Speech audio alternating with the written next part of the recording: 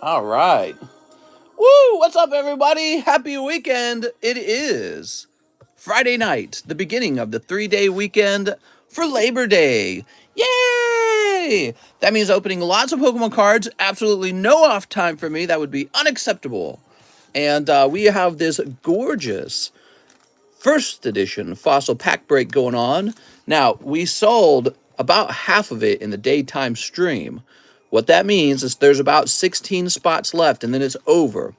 And if Long Donovan is here, I'm pretty sure he's going to take 3 of those spots like right now. I don't know if he's here. Did you miss me, mister? Oh, I missed you. Wow, long time no see, says Mike side. Yes, I showed up a bit late. My goal was to actually start early tonight, but my wife and I are watching Full Metal Alchemist, and we thought we could finish the show, but oh my God, does it go on and on and on. So we thought that, oh man, there must be just one more episode. In fact, we were wrong. So there's still more episodes for us to watch, I guess. I can't imagine there's more than just a handful. But I was out of time, so I had to start the live stream. Wow, look at all these beautiful slabs. Would you grade the Pokemon Go Pikachu promo card? No. Wait, is this game music? It's the best game music you've ever heard. You watching Brotherhood? That's what we're watching.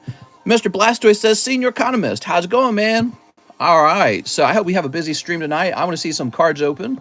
I want to see some crazy card openings. What's going on here, says A. Perez. Nothing. Get back to work.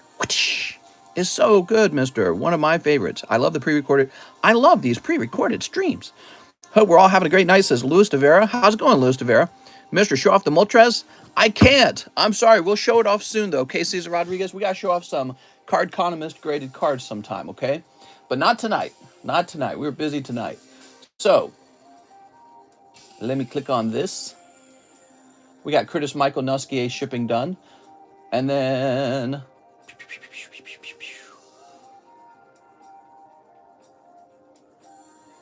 So, Curtis paid off his Charizard. Did we not do that Edwin order? It looks like we got a fresh order from Edwin Garza. Is this right? 2 Roaring, 2 Cosmic? I would have remembered doing this in the lunchtime stream. We didn't do that in the lunchtime stream. So I think that must be where we left off. Yeah, I see Curtis Michael. There's his number. Here's my payment for the Charizard. I don't remember. Did we already do that? Edwin Garza. Let's see if Edwin Garza's in the front. You know what? Edwin Garza is not in the front of either of these boxes. So that does lead me to believe that maybe we have not done it. 2 Roaring, 2 Cosmic. Why do I have a feeling Quelly coming in pulling something hot tonight? It's new, mister. Oh, perfect. Okay. Thank you, Mr. Ace Rebel. I'm assuming you're him. Wow, look at all these cards you got, man. You go deep. I like it. So, 2 Roaring Skies, 2 Cosmics, 2 Roaring Skies. Oh. Peel this off. All right. Hey, mister, I'm Edwin. It's new. Thank you, Edwin. Thank you.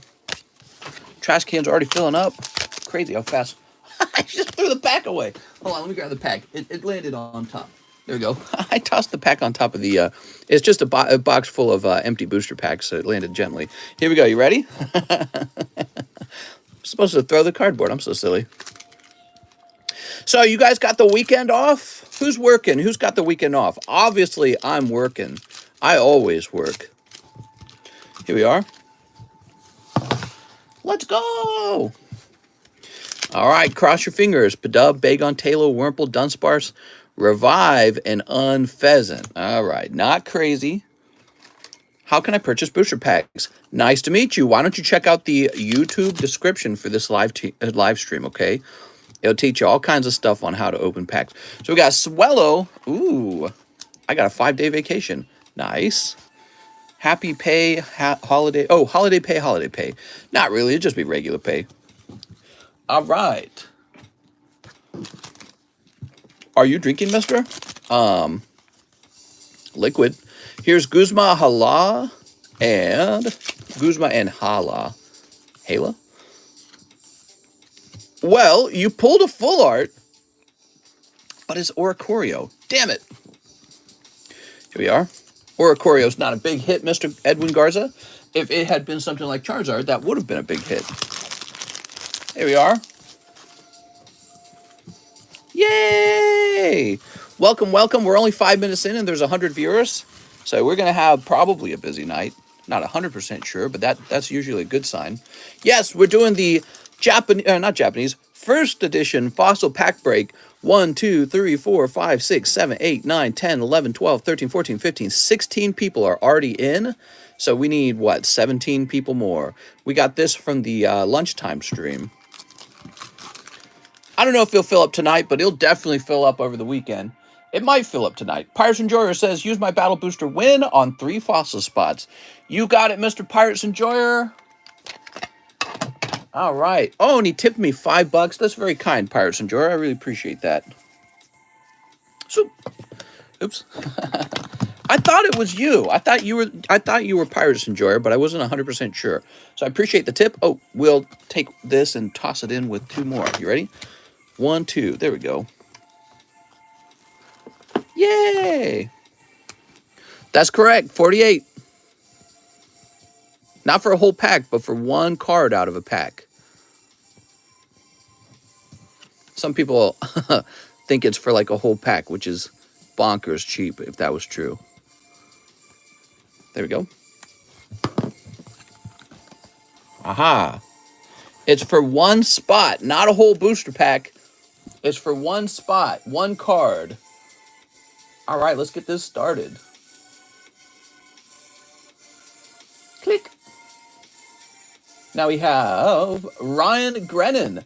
Howdy, mister. All towards my SLAB-AWAY. $75. Ryan Grennan.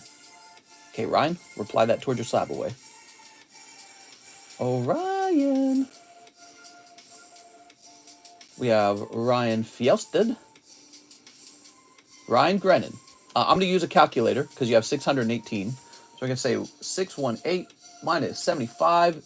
You're going to have $544 remaining. There we go. That's updated. Okay, now we've got to refresh. Do we got to refresh? We got nothing. So we could go through the slabs and the lists. You guys ready? Actually, let's see how many of these we got left. Do we got enough of this left? Okay, we got an okay amount. Make sure we have enough of that left. Let's take a quick look at what kind of slabs we have tonight. We got Pikachu for $160, Metal Energy, $600 Greninja. I'm sorry, Gengar Mimikyu. If this was a little bit cheaper, I know you guys would pounce it. Perfect Ariana from the Final Fantasy series. She's a Dragoon. Here's Naughty Grimer for $150, Zapdos for $28, Gengar for $50. This is a 10 Charizard for $35, a 10 Pikachu for $40, Red Mage 10 for $69, Electrode for $55. Okay, not bad. That pile's got a lot of bangers in it. I like that pile on the far left. We got Reverse Hollow Onyx for $97, Holographic Togetic, also from Rocket Returns. And this one is $190, really expensive actually. Really, really nice, lovely swirl. Here's a 10 Eevee for $130, Eevee Snorlax 9 for $45, a Darkrai 7. This is from the Platinum era. Here's Pikachu 9 for $25, Bellsprout 10, first edition from the Gym Heroes collection, $60, Virizion 10, $60, Team Aqua's Walrein for $40, Magikarp 10 for $100 from the XY Evolution collection. And here's Phantom for $8. I'm sorry, for $14. He's PSA 8. Shoop. Okay, we got Charizard 3.5. I noticed people aren't jumping on this Charizard. I think it's because maybe people don't prefer this bendy bend here, but I don't know. They gave it a 3.5. I'll lower the price. I actually agree with you guys. Nobody's jumped on it. Usually a Charizard gets jumped on right away. So the previous price there was $195. We're going to lower it because of the bend. So what I can promise you guys is if it regraded PSA 1, the price ironically would probably go up, correct? So if this regraded into a PSA 1, people love 1s for some reason. I don't know why. But we know it's an authentic Charizard. It hasn't been manipulated, so if you regrade it with PSA, it's going to go through. Okay, it's not going to get rejected. CGC checks for all that. And we're going to reduce it to $175. So it's a little sexier now. But yeah, I think that people don't want to pay that 3.5 price. I valued it around a PSA 3 is what I did. But people don't want to pay that PSA 3 price for a card that has a bend. I get that. PSA 1 will go for like 2K. It's ridiculous. Yeah, people really like that number 1 on it. Yeah, it's funny. I'm waiting for somebody to kind of like take something and, rub out the edges and make the card worse so that it will get the 1 at PSA. Guarantee the 1. 6 in the sublist or 1 directly in the large. What are you saying? Oh, you're asking whether you should buy 6 in the sublist or 1 in the large. So if you bought 6 in the sublist, you could get lucky and end up with 2 spots in the large. Or you could get really unlucky and get nothing. You have almost a 50%, no, not a 50, but you have a chance that you get nothing. It's like 25%, right? And then you have about a 50% chance of getting at least 1 spot. That's an interesting conversation. All right, here we are. So in this next pile, we got this beautiful light Jolteon 9 for a whopping 125. This is a Jolteon a lot of you guys probably didn't know existed, but it is a very fancy card. We got Mewtwo 9 for 22. Perfect Flareon. Reverse Hollow Flareon from Tag Team for 160. Togekiss 9, 45. There's my beautiful Shining Kabutops. Place this at the back. Back of the bus. Here's Eevee Snorlax 10. Psychic Energy 9 for 25. Naughty Grimer 9. And here is a Celebi Venusaur 10. Beautiful. All right, so I've shown off some of the slabs. Hey, mister, can I keep the Empoleon from Cosmic? The Empoleon. Who's saying that? Mr. Edwin? There you go.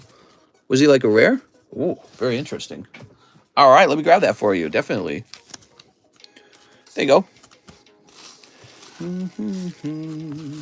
Definitely. He's all yours. All right. So let's see where we go.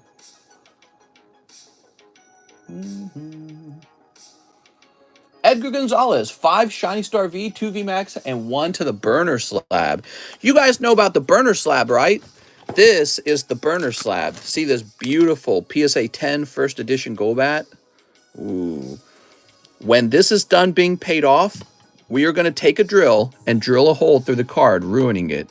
And that means that this card will never be able to return to the market as a 10. That shrinks the number of PSA 10 vintage Pokemon cards in the market. And after we're done, we'll move on to the next card. So basically, with your small donations, you can make the card market shrink. And this increases the value of everyone's remaining cards. It's a good idea if you intend to be in the hobby for the long run. And, yeah, just saw a glizzy in his mouth. Drill the hole through the mouth. Maybe. Something like that could be fun. All right, let's do it. Mister, another person close to Epstein passed away. Yet another one? Hold on. I heard somebody else had. Is that in the news?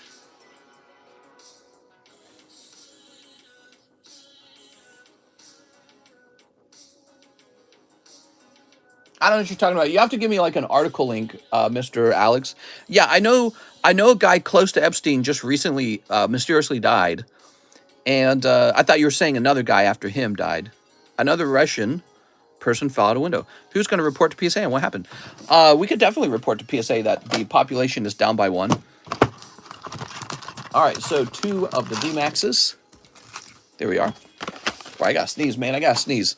Too much dust in this room. I got to get like a dust removing machine for this room. All right, I appreciate you guys being here. 160 viewers in 13 minutes is pretty good. If you guys could take a minute and hit that like button, it'd really help me out. It would help us out in the algorithm. You know, YouTube's keeping an eye on that kind of stuff. Nice lineup of packs. I know, it's beautiful. We love booster packs. We love them. You ready? Edgar Gonzalez. Got to make sure the pop report reflects the newly destroyed Golbat. I agree, but even if the pop report was off by 1, it wouldn't matter. We would have affected change to the market because the reality is the card's destroyed, so it's never going to be posted back up for sale, and it's never going to generate money again. So, and that's the goal. So even if PSA didn't update, it's like this. Let's say there were 100 Charizards, and you destroyed all 100 of them without telling PSA. That's fine. It doesn't matter what the PSA thing says.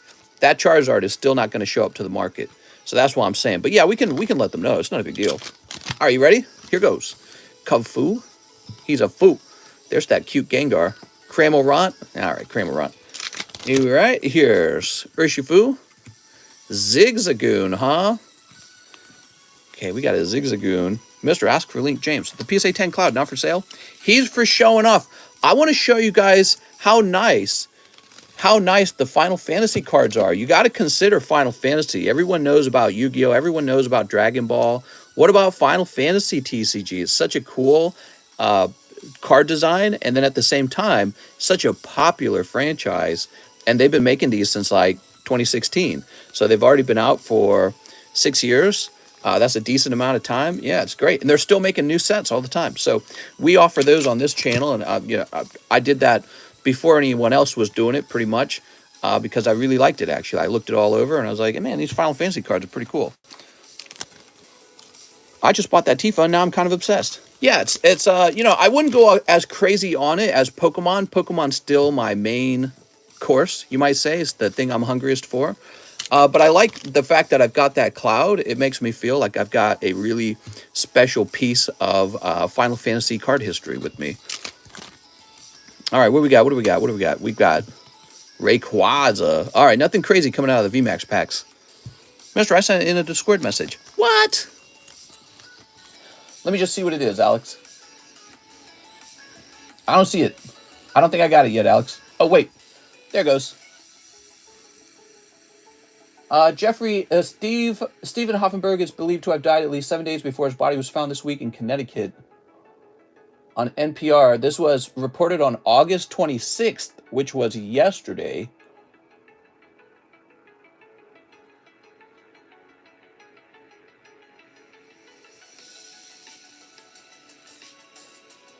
Wow. Yeah, it definitely looks like he could have been assassinated if you read through the article. Definitely seems like he could have been assassinated. Not surprising, man. He knows too much. He's got too much information. He's a risk. Got to get rid of him. Definitely seems like he could have been assassinated. Wild stuff, man. I think August 26th was a bit ago. Yeah, I agree. I'm sorry, did I say yesterday? I didn't mean to say yesterday. But that's the guy who, I told you that he was in the news when he died, actually. So it wasn't two new people died. It was just him. Everyone close to Epstein will disappear. Maybe. I'm sorry, did I say yesterday? I'm sorry, guys. I didn't mean that. In a different timeline, it was yesterday. That's right. Connor Catman, 2 in the Battle Booster and 1 Bunko. Okay, Connor Catman, Battle Boosters. Do you think they're trying to protect Epstein? I don't think they're trying to protect Epstein. He's dead. I think they're trying to protect Epstein's clients, which we were never allowed to know who they were. What do you guys think of that? There we go. And 1 Bunko. 1 Boobco.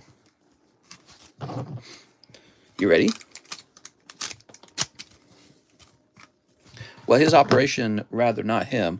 Rip to the American democracy. I agree, man. Okay, and we got a sexy girl. Ooh, Mr. Connor. Is it possible to keep a cosmic pack sealed? I would be happy to do that for you. You can have a sealed pack, sure. Here we are. You will forever be tempted to open it as long as it's over here, though. That Meganium pulled yesterday was insane.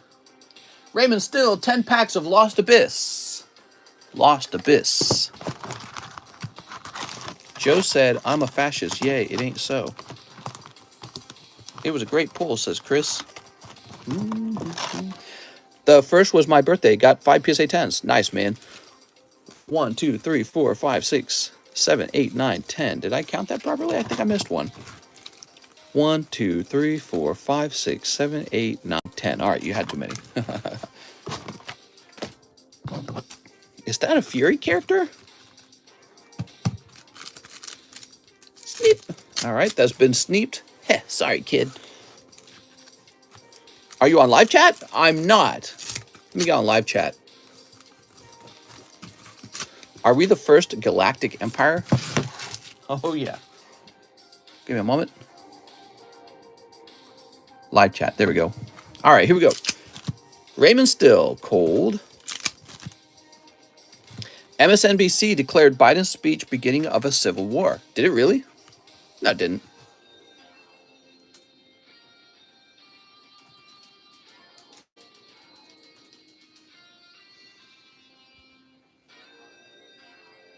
No, it didn't. You're just messing. Yes, it did, says Lane. Oh. Mister, reread my message, says Ray Still. Raymond Still.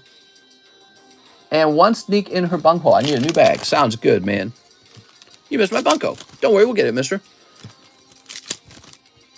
Cold. Cold. I'll send it to you in Discord, says Lane. I'll read it. Yeah, send it over. I'm curious. Oh, man, that's a cold round, Raymond. Maybe the bunko pack will be hot. So much news. Yeah, so for those of you guys who missed it, Joe Biden had a super divisive speech, and it does seem kind of like a declaration of war on half of America. Here we are. Ooh, so cold. There we go. All right. Yo, those are some boobies. Okay, she was going to change into a nice outfit. Yo! All right, no. We gotta put this card in the back. Mister, I think you missed his bunko. I think I missed it. This is for Raymond Still. Raymond, look at this nice, lovely, not nude at all Pokemon card.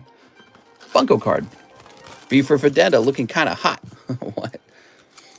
Oh, my God. All right, here we are. Raymond Still. It was about how MAGA Republicans are a threat to democracy. Right. It's basically like declaring your opponent a threat to democracy, your political opponent.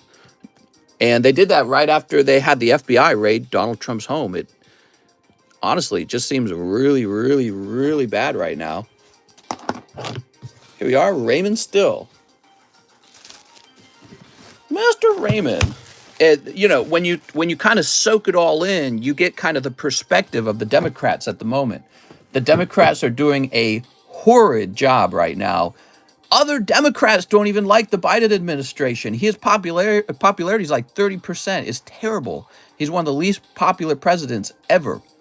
And so what he's doing is he's saying, well, it's all Donald Trump. He's the bad guy. We need to raid him and turn him into an evil bad guy, and anyone who supports him is evil. I think basically because their side's doing so poorly, they have to be more aggressive with how they treat their opponent, their political opponent. They have to raise the stakes to save themselves. All right, what do we got? Yu-Gi-Oh! Card Shop, 1 Diggy Awakening, 1 AOT. You got it, man. I feel that Joe Biden's speech was very unifying. You ready? Yu-Gi-Oh! Card Shop. What's that Charizard have that's wrong? He has a crease in him, but we lowered the price by a whopping $20. They got to have an enemy for the upcoming midterm elections. Well, they're raising the stake. I think that's the point I'm making. Donald Trump isn't just ideologically opposed to them. It's not that his policy's bad. He's an enemy of the state, and anyone who supports him is an enemy of the state. And it's like, dude, crazy, man. All right, what we got? Light Drat, and they're doing that because they realize, I think that they realize their own party is in a fragile position politically because they just won the previous election on a narrow win. And they did that by really talking it up, how well they're going to do and how poor their opponent is. But then when they took over, they just did terribly. They did terribly. So they're in a very weak position right now. And they're going, what can we do about it? What can we do about it? Oh, well, our opponent's a fascist. So, you're just going to have to side with us now or else you're an enemy of the state. Yu-Gi-Oh! Card Shop. You don't want to be an enemy of the state, do you? Yeah, it's actually in alignment with this whole concept of having the FBI raid Donald Trump's home. I think it sort of paints a kind of narrative. Casey Cole, 3, Pogo Japanese. You got it, man. Pogo Japanese. It's a very crazy time right now, guys. When is it not a crazy time, though? 2 Evolving Cries. 2 Hidden Fates. Hidden Fates, my favorite. Afghanistan was the start of Joe's downfall. So 2 Hidden Fates. 1 spot in the first edition of Fossil Pack Break. You got it, man. The documents kind of paint their own narrative. I wonder why that Dark Charmeleon wasn't a perfect 10. Worse than Carter? Definitely worse than Carter. Oh, yeah.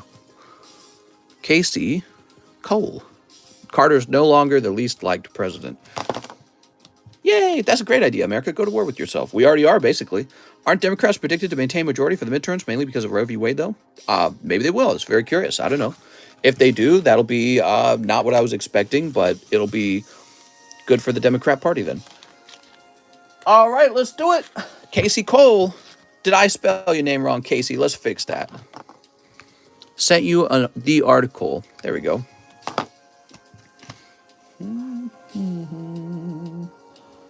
Okay.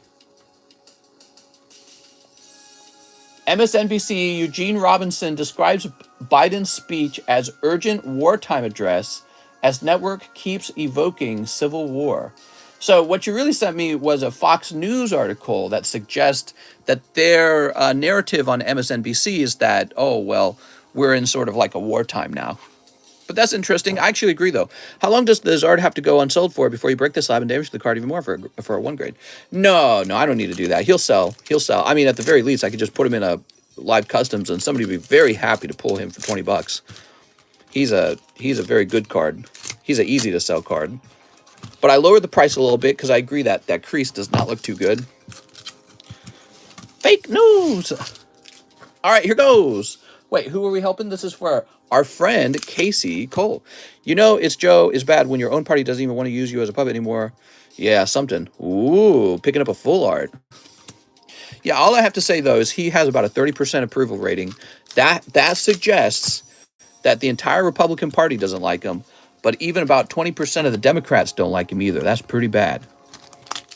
Very deeply unpopular. I don't know. Maybe the Democrats do hold on to the... I mean, will they hold on to both the House and the Senate? All they have to do is lose one, and there'll be total 100% gridlock. You know, like the conservatives will not buckle on anything. If the Democrats lose the House or the Senate, doesn't matter which one, they only have to lose control of one of those, and it'll probably be the Senate. And then wham, Biden can't pass a single law anymore. They can't pass any legislation at that point. Here we go. What do we got? Yeah, elections are in November. We're coming up on that pretty fast. October, September, November, guys. You're talking about 3 months from now. So we are coming up on those midterm elections. Trevenant, man. You got the Trevenant. I saw Joe at Universal Studios the other day. He was being chased by a dinosaur. Can't Biden just sign executive orders? There's limited things you can do with executive orders, is what I understand. All right, we just opened one of your hidden fates and your second hidden fates. Beldum. Oh, he's so cute. All right. Mr. Teaching Cards and Politics. Yeah, if you guys don't always understand how the politics in America works, it's a good idea to kind of understand how it works, because then you're more engaged with it, whether you're Democrat or Republican. Mitch was recently saying how the Republicans have weak candidates.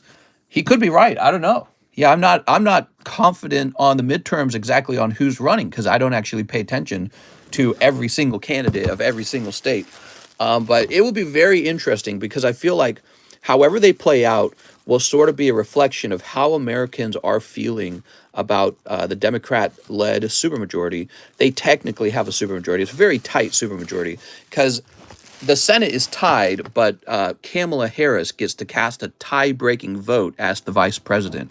So they technically have strong control of the House, and they have a weak control of the Senate, but they do have control of it. Alaska recently lost their only House seat to a Democrat in a special election. I heard about that. On the other hand, they lost to Sarah Palin, though. She's awful. She's always been awful. She's weird. She's quirky. And I think she's kind of a narcissist. Maybe all politicians are. I wouldn't want her to be if I had to choose Sarah Palin, I wouldn't vote for her. I don't like Sarah Palin. So I'm not surprised that she lost. She's a terrible candidate. Zach Burney, pack break.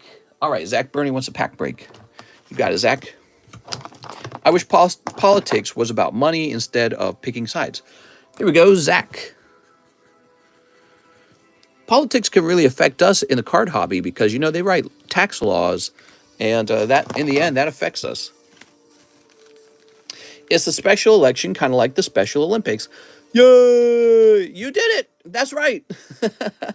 I heard they did mail in Alaska and redrew the district maps or something, says Dan Edmonds. Maybe. I haven't actually kept up with that. That was what I said Mudkips Ryan. It's for you. $25 is my best offer.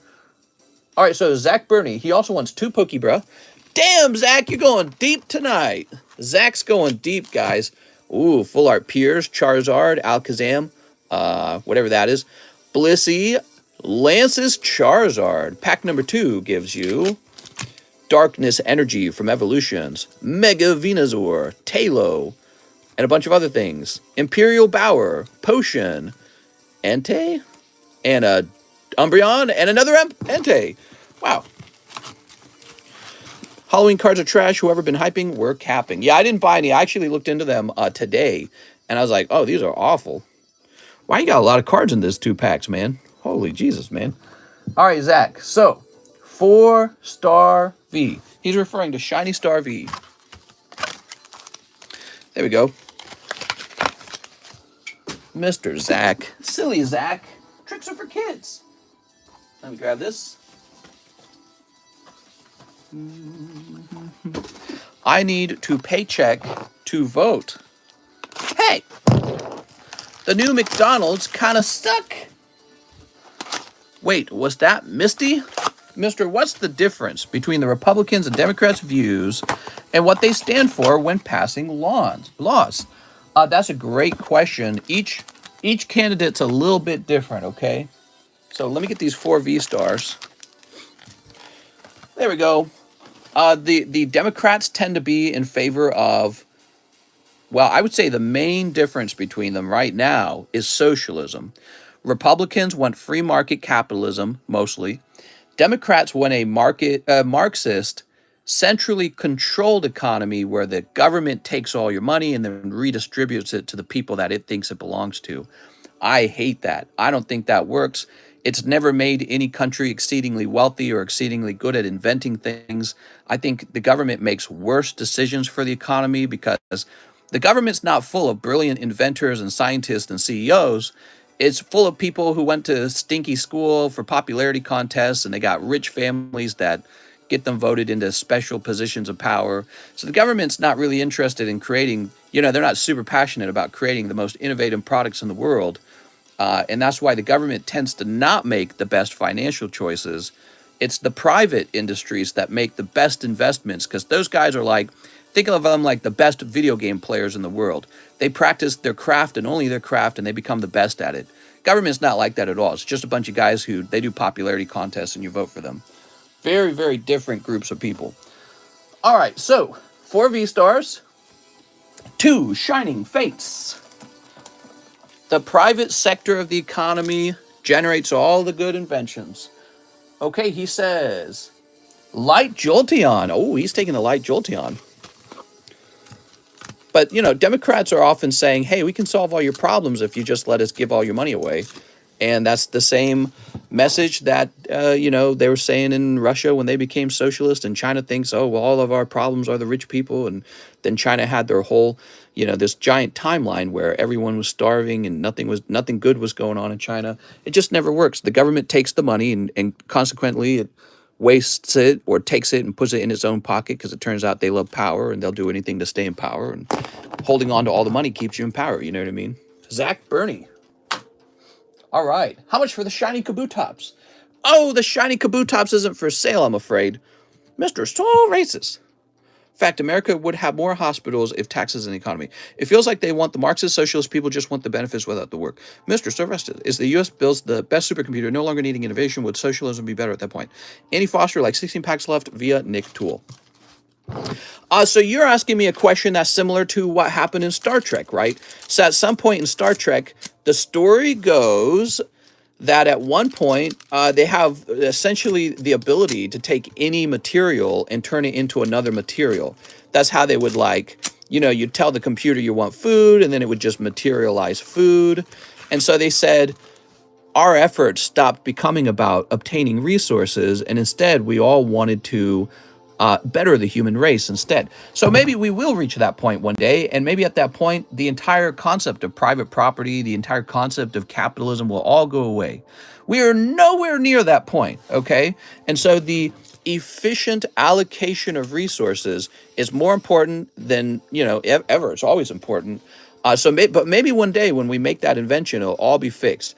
And who's going to make that invention? The government? No, it's going to be the private sector is going to invent that. All right, you ready? Here goes. It's going to be brilliant, brilliant scientists, brilliant businessmen, brilliant inventors, people who really want to compete and be the very best at something. The government guys just want to schmooze, they want the votes, and then they'll tell you what to do, and they're like, yeah, vote for me. They're very different types of people. Those guys are hungry for attention. They're hungry for political power. They're not hungry for inventing things. That's just not what they do, or else they would be businessmen. They would be businessmen out doing business, but they're politicians. So they have a different set of skills that they're passionate about, and so the money is better in the hands of the businessmen, in my opinion. The government should just take the money it needs to do a few simple things like roads, for example. All right. I want to be the very best like no one ever was. Where's you, fool? Look at China. China exploded when they started doing free market capitalism. The only difference is in China, they told their corporations, you can be as successful as you want, but we're going to own you. You can never truly be free of us, the CCP. I'm thinking about legally changing my name to My Balls is Harry. What do you think?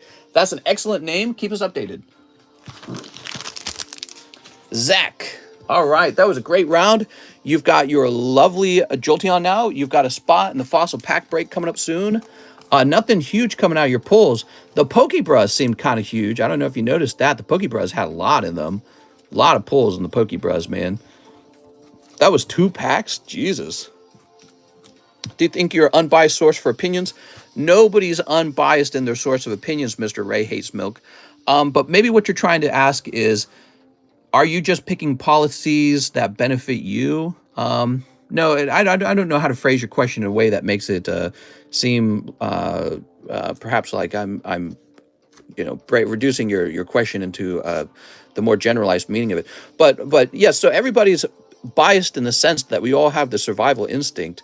But if you're wondering like where my ideas come from, we all have our own experiences in life. We have our own religious beliefs in life, our own beliefs about reality, our beliefs about what works best. And that's what makes up our political beliefs, okay? So we're all individuals, and some of us have more experience than others.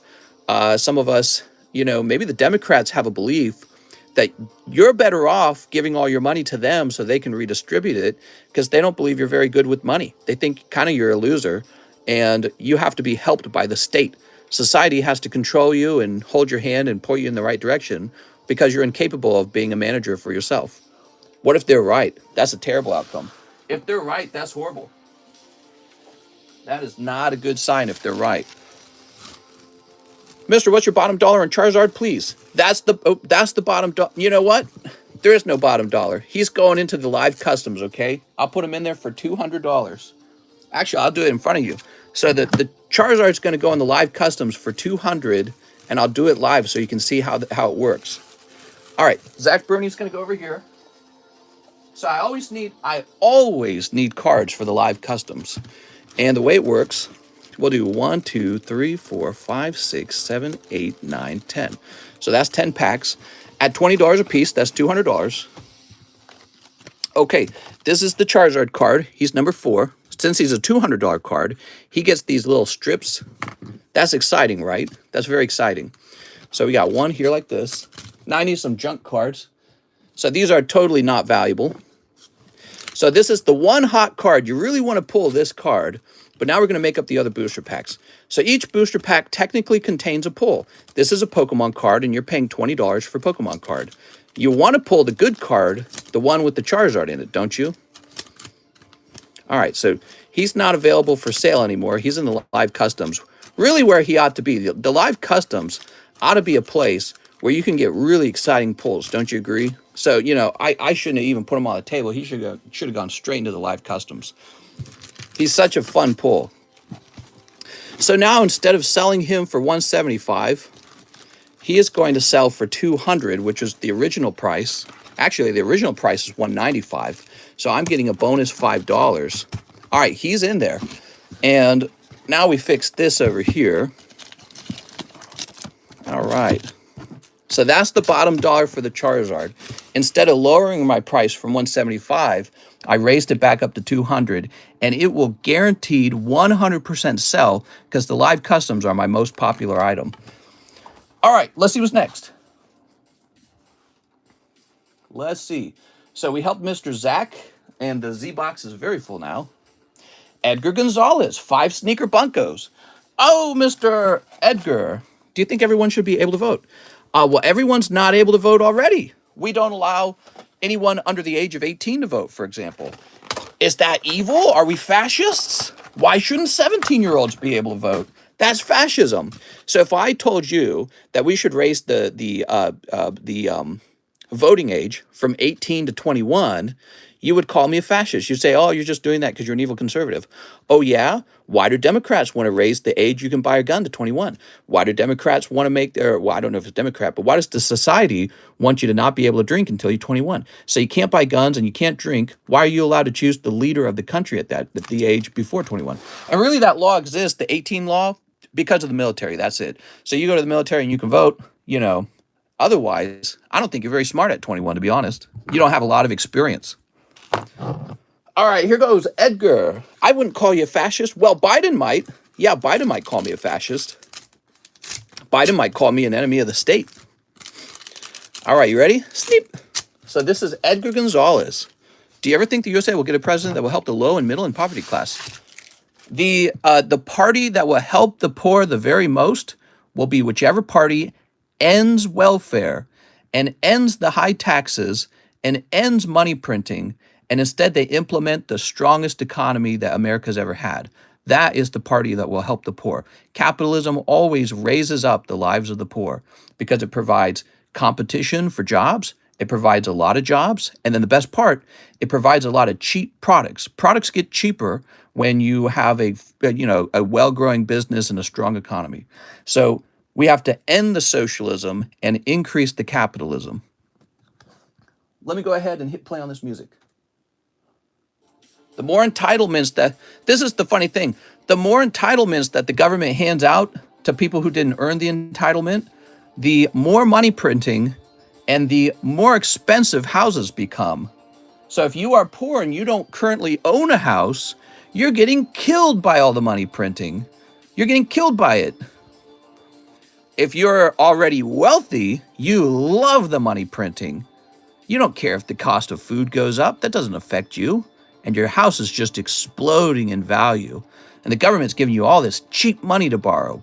It's like, oh, here, have all this cheap money. We need to make the markets more liquid. That's great for you if you're rich. You're killing the poor. Absolutely destroying them. They'll never have a chance. Whoa! All right, that's the boobies elf girl. That order is still waiting. Open the bunko. Those poor sneakos. Here we are. Here we are. Socialism is terrible for poor. Oh my God. She's not actually naked though. All right. Man, these bunko cards. All right. All right. All right. Here we are. Dang, dude. Bunko cards take you for a ride. Literally. Okay. Okay. I missed the way Trump said China. Why don't they add the soap bubbles in the cards? I don't know. Here we are. This is for Edgar Gonzalez.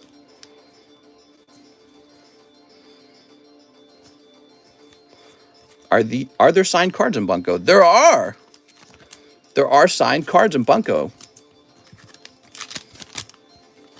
If you want to help the lower class, we have to empower people to create new jobs with less regulations and lower taxes and less inflation. Inflation hurts no one more heavily than the poor who can't afford for the price of homes to go up, the price of rent to go up, and the price of food to go up. That hurts the poor more than anyone else. All right, Edgar Gonzalez.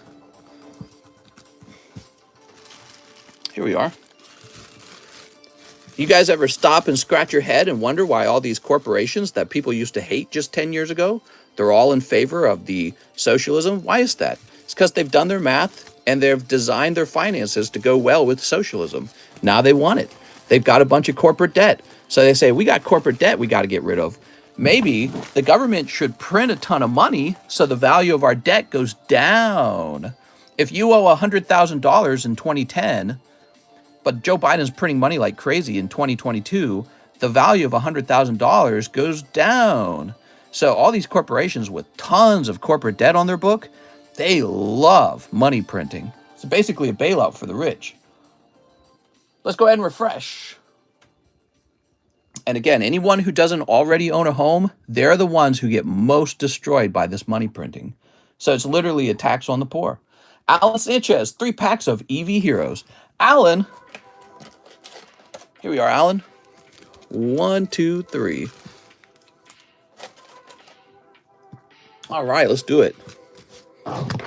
Let's do it. Sneep. Some poor people have better phones than me. Oof. Mister, did you go to Hogwarts? I went to Hogwarts. I was in Hufflepuff. Here's, oh. That's why I'm such a big nerd. Cards worth more than a home. Awesome. Okay, what do we got? What do we got? Cold. Yeah, there's some rich guys, some rich landlords out there, and they owned hundreds of homes. And then the government said, oh, we're going to have a liquidity problem. We're going to have to print a bunch of money and hand out all these checks because that'll really help people. No, it killed people. People were forced to stay home from working, and then they were handed meaningless checks.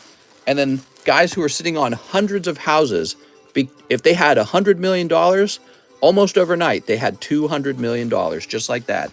And now you can't buy a home. It's near impossible because the down payment is going to be so high compared to what it was just 3 years ago. It's outrageous. You should all be very mad. Kyle Sexton, too, lost the biz. You should be very upset with what the government did. Here it is, Kyle. They shut down business, and then they printed a ton of money. And everyone who was already wealthy clapped their hands and said, good job. Cheese for CEO of Dildo Testing Company. Here's Giratina. Ooh. Did you guys see how the price of stocks changed over time 3 years ago? Stocks basically like doubled or tripled in price. So everyone who had tens or hundreds of millions of dollars in the stock market, they were all doing this for our politicians. Oh, good job. Yes, very good. Yes. Our housing went up and our stocks went up. Very good. Now you have to buy into the stock market. It's not like the stocks pay higher dividends. They just cost more. So your ability to retire just went way down. Retirement for you just doubled in price. Terrible. Really terrible. All right, Kyle Sexton. And a lot of people don't talk about that problem. People understand the housing problem.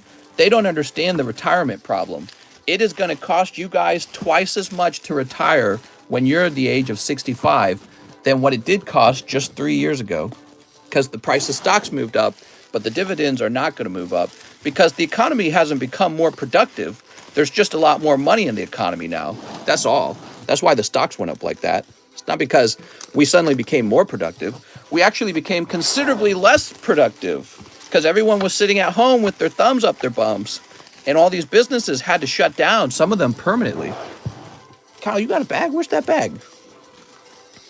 Yes, we become a less productive society because of the decisions to shut down and for how long we stayed shut down. So by the time you're 65, you'll discover that in the past, you could have retired on $1 million. Now you need $2 million to retire. How about that? Okay, next up we got Grant Klein, 5 fusion strikes. So yeah, a lot of people complain about the houses, but there's still a lot of people who don't quite understand just how bad all that money printing and all the shutdown of the businesses really was. All right, Grant Klein. Keep going. I'm almost there, says Matthew. Hey, mister, if you're running for president, how would you win over the American people? Gosh, I don't know, man. I would just tell the American... Well, I don't think I would win. I think I would lose because I'd tell the American people the first thing the government has to do, we need to stop the government from being able to spend any more money. No more money spending for the government. And you know why nobody would like that? Because it turns out there's a lot of Americans just getting money from the government for nothing. The government just gives you money because you're in their favored class. Oh, man, you're poor. Here, have all this money for doing nothing. And so everyone in that class right now would be very upset. Even if I said this is for the best. Yes, it's like pulling off a Band-Aid. Yes, you've learned to become dependent on this money. And it seems like a good idea. But it's actually bad. It's holding you back. It's holding the economy back. It's holding the private sectors back. We got to stop taxing. We got to stop printing. And you guys got to go get jobs. And people will be like, oh, no, that's terrible. I hate jobs. Not only do you got to get jobs, you got to go make jobs. You got to go and create jobs. You got to start businesses and compete. So, you know, if you tell people that, they'll be like, that ain't right. I saw a YouTube video saying the government is avoiding the next big recession. Yes. And America's economy is going to crash, and foreign investments are what's going to make you money. I don't know if I agree with that. How can the government expect checks and balances from us, but they overspend? Right. Have you got spots on the fossil still? I sure do. All right, here we go. Shelmet. Stoofel. That's for Grant Klein. Oh, Grant. Yeah, the very first thing we got to do is stop letting the government spend money that it doesn't have. Mr. Grant. If we could just tax all the billionaires, everything would be paid for.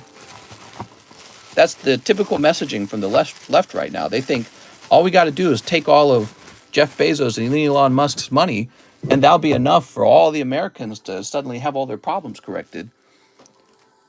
It's really not. It's not enough money. It's not sustainable. Like, it will work maybe for like a year or two, but you would run out of money at some point.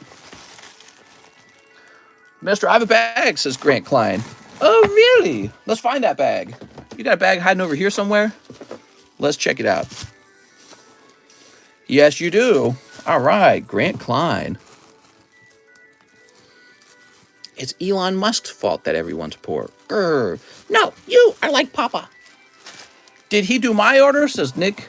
I don't know, did I? Nick, it's all done. You missed it. It's all over. Sorry, Nick. You'll never get to see it now. We have Huevu, 2 Pokebras, 2 live customs, 1 Bunko. You ready? 2 Pokebees. We got Dugong, Jirachi, Ditto, Dracozolt, Guzzlord. That's a lot of stuff, man. 1 and 2. Cramorant, Steelix, Empoleon, Urshifu, Pikachu. That's cool. Scissor EX. That's kind of cool. And some vintage. Okay. A lot of random stuff in here. You may live to be 1,000 years. Your window is astounding. Now, it's not like super wise. It's just a basic understanding of the markets. 2 live customs. I have a friend who recently graduated college, and she expects $60,000 salary with a psychology degree. Did you guys know when it comes to education, 2/3 of the college debt is held by women? And that the largest degrees that they're going for is psychology and history? So it's just girls going to school for psychology and history, honestly, very easy degrees. And then they run up a big bill, and now you pay for it. Huevu. All right, Huevu. How about that? It's so smart. We should definitely pay for that. That's efficient. Yes, so that's what socialism does. Socialism forces you to pay for things that are bad investments. Amazon suspends user reviews for Rings of Power. Oh, did that come out? I'm not surprised. And then they are stay-at-home mom or woke warrior. Yeah, let me see if I can prove that real fast.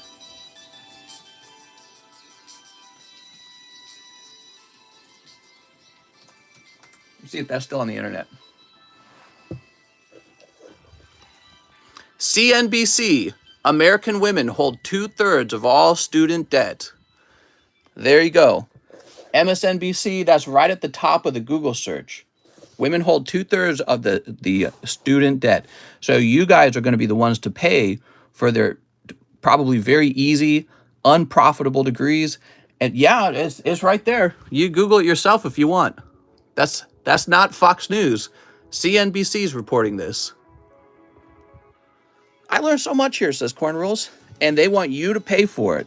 And they don't like you either. They don't like you. They're going to make you pay for their stupid degree. And then they're going to be like, oh, women are so smart because there's more of them in school than men. Well, yeah, apparently they're not doing very well, or else they wouldn't need help paying back the degree. Nicholas Gruber says, for the PSA 9, Roaring Skies booster pack. Ooh, let me go find that. All right, give me a second, Nicholas Gruber.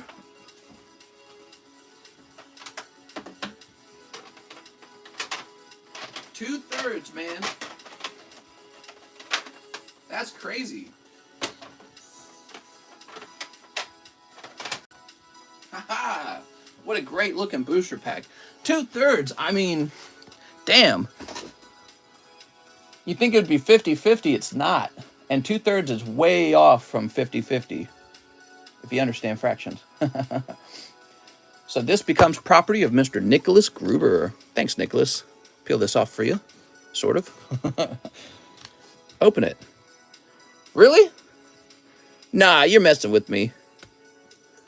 Break it open and open the pack. No, come on, man. That's such a bad idea. Nicholas Gruber, you just be throwing the money away. Real order, says Nick. Wow, really? Yeah, I see it. Nicholas Gruber, you've been around for a while, right? I recognize your name. Making sure you're not punking on me. That's a loss of like a crazy amount. Let me look at this. You've definitely been around for a while. Yeah, you've been here for a long time, so I trust you. That's not smart. All right, guys, this is Nicholas Gruber's PSA 9 Roaring Skies Deoxys pack. He paid $140 for it, and he wants me to crack it open, I guess. I don't agree with it. It takes a bit of muscle. Let's see if I can crack it now.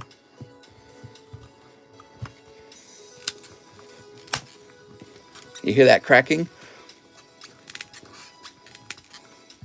It's weak on the end. It's weak on the inside of it. I'll try and do it on camera for you guys.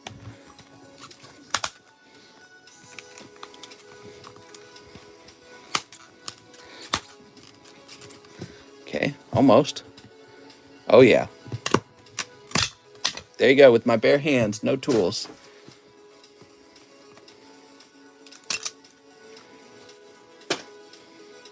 There we go. Pretty neat. There it is. You want to see their label up close? Oh, what's that? Oh, that's fascinating. What? Wait, are there two labels? Oh, that's a bad idea. Oh, no. Somebody should report on this. Somebody show this to some other YouTuber who likes to make content. That's not smart. There's two labels? No, that's bad. That's bad. You don't want that. Double labels is a bad idea. Because that means you could crack one of these open and you'd have a clone label. And then all you'd need is a machine that can re-encapsulate a mimic slab. The slabs are not hard to mimic. You guys know that, right? So I can get someone in China to make this for me right now. The encapsulator is not complicated either. The label's the complicated part. Is this a double label? I don't know how to reach it, though.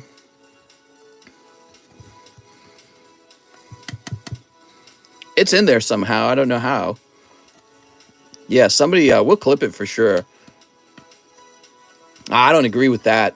I don't know what, there's somebody at PSA who makes decisions, but I don't agree with that, man. No way. That's stupid. Two labels means that if you can access the second label, you can encapsulate.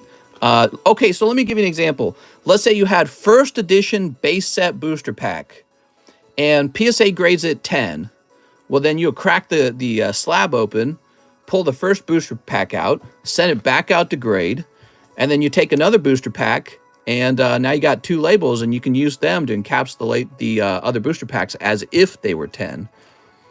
That is a weakness. That's a security. That's an authentication weakness. Yeah, I don't know about that. All right, Nicholas, here's your $140 Roaring Skies. Congratulations, Nicholas Gruber. You're definitely going to be in a clip. That was very not okay with me. Hallelujah and Dragonite. In fact, it was a terrible slab. That was a terrible slab. But Mr. Nicholas Gruber, that was definitely worth the content. Tell you what, Nicholas, that was definitely worth the content. Let me get you an extra pack for free because you and I are besties right now, okay? You and I are besties. All right, you ready? Let's see if the second pack, though, is hot. So I pulled this randomly out of the other box. I know he didn't order this, and so I have strict rules about how we pull cards. Oh, you might actually have a good one now. All right, cool. Yeah, yes, you do. You have Ladio's full art. How about that? So you got my generosity, and it paid off. Ladio's full art. Happy ending anyways. That's the word I'm looking for. After all, I think was the other thing I was trying to say. Whew. Woo! Nicholas Gruber, very fascinating. 2 labels in 1 slab, huh? Think about that for a while. Now, I don't agree with that. I think that's a bad idea. All right, so now you got to find your bag. Nicholas Gruber. Did he say I have a bag? He didn't say I have a bag. Let's go looking for it. I got my rocket ball. Nuh-uh, that says master ball. Cut it in half. I have that card. Crack open all the slabs. Do you guys find it fun when I crack a slab open right in the stream? All right. You know, I cracked open a slab before, and people didn't believe it. And so I did it on the screen for you guys, just to prove it. Yeah, encapsulation doesn't mean your card is perfectly safe forever from ever being cracked out. They're actually, the slabs can be manipulated to break apart pretty quickly. It changes your perspective of grading a little bit, right? The grading is more about that label. The label is what's important. Isn't one label just as bad? Yeah, I suppose so. All right, hold on. Kind of exposing the weakness of card grading. My belief is in the future, card grading will evolve. Card grading will become more sophisticated because you need to have a superior method of authenticating stuff. Okay, because it's too easy to crack those out, too easy to mimic slabs. It's hard to mimic a card, right? It is actually not that hard to mimic a slab. People in China could mimic those slabs pretty close to a real one right now.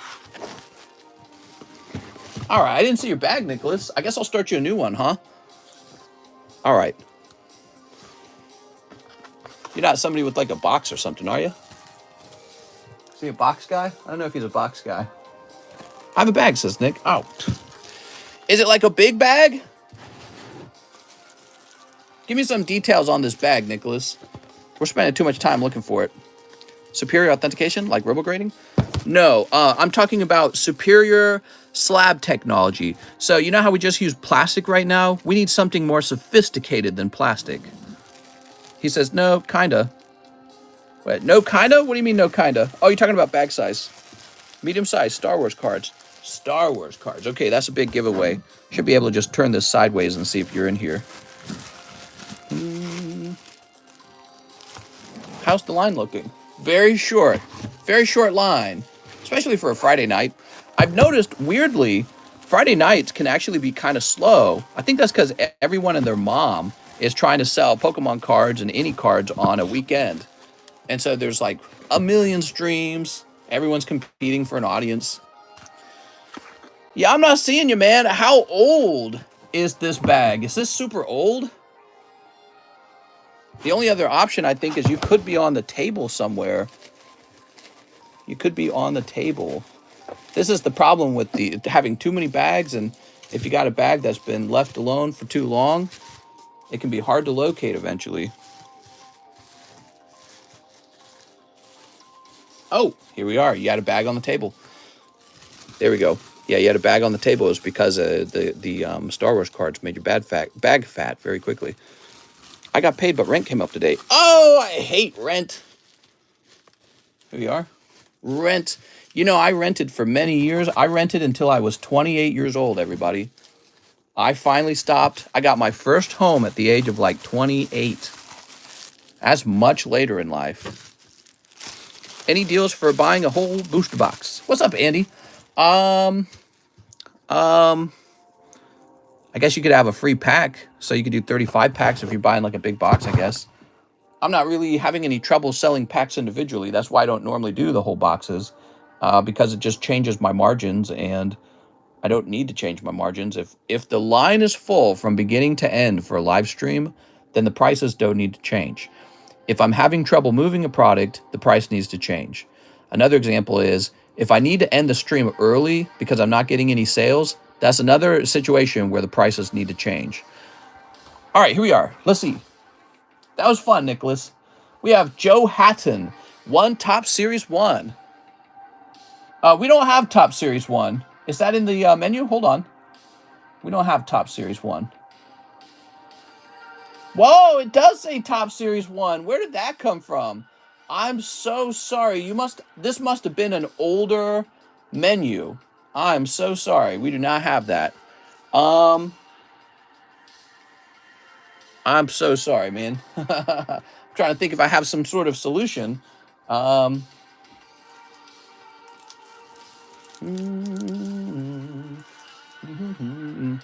I'm afraid I don't have it. I can offer a substitution, or I can offer just store credit, or even a refund.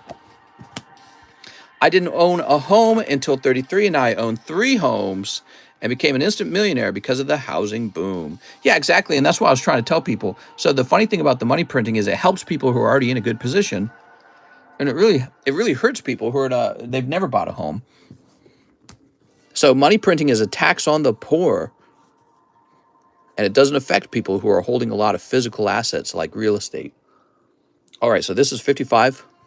Hey, moderators, don't contribute to spam or I'll demod all of you. I hold the second record for most XY Evos opened in one night. Nice, man. So 1 pack break. Let's grab that pack break for Joe Hatton. Mr. Joe. Here we are. I got to be able to read messages from Joe Hatton because he just missed out on a top series 1. So I can't read his messages if my own moderators are blocking the chat room. That's no good, guys.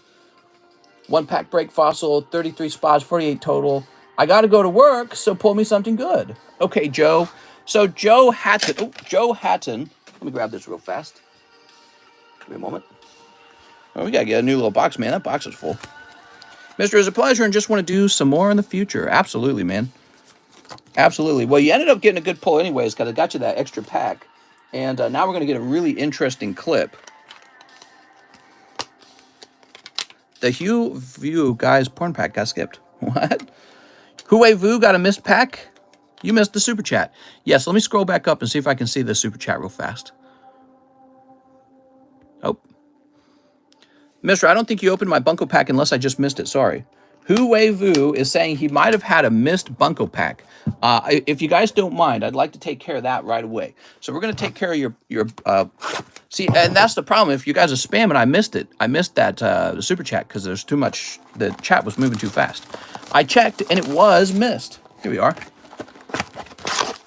Boop. The person who should be spamming is Huey Vu to get my attention. So he's welcome to spam. If you guys ever have a problem with an order, feel free to spam. We'll get your attention, or you'll get my attention that way, and then we'll get you taken care of. So let's get you a booby card real fast. What's Bunko? Bunko is a set with a lot of boobs in it. But not this one. This pack in particular did not have a lot of boobs. Huey Vu, sorry about that, man. That's taken care of. There we go. Bunko is basically sexy ladies. Okay, so. Yes. So Joe Hatton, I wonder if I should just refund him cash because he's not here. I think I'm going to do that. So he's new. I'm pretty sure he is. And I'm just going to go ahead and get him a refund on that rather than store credit because I'm worried that he's new enough that he doesn't know that he has store credit. All right, here we are, Joe Hatton.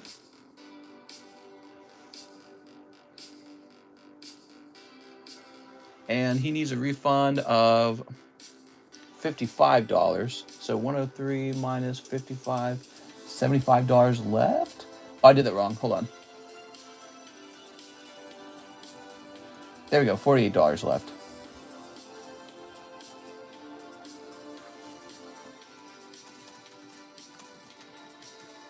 All right, so he's getting the refund now. And we toss this around. Shoop. Who's next? Nick Dennison, 1 fossil pack break for Nick. Here we are. Mind me, mister, I keep the spam in a can. Yeah. Nick Dennison. There we go. Whoop. Where did the Topps cards go? Where did the Topps cards go? Oh, the Topps card series 1. They were of a certain logo that I myself am chasing. So I said, I'm going to make a box break out of this once we discovered which logo it was. So they're actually nearby, but I'm going to open them. Zach Burney says, Pookie Bruh, can you show the rest of the slabs from the Dark Charmeleon? Heck yeah, Zach. Let's show them off. All right, so Zach Burney, let's see what you get first. Oh, Grimmel Snarl. Just Grimmsnarl, huh? Okay, so that pack wasn't quite as hot as some of the other ones. Actually, it's decent. You picked up a full art. This is kind of like if you open up a... it is like if you open up a pack of Shiny Star and you got the hit pull out of it. He would be considered a hit in Shiny Star. Okay, Zach? Zach, I can see you're a big spender. Mister, have you pulled any alt arts from Evo Skies recently? Now, I couldn't tell you that, Andy, because that would be searching, right? That would be giving you information about the recent pulls in the set. All right, he wants to see the rest of the slabs. You got it, Zach. What do we got? Perfect Wool from Opus 5. Ooh. Mewtwo 6 from Ruby Sapphire. That's the base set from Ruby Sapphire. Oops, here's another Pikachu 9. These are real popular. They tend to sell pretty fast. Perfect Yuna from Opus 1. That's Opus 1 Yuna. Snorlax 7.5 for 60 bucks. Here's an Oddity Grimer for 60. Here's an expensive Burning Shadows Secret Fire Energy. All right. So those are real low pop. I think they're like pop 40 or 50 or something like that. Burning Shadows is that set with the cutting issue where the pops are going to stay low. Nathan Fellows says Gengar CGC 9 slab. You got it, Nathan Fellows. Here it is. All right.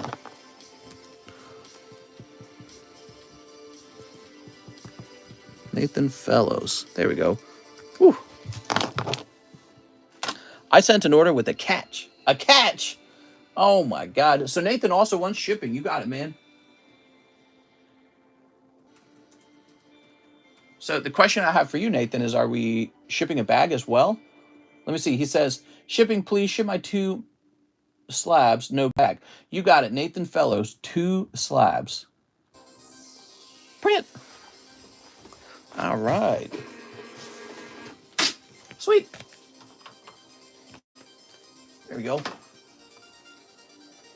Evolving Skies is a scam. Yeah, it's pretty tough. He's not wrong, guys. Evolving Skies is very tough. Jonathan Sylvester says, Pokebra ×2. All right, Jonathan Sylvester. Oh, Poliwag and Poliwhirl. These are those rare Cardos cards, vintage Cardos cards, all gradable. And what do you know? Poliwrath, and he is using Belly Drum. He looks like he's ham-boning. I bought Pikachu in his Zekrom box and pulled Rainbow Charizard and Art Rayquaza are in the box. Need a new bag, by the way. Did you ship out today? Yes. Yes, we did. Mailman probably isn't going to update that till tomorrow, though, okay? All right, let's see. Mr. Jonathan. Jonathan and his new bag.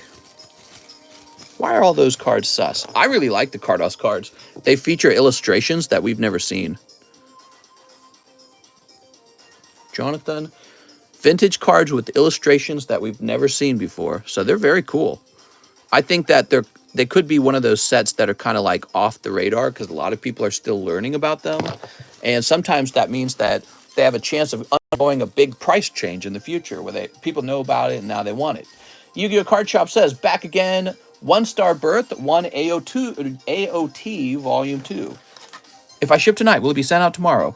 No, it'll be sent out on Tuesday, okay? The window for shipping is closed. Mr. John shows up to work again on Tuesday. Is that set with the exploding golem? Yes, the Cardos set.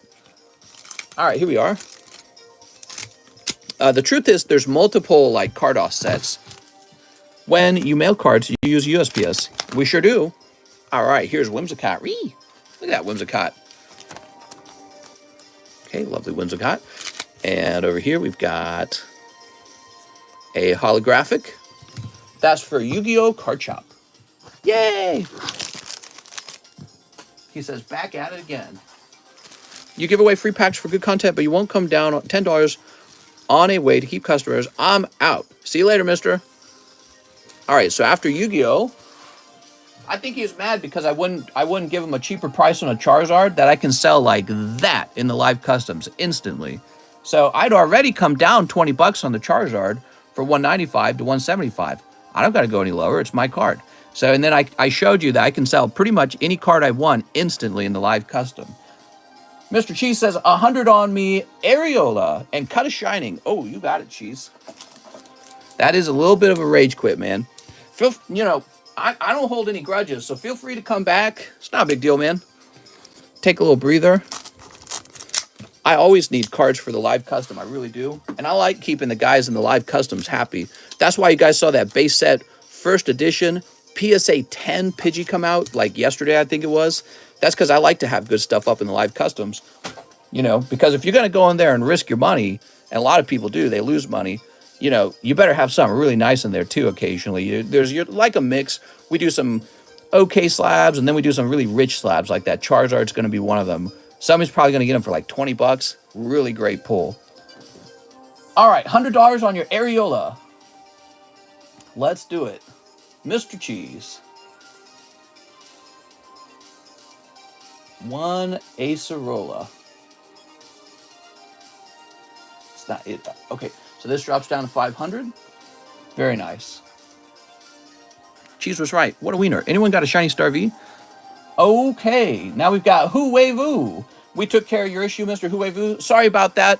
I apologize for having missed it earlier. Jason McHenry says one live custom. Jason McHenry, one live custom. Here we are. Would you ever grade packs? I would love to. That would require a very large investment to do. You're talking about maybe like $30,000, maybe 40. So it would not be cheap to begin grading packs. Ooh, let's see what he pulls. Oh, yes. Fancy 25th anniversary Blastoise. Here we are. When you're buying and selling Pokemon cards, you should never get too upset when somebody who you want a card from doesn't agree with your asking price as a buyer. Don't let that upset you. Just let go of it. You know, let go of it. Don't get too attached. You don't want to be too attached to anything in the card hobby, because that's how you overpay, or that's how you get frustrated if you don't get the one you wanted. You just move on to the next. You know, there's like a million Charizards out there, man. There's always another Charizard. Okay, he says, if I hit this, I'm going to buy 6 in the sublist, says Jason McHenry. Wow. You did, in fact, hit it, Mr. Jason McHenry. There you are. Next up, we got Joe's Poke Shop with a huge order. Mister, I like to overpay. I got 2 Rebirth at Dark Solos. Win tonight. No, you are like Papa. So Joe says, 25 Evo Skies, 25 Brilliant Stars, $8 to pre-grade my first edition Gengar from the Fossil. You got it, Joe. So Joe's Poke Shop. Give me a moment. Let me locate the Gengar, first of all. I believe I gave it a special location for the time being.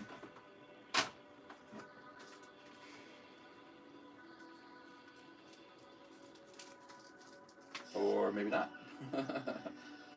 Maybe I did not give it a special location.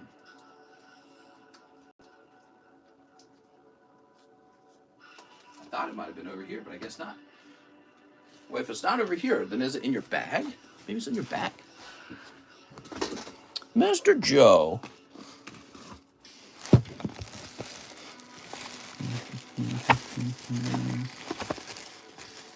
Joda Production, John, Joe, Jonathan, Joe, Jonathan.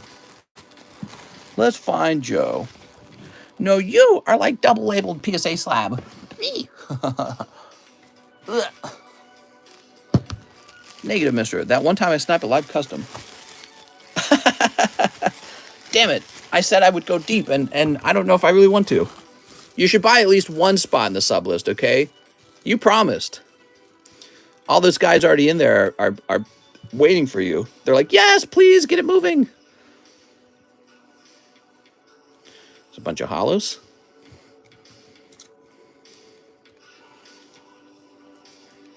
Okay, so it's not in the bag. So I took your card and I placed it in a special safe location is what I did. And so now I got to go track it down. All right. Oh, my God. I think I know where it is. Joe's Poke Shop. Joe, give me a minute. I'm going to go looking for your Gengar real fast. Sorry I'm late, mister. I promise it won't happen again. You put it in a sleeve, says Joseph. Yes, I put it in a semi-rigid is what you're referring to, right? So there's only a few places that I think I would have placed it afterwards. Let me go look around. Could be over here, actually.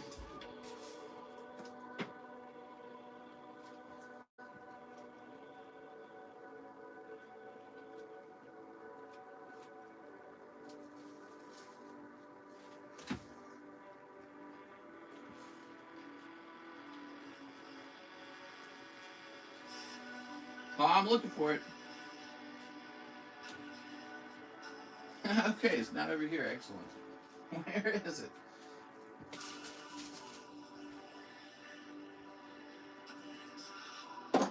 Should honestly be right here. This is where I would have placed it.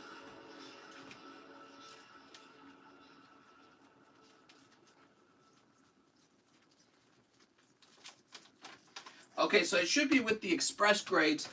Maybe I have that next to the card grading machine. I'll be right back, okay?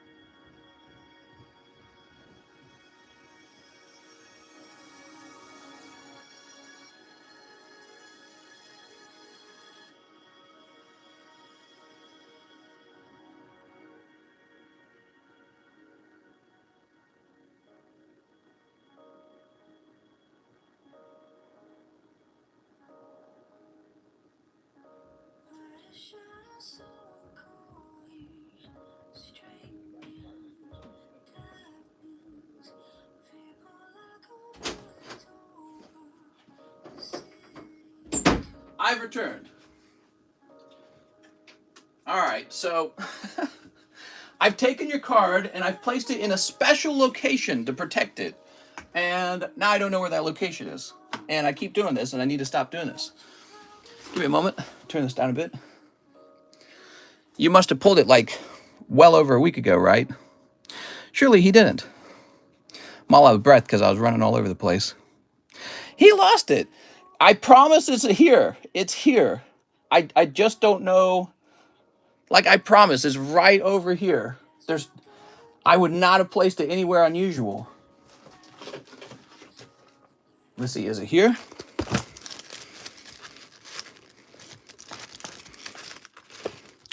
Oh, look what I found. I bet you that's Eddie Petty's. That's that card we were talking about with Eddie Petty. Okay, it's not in here. Kitty stole it. No, I'm just kidding. Give him your PSA 20. I took it. I put it in the stupid card grader, which I don't like to do, precisely because I don't like having your cards in two locations. Do I have a box for card graders? Think about it for a moment. I will have to tear up my whole room after the stream is over because, you know, it's really just supposed to be in this one spot over here, so I presumed it would be over here. Let me just dig around right over here.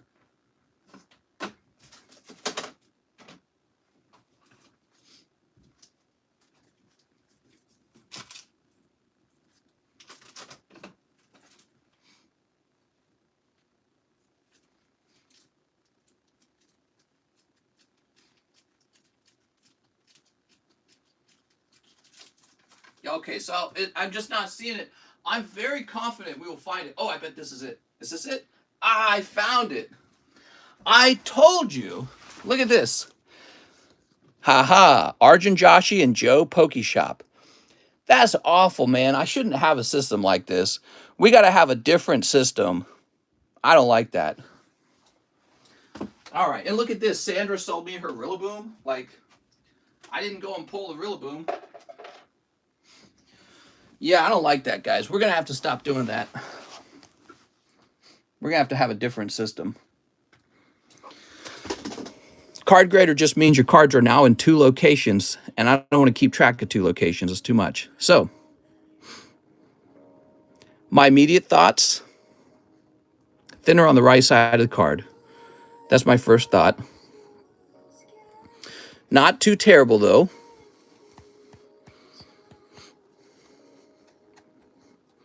We love watching Mr. have a mini heart attack. Well, yeah, I'd feel really, really bad for him. I can't just replace a freshly pulled Gengar. It doesn't work that way. We don't know what his grade would have been. Of course, there's always a small chance it could have graded 10. So, all right, you ready? Here we go. So this is an important part of it.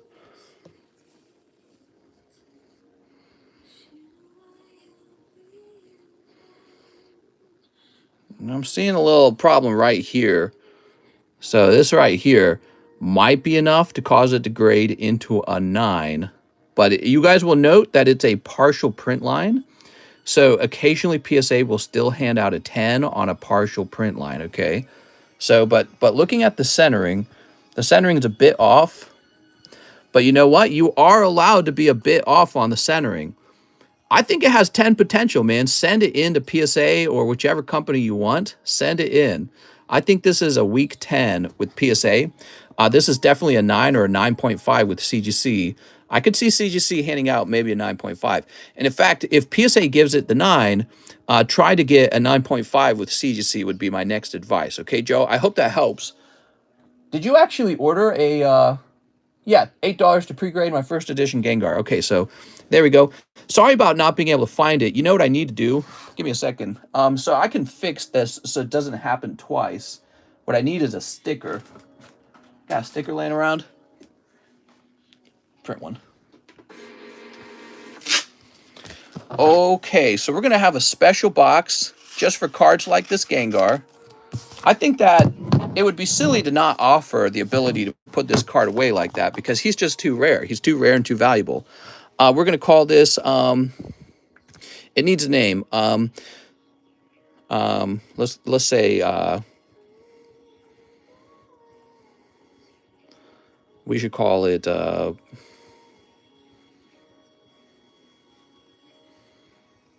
don't know what to call it. Rare cards.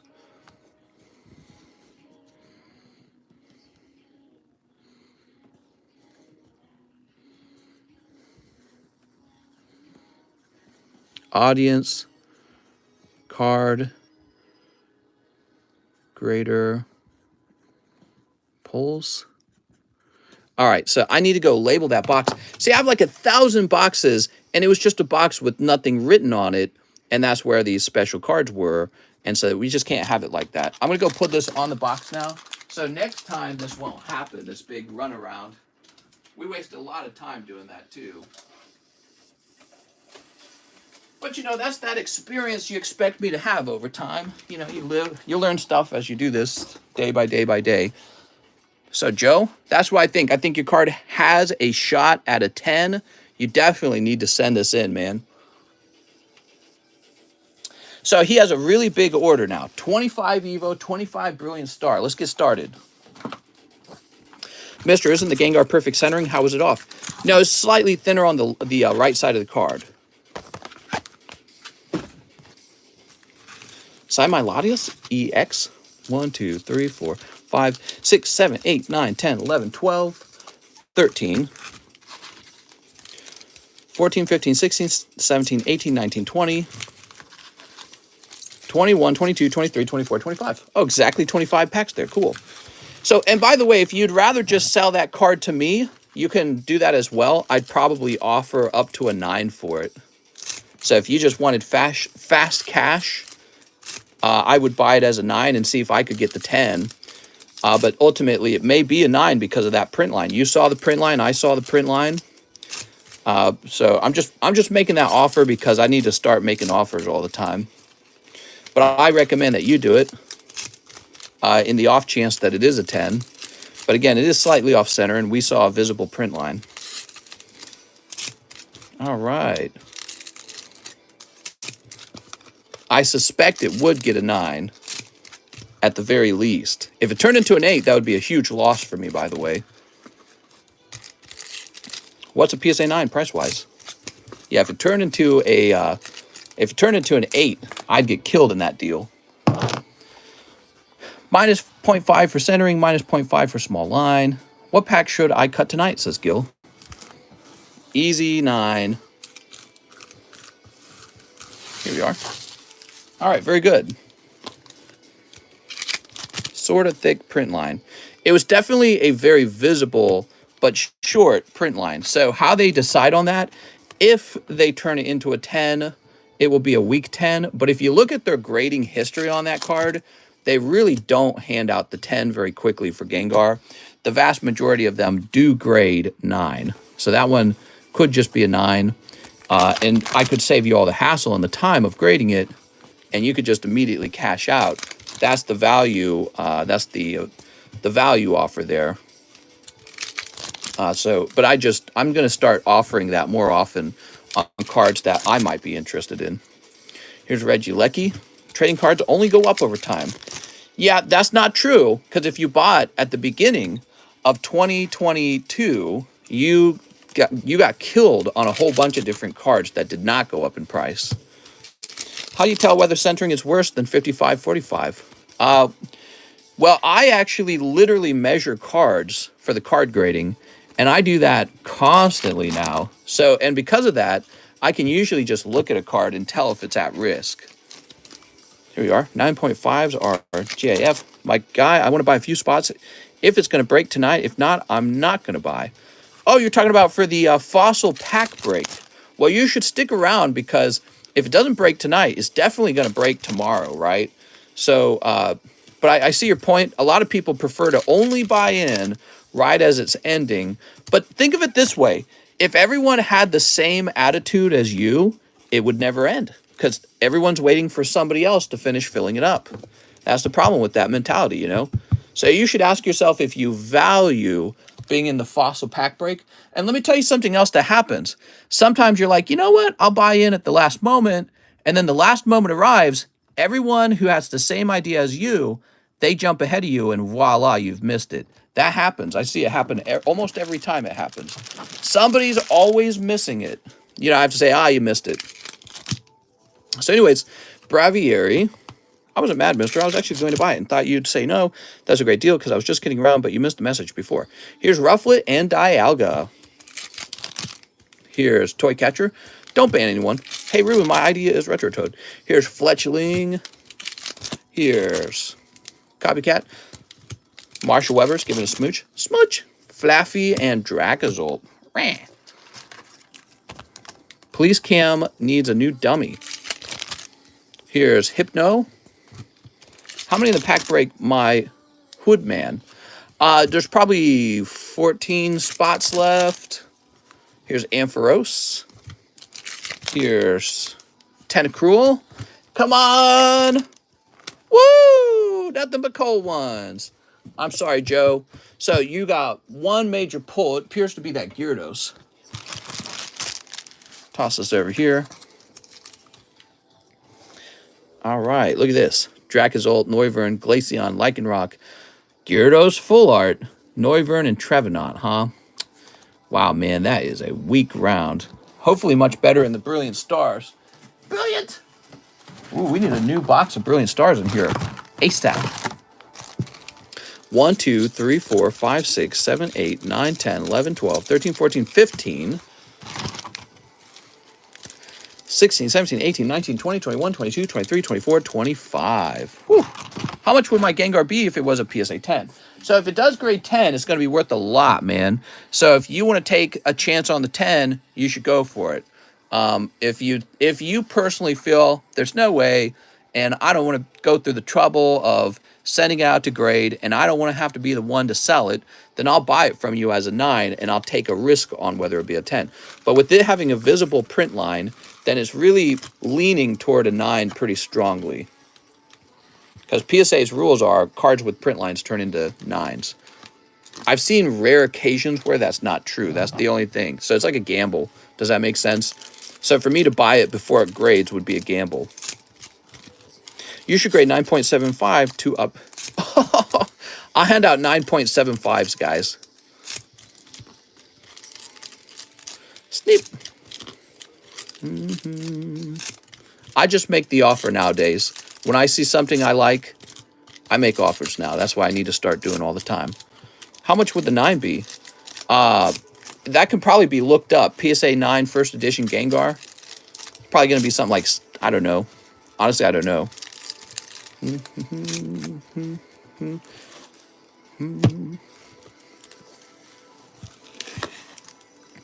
How's the BattleBooster looking? Mr. only makes offers when it benefits him. I will make offers on cards that are expensive. So you got a really expensive card, I'll make an offer on it. Lowest ask is 400. For 9? I'll go buy the 9s. Second set for One Piece is up for pre-orders. Are you going to pre-order it? I don't do pre-orders. Pre-orders are a waste of money. How are these looking? Looking pretty good. The cards are always available when they actually launch. Here we are. All right.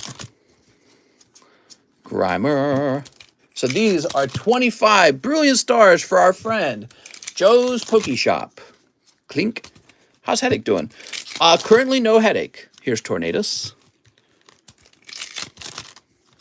There are a bunch of 9s. People are asking 400. Oh, okay. Here's Wormadam and Bibarel. We've got Eevee. Look at that Eevee, man. Cute. Tropius. Zarude. I have dreams to watch Mr. stream all day and not work. There we go. What?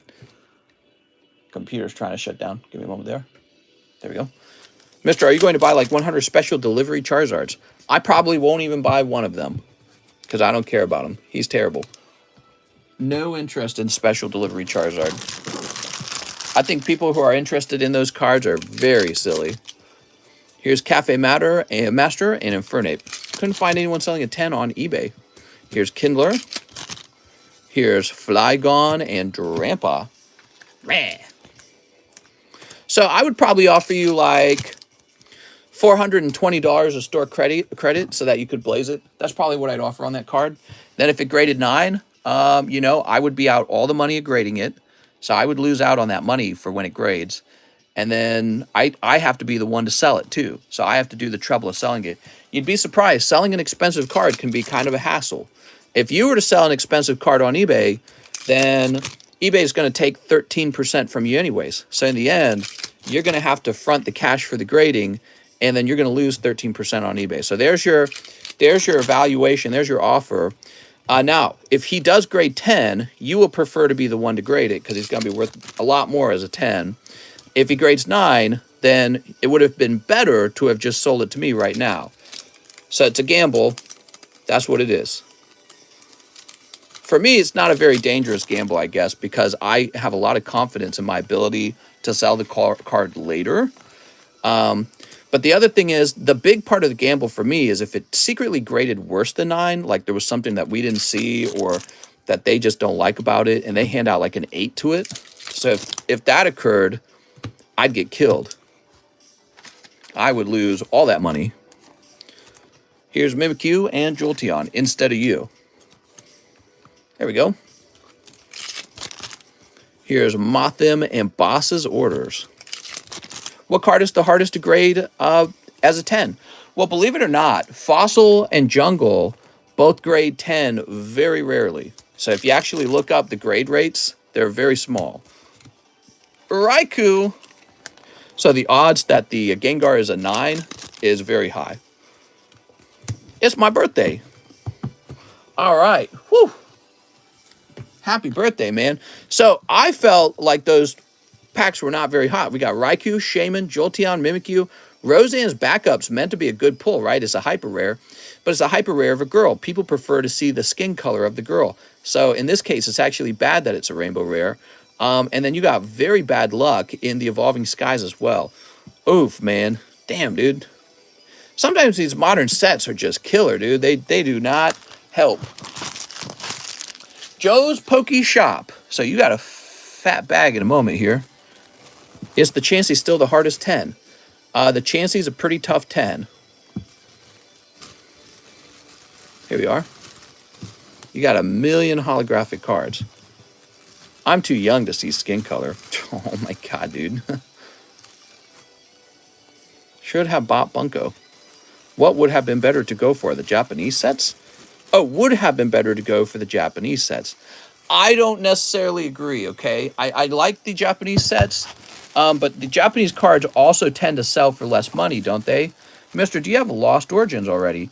No, or else you would see us opening it right now like crazy, Squirrel Squad. Need more battles of legend. Is Bunko out? We do have, he said, oh, thank you, man. Donating the hollows, appreciate it. That's going to make your bag so much easier to handle here. We are just running out of room, man. Walmart, where I am, is trying to sell Astral Sleeve boosters for almost $7. Damn, dude. Astral for $7. Thank you for the hollow donation. Hey, I'm going to give you a bonus pack, okay, Joe, because of the hollow donate. Appreciate it, man. Really, it's I hate to see that you had such tough luck. There was one more pack of Brilliant Stars, so that's yours now, and that's the end of that box. So whoever buys it next will just get a fresh box, right? So let's see what the bonus pack was. Wouldn't it be funny if this was a big hit? That's just another hollow, man. I'm sorry. I tried for you, okay? You got the free one. Sorry, man. The Poke God said tonight, maybe a little bit cold. Okay. What's next? Wilder Cardano, 1 Sneaker Bunko, and 1 for the Destroy Slab. Yes, sir. All right.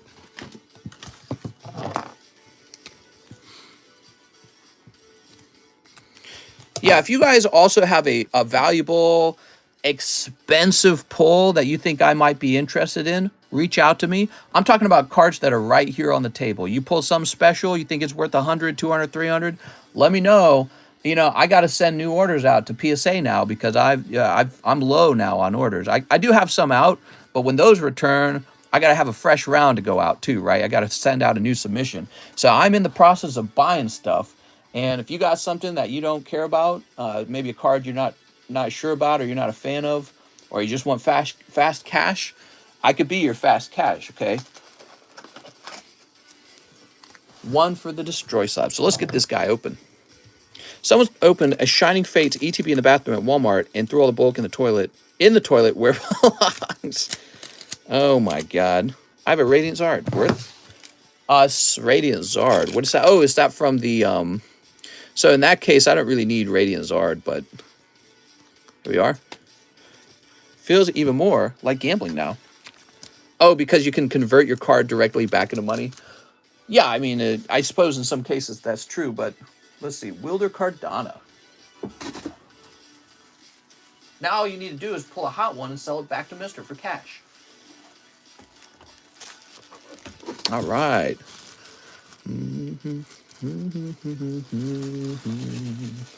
Yay! Zach Burney returns. He wants 4 Pokebras and the Snorlax. Good choice. Good choice. That is one of the best cheap slabs on the table. So it's surprising to me that somebody hadn't already pulled it. That's Zach Burney. I got a Top Series 2 clear card. Claim has been refiled and it's going to take a month for everything to go through. Here we are. Oh, now hold on. So we got this Gengar of yours. I'm going to go put it back in that box, okay? It's going back in that one box. There we go. So he's back over there. Now, 4 Pokebras. And can you show the other slab spots you have? Heck yeah. Dodrio, Trevenant, Espeon, Jirachi, and Zigzagoon. Nice, man. Okay, pack number 2. Ah, the bummer card. Damn it. It's the line long. Not at all. It's quite short. I think there's only 5 people in the queue, unless the queue... Sometimes the thread for the queue splits off. So I have to check that once this line is done. You know what? There might be 2 queues running. So that's something I've learned about Gmail is they'll start a new thread. Pokebra is almost gone. Might need to take a minute and get some fresh ones. Where was Rick Astley? Oh, right. You know what? He pulled the bummer card, and when you pull the bummer card, you get 1 free poker card with it, okay? So you're going to pick up the Jack of Diamonds. It's actually a solid pull right there. I like that. What is the bummer card? Not a bummer card? So the bummer card is when you lose $20, and it turns into a jackpot eventually. That was only 2 of his 4. Oh, he ordered 4 of them. Why did I think he only ordered 2 of them? Here we go. We got Lapras, What are these? Well, you got some really old cards here, including a beautiful melodic.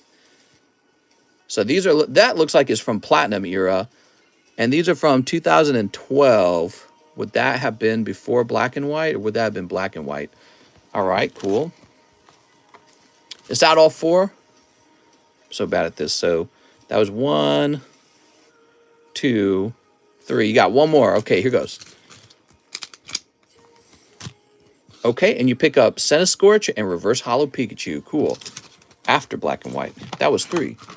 Black and white was 2012, 2013. So I think we need to take a moment and create a few more Pokebrush before we can continue the stream, because we are at risk of running out of the Pokebrush. Do you have a Dark Brandon, first edition? Yeah, Brandon's looking a little bit more like the Evil Emperor right now. Tom the Slab for Mod of the Year. Do I have a bug bite on my arm right now? I got like a bug bite on my arm. All right, if you guys allow me, I'm going to scooch this over here a little bit. And we need a couple more Pokebrush ASAP. We are low on Pokebrush. Give me a moment. We'll fix that.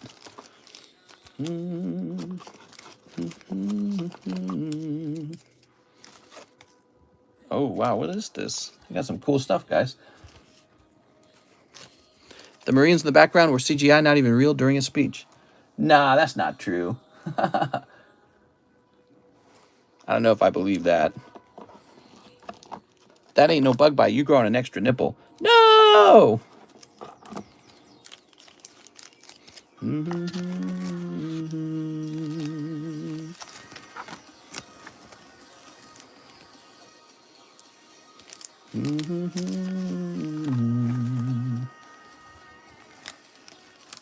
So I'm over here making some more Pokebrush to make sure we do not suddenly run out of them. Is it true there was a video of a lady using her phone for video and the Marines were not there? Are you serious? Nah. Can someone confirm that? I'm going to Toys R Us. What? I'm going to go to Toys R Us. Buy new Nintendo 64. That'd be nice.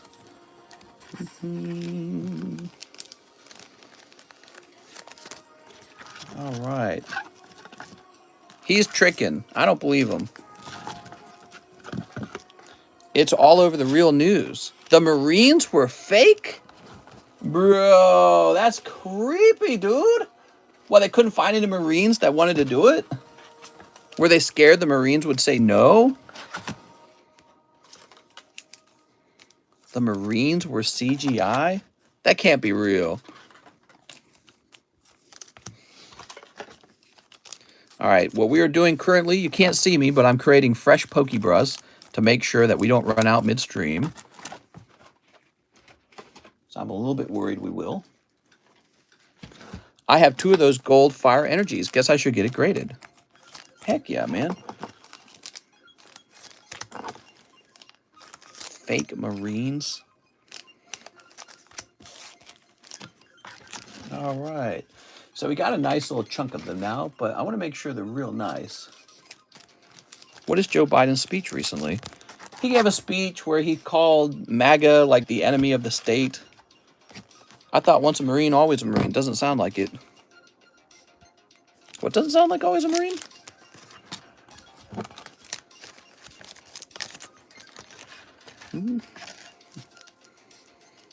Let's see. How far along are we? This is pretty good, huh?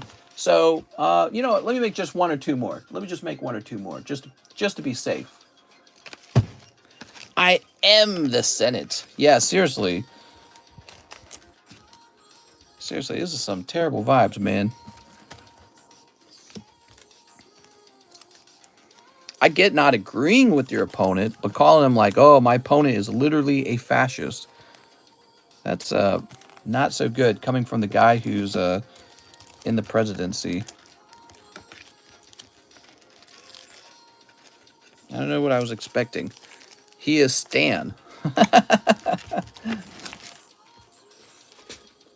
Not what you were trying to say, huh? All right, we're ready to open more packs.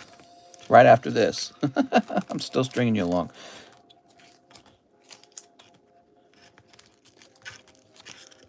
All right, cool. So I've made some very rushed Pokebreads. And we get the rest of the empty packs up here. We're good now. We're not going to run out. Yo, mister, how's the day going? What's up, Zach? New twist. Biden died a year ago, and he is now CGI. That would be very interesting. A leader who is essentially just CGI. That sounds like it's out of Black Mirror. Okay, we have an order from Nicholas Gruber. Bulk grade, the Latios Full Art, Boba Fett Clear Card, Leia Boobs, Hollow Etched, and Night Sisters. You got it, man. Now, was it the case that we put you back on the table? Is that what we did? What did we do with Mr. Nicholas Gruber? I gotta find your bag again, Nicholas. Oh, here it is. Yo, Mama's a Marine. Don't forget, show the slabs. Oh, yeah, he wanted to see the slabs in the last row. Here we are. So we got Rocket Sneak Attack, Finn and Jake. That's a hollow. Full Art, Fighting Energy, Pristine Auron from Opus 1, Pikachu and Zekrom 9, Pikachu and Zekrom 10, Dustox 10 from Roaring Skies, and Cramorant 10. Can you tell us the formula to mend a broken heart? Is that possible? It might not be possible. Never bought from you, but I followed the instructions, and I think I did it right. Nice, man. Well, we'll find out pretty soon. And in the meantime, let's get these prepped for grading. Latios Full Art. Ooh, you got a Clara, man. Yes! Boba Clear Card. You got a Boba Clear Card in here? Ooh, I'm very interested. You sure you got a Boba Clear Card? Did you already send it, maybe? Did I pass it? Maybe I passed it. I'm not seeing a Boba Clear Card. I don't think, maybe you already sent it, man. Not in your bag. You might have already sent it. You either already sent it, or you must be confusing it. All right, so Boba Clear Card, Leia Boobs. Yeah, we don't have Leia Boobs either. And Hollow Etched Night Sisters. In the packs, huh? Okay, give me a moment. They really in the packs? Let's do it. Boba Fett Clear Card. No, I'm the packs. I don't know what he's trying to say. Boba Fett Clear Card, Leia Boobs, Hollow Edged Night Sisters. I don't think that it would be in the packs. I always remove the hits from the packs because I know you might grade them. You might want to check your history and see if you already had me send them off. Okay. I remember that Boba Fett card, says John Westfall. Did he already send it off, maybe? Does he have 2 bags? Okay, cold.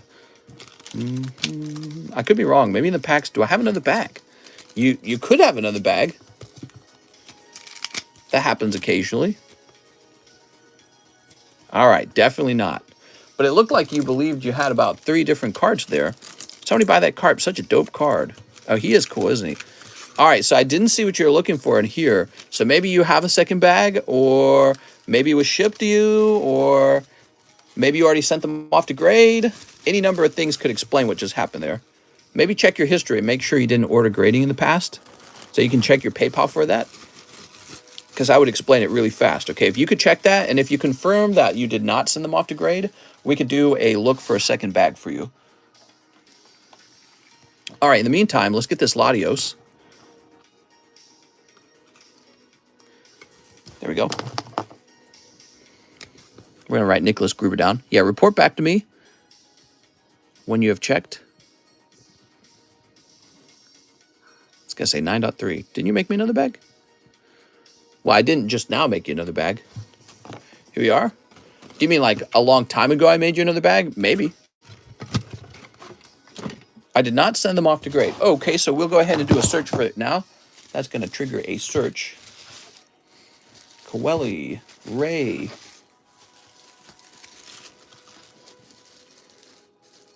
Stephen Leon, who has a absolutely massive bag. You know, if you guys build up a really, really large bag, it does take up a lot of room. So it does help if you just ship.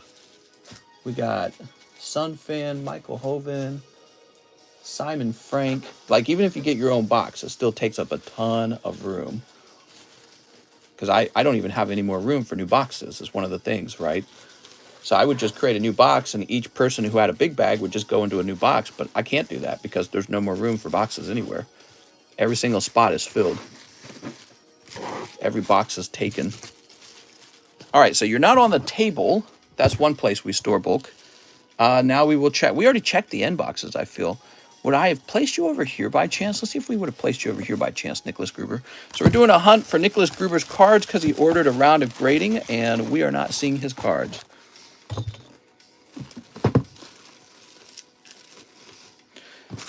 I'll lend you my energy, says Alan. Why, thanks, Alan.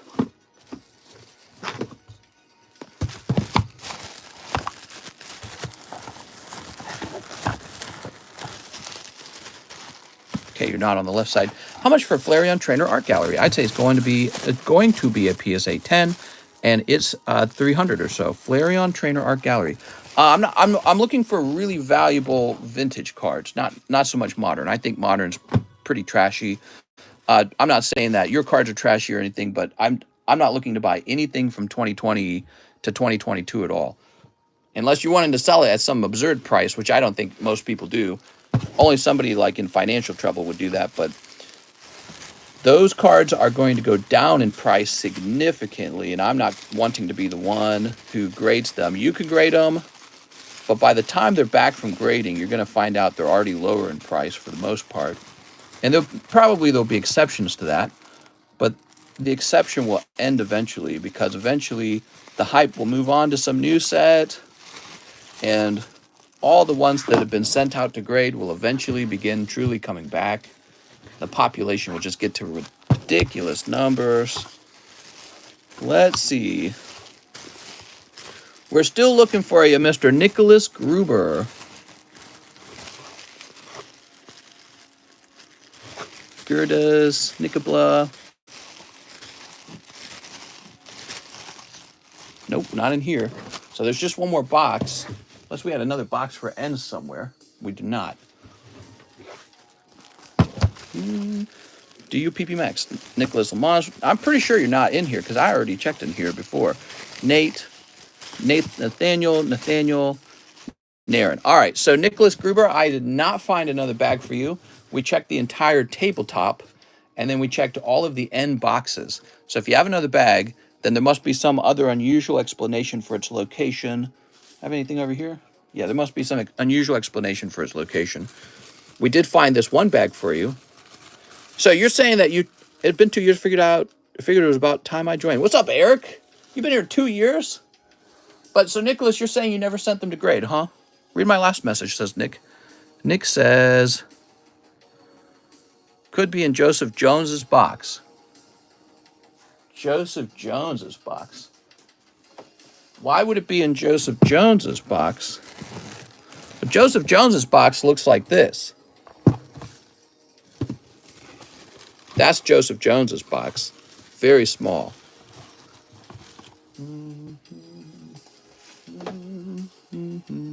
Did you and him make some kind of bargain or something? I wouldn't have put your bag into his box. So we got a new member, and that is Eric. All right, I really got to get moving. So, Nicholas, let's write you down a store credit because you didn't spend those grades. 3 of them, right? That would be like 30 plus 25, $55. He gifted me those Star Wars stuff, and you made a new bag, I believe, and could have gone in there. Oh, you're saying he gifted you some cards, and I might have accidentally actually given it to him because he was the person who paid for it. That's what you're suspecting. 15 times 3 is 45, not 55. Did I say 55? 45. There we are. No problem, man. Yeah, that did eat up a lot of time, but, I really wanted to go looking for you. Next, let's go ahead and get over here. Yes, so a new thread was created for these emails. So now we have Stephen Leon. Been a while, working a lot lately, but please let me have 3 Pokemon 25th anniversary Japanese and $50 to my SLAB-AWAY. You got it, Stephen Leon. So Stephen, so 50 to his SLAB-AWAY. You have Alakazam, he becomes 325.5. All right, that's updated. 15 times 3 equals 55. Man, I'm getting all kinds of confused. Let me just use my calculator.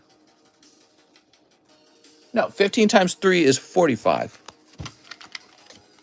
There we go. Be right back. Got to go check streams. Yeah, for sure, man.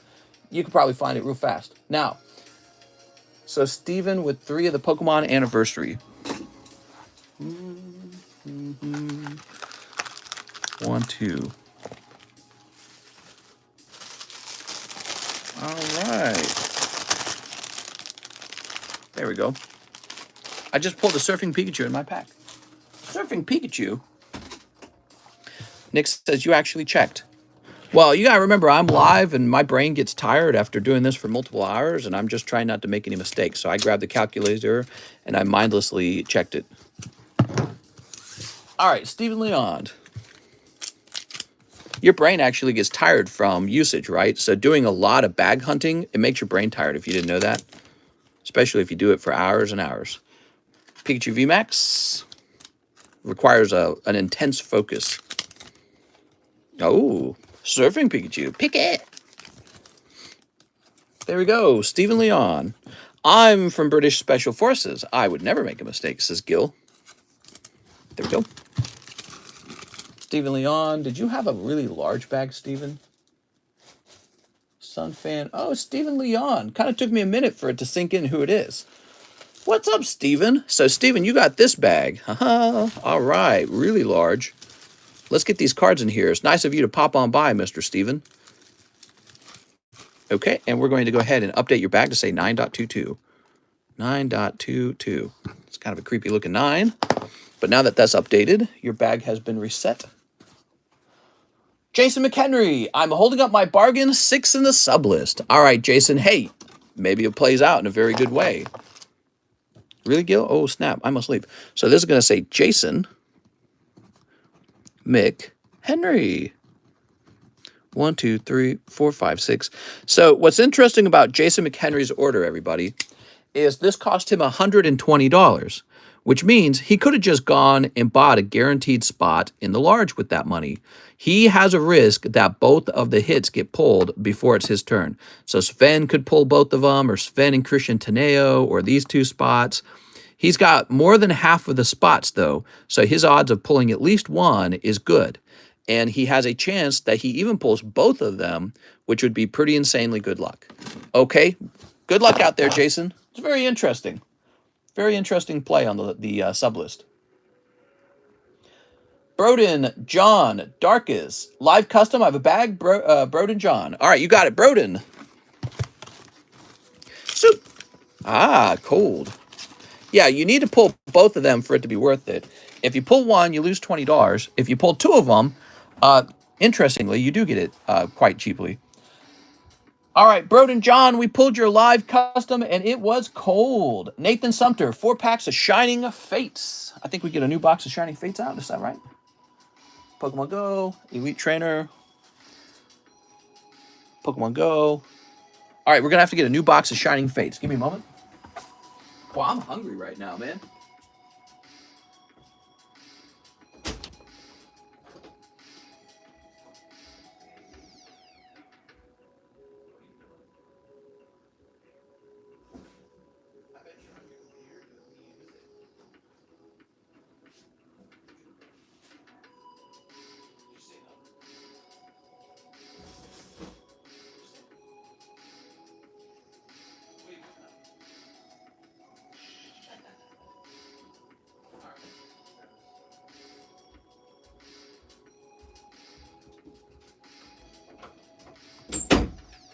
All right, I am back. We got the Shining Fates, everybody. Fresh booster box. Andy says, I want to see the pack break. People, buy in. Andy, you could buy in. All right. Toss this over here.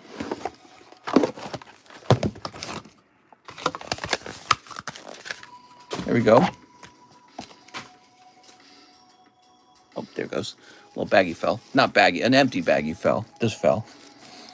I need to go inspect some trailers, but this is more important. Here we are. I need to go inspect some panties, but Pokemon cards are more important. I will if it's going to break tonight. I want to buy 4 spots. How many are left? Probably, let's see, Nick Dennison was the last to buy in. Probably about 13 spots left. Soup. All right, 1, 2, 3, 4. Whoop. And we'll toss this over here. Mr. Nathan. Steep. Man, this is why we need a rule change on the pack breaks. Pack breaks need to work in such a way that the people who buy in earliest pay $1 less, and the people who jump in at the end, well, let's say the people at the beginning pay $2 less, and the people at the end pay $2 more. We need to have a system like that because it encourages people to jump in the early time. It's not about encouraging them to jump in early, but it's more like a reward for people who are not just trying to buy in at the last second, because that's very common behavior for people to want to buy in only at the very last second, which I can understand. I actually understand that because it's sort of like, you don't want to buy something and then have to show up to the next live stream. That's too much of an investment of your time. But at the same time, there's guys who really are getting it going, and I want them to be like rewarded for that. Move that over here. So Nathan, you got a lovely Grookie and Cinderace. Live shipping, I have a bag, and CGC returns. Box, Pikachu, Slab. Thanks, Nathan. Let's start by finding Nathan's bag. Mr. talks with his moneymaker. What? What are you talking about? Nathan Sumter. So you must have an older bag if you were waiting for a return. Oh man, this bag hunting's killing me, man. Nathan Curtis, Gomez, Nancy Luna. You should give away free packs for the first couple people that join. I think it could be cheaper, but it doesn't make it more just because people will just wait for the reset. Mister, want to play Fallout, guys? Here's Nick Dennison.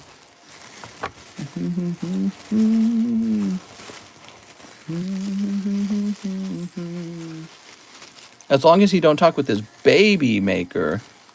No mods equals no rules. Oh, man, this is awful. Where is Nathan Sumter? Nathan Lang. Whoa, you were the very last bag in the box. Woo. There we are. Holy moly, man. That's an old bag. We gotcha. Mod me. Is there a long line today? No. Oh, we don't need to update the bag because we're shipping you. Let me get you a label now, Mr. Nathan.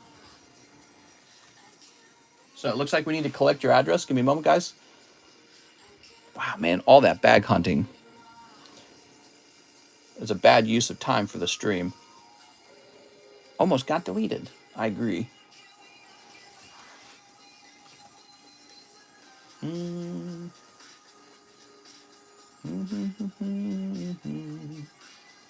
All right. Let's grab your email.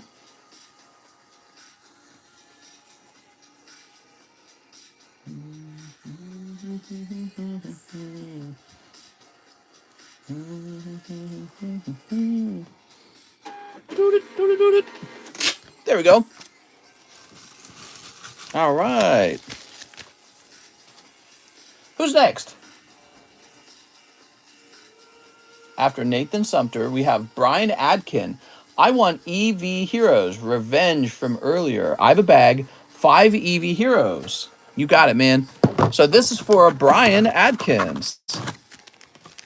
1, 2, 3, 4, 5. All right, Brian. 3 Sneaker Bunko. Here we are, 3 Sneaker Bunkos. You guys ready? I'm excited, says Pokemon Polls. Again. Sneep. Let's get you some nice pulls, man. So what was going on that feel like we just spent the last 20 minutes like just trying to figure out some issues, huh? Those really slow the stream down. We got Sylveon bag hunting. Not Sylveon, Leafeon. Oh my God. Mixing up my evolutions now, guys. Florges. It felt longer than 20. I think I aged a bit. I felt like my brain did that too. Yeah, that was not an entertaining portion of the stream. Very important that we don't get stuck too long. All right, cool. Sneaker Bunko. Sneaker Bunko's got some cute girls in it. All right. Mr. needs more rest. It's not a rest issue. The problem is we just have too many bags, a massive number of bags, and it is hard to deal with those issues. Mr. really needs some sardines. Will you, Mr., you use caffeine? Yeah, but not tonight. I don't need any caffeine tonight. I'm feeling good. Feeling plenty of energy. Whoa! All right, Brian Adkins. Boop. Okay, Brian, let's grab your bag. Ah, here we are. See, I like this. I like when the bag is like, poof, you found it almost instantly. Okay, and we'll grab this. Yay! Eevee Heroes is tough. Oh, yeah. It is tough. After Brian, we got Richard. Forgot to mention $8 before was for shipping my bag. Sorry for that. Richard Chong. You got it, Richard. So it sounds like you want some shipping. Let's go find your bag, Richard.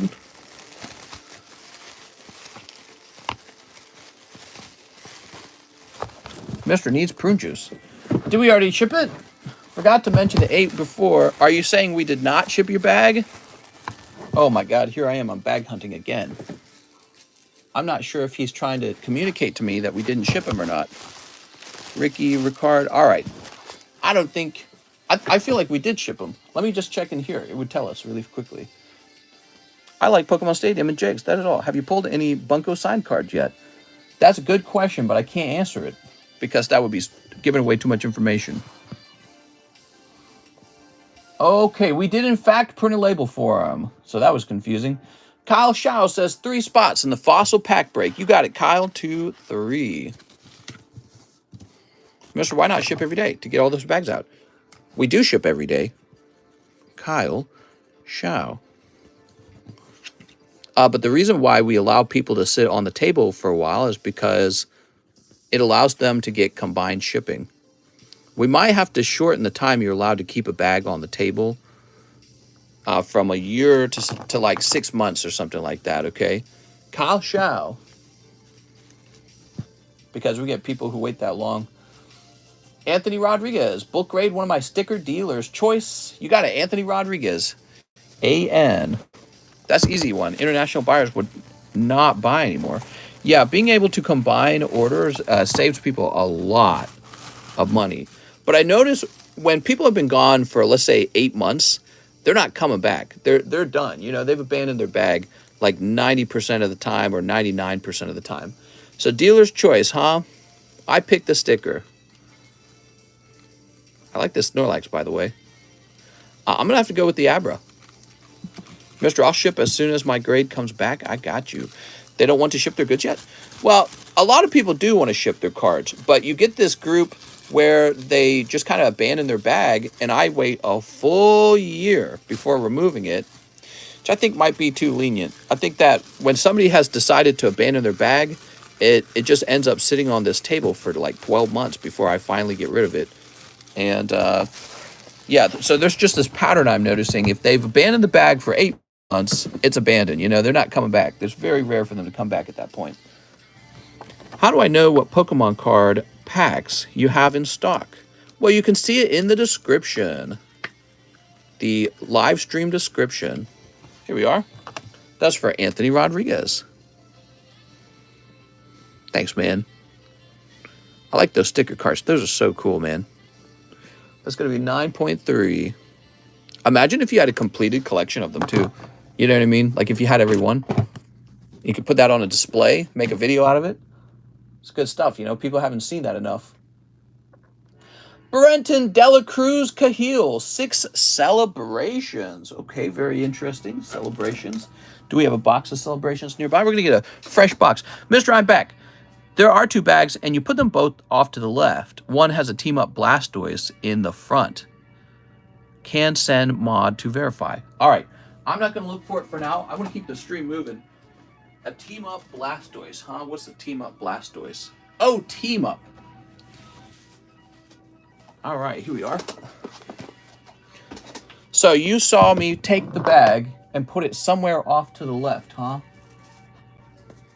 Off to the left could be anywhere, by the way, but you wouldn't actually get to see me place it here, for example.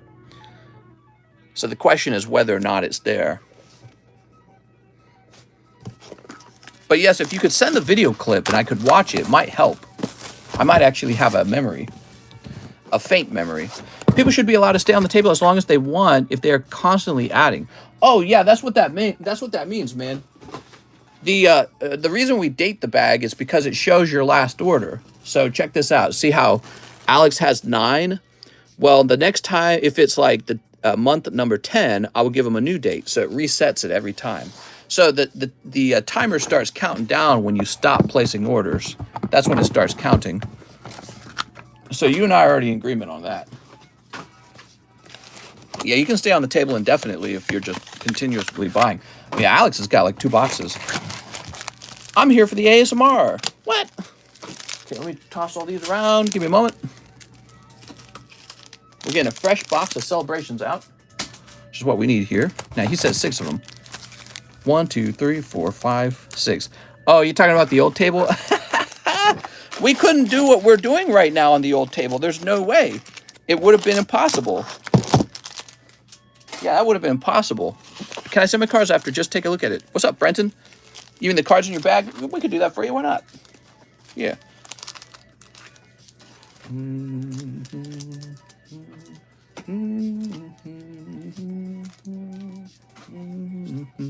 I used to dance under the name Jigglypuff. All right, Brenton. Only need 2 more for Sublist. Come snipe me. Sneep.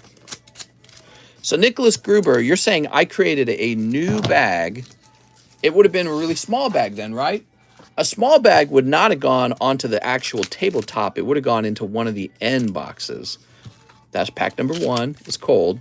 Pack number 2 has Gardevoir in it. Ooh. There we go.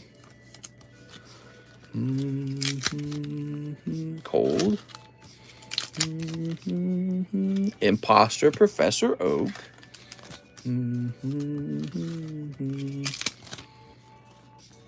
There's Flying Pikachu. I have a small bag, but my wife says it's normal size. And cold. That's for Brenton Dela Cruz. Well, Brenton, I don't think that was a very good round, Brenton. Last minute of my birthday, make me squirt. What? Brandon. Now we're looking for Brenton's bag. Big Lance, Brian. Did you say you already had a bag? Hey, Brenton, did you need a bag? When you guys order, be sure to let me know if you have a bag or not. Bryce, Bulk, Benjamin, Brandon, Brian Hill. Yeah, he's got a bag. We know he's got a bag because he asked me to show it off to him. So we're going to find that bag. Brendan, Benjamin. Oh, we're doing way too much. No, he says, no, I have one. We're doing way too much searching. Could I ask you a question, actually? So is this a much older bag, would you say? How old is the bag? Bryson, Bryden, Bailey, Brad, Brandon Manzella.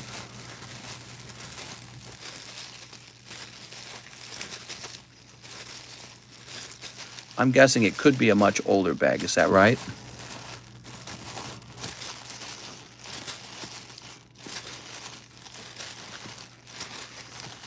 All right, you're definitely not in this box. Last month, I started buying from you. Okay. Blaine Vadrine, Benjamin, Brian Betch. Oh, we haven't seen that Brian in a while. How much for that cloud card? Well, that one's just for show.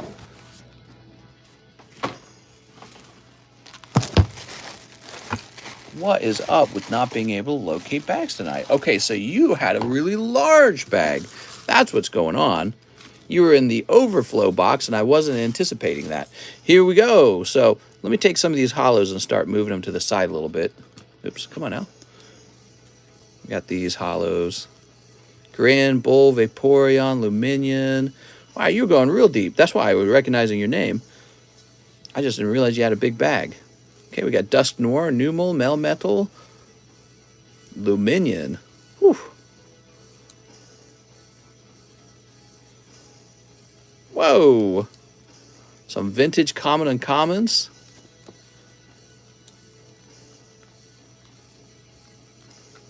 Whoa, that's a lot of stuff.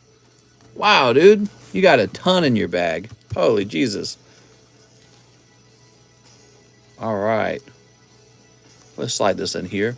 No crazy pull there, though. No Celebration Charizard, which is what we're after, right? He's the best pull. If you can get him and you can get him to grade 10, that's pretty good. All right, very good. Perfect. Wow, you were in the yellow overflow box. That's pretty good, Brenton. Now we have Caden Spooner, 2 Pokebras. Caden Spooner. So, Caden, you got this unusual pack where the cards are hanging out. It's because it was hard to get them to go down. So you just got a bunch of these promo cards, including Gold Star Greninja, Kimi level, Kimi, Armin, Eevee. So, yeah, you got a bunch of promos. And then pack number 2 is kind of like that. You got a pack with a whole bunch of stuff in it. So you got Snivy. These are McDonald promo cards, and each pack of these would have cost you like $6 or $7, I think. So Snivy, Mudkip, Rowlet, Froakie, Turtwig, Trico. That's pretty good. And then you got some not so good cards in the back of that. It's like I'm just tossing out some free cards in the pack because those honestly didn't need to be added in. So that's for Caden Spooner. Now he also wants an Adventure Time. Let's get that Adventure Time for Caden. Caden. Here we are. If you need space, I'll donate the bad Pokemon Hollows out of my bag. Oh, would you take a tail job from Ninetales? Is that where Ninetales gets some work done for me? Because I could use some help with the work that we got to do. Ooh. Sent you a direct message with the video. No big deal. We'll find it. Don't worry about me right now. You got a lot of orders. Thanks, man. Yeah, seeing the bag should probably help me because it gives me a hint on where to search for it. Here we are. Caden Spooner. I can actually kind of get a lot of information from seeing the video. That's pretty good that you were able to track it down. Yeah, that's impressive. You must have been scrubbing through the video really well. Here you go, Caden. All right. All right. Who's next? Zachary Mahaney, shipping, and 1 star. 1 star. 1 shiny star or 1 star birth? It looks like you mean 1 star birth. All right, be sure. How much for that cloud card on the right? How much for that doggy in the window? So he is just for show, and he shouldn't be in the front like that. We have a pristine Aron for 110, though. What time is UFC tomorrow? I have you on my 80-inch TV. It looks and sounds great. Oh, cool, man. That's neat. Here comes Bellsprout 10. Zapdos Burger King. So weird. So that's for Zachary Mahaney. And he's doing a little shippity-shoppity. Cold. All right. So, Zach. Zach's got a fat bag. Wow. It's a lot of cards, man. It's a really large bag. One of the largest. Give me a minute. So, I believe we've shipped you before. Oh, but maybe we need to get your address again. Okay, give me a minute. Mr. Zach. It was to display how nice the cards from the set series are. Ooh. All right, give me a moment.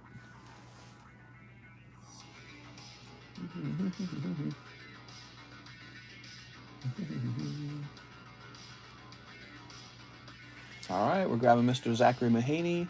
How long have we been live? About 2 hours, roughly. Pretty good. And let's grab your email. Busy night. Busy night. There we go. And this is heavy enough. We're going to have to do priority mail for you. Print. Zachary, we're using an address that begins with 4. Funny, there's a muck next to it too. LMAO. There we go.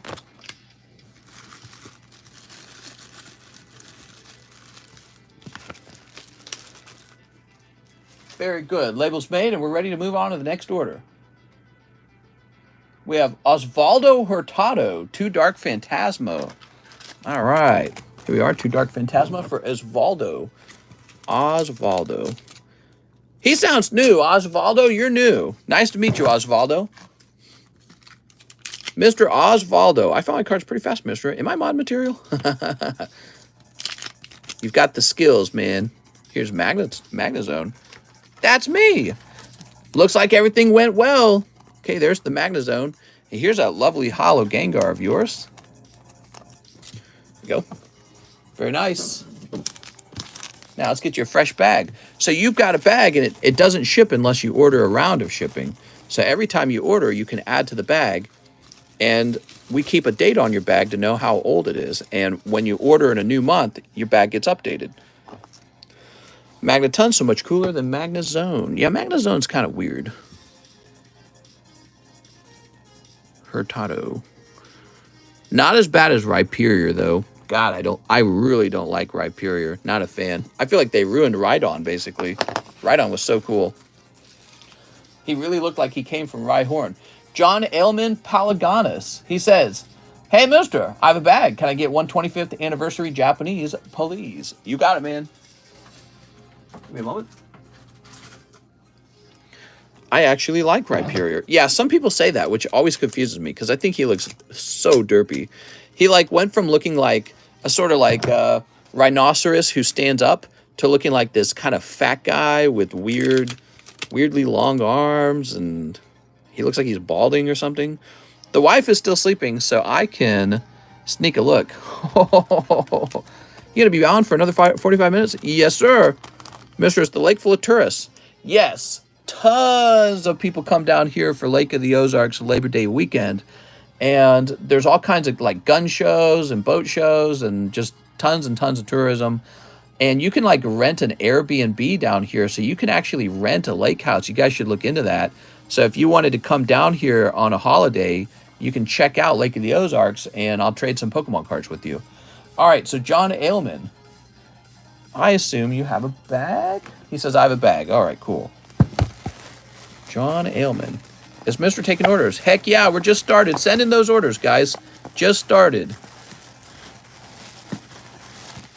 Okay, John Aylman.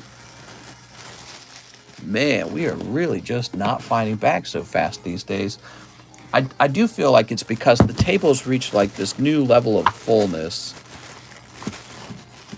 where now it's really hard to locate bags once again because all of these boxes are filled. I feel like it's a natural consequence of growing, right? Here you are, I found you. The channel's been growing, and as a result, we have a much wider number of people ordering.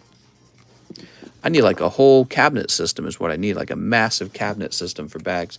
Don't care what people say. I know for a fact I could fight a monkey and win. I don't know. Depends on the monkey.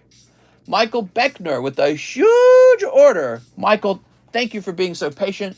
100 to pay off his SLAB-AWAY. All right, Michael Beckner, pay off his SLAB-AWAY. So he waited a while for that. He had a pricey Charizard. You got it, man. Michael Beckner.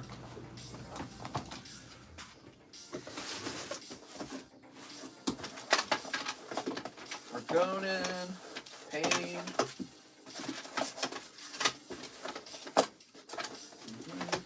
Aha! Yeah, that's a cool. Now you got a really cool card, man. I forgot about this guy.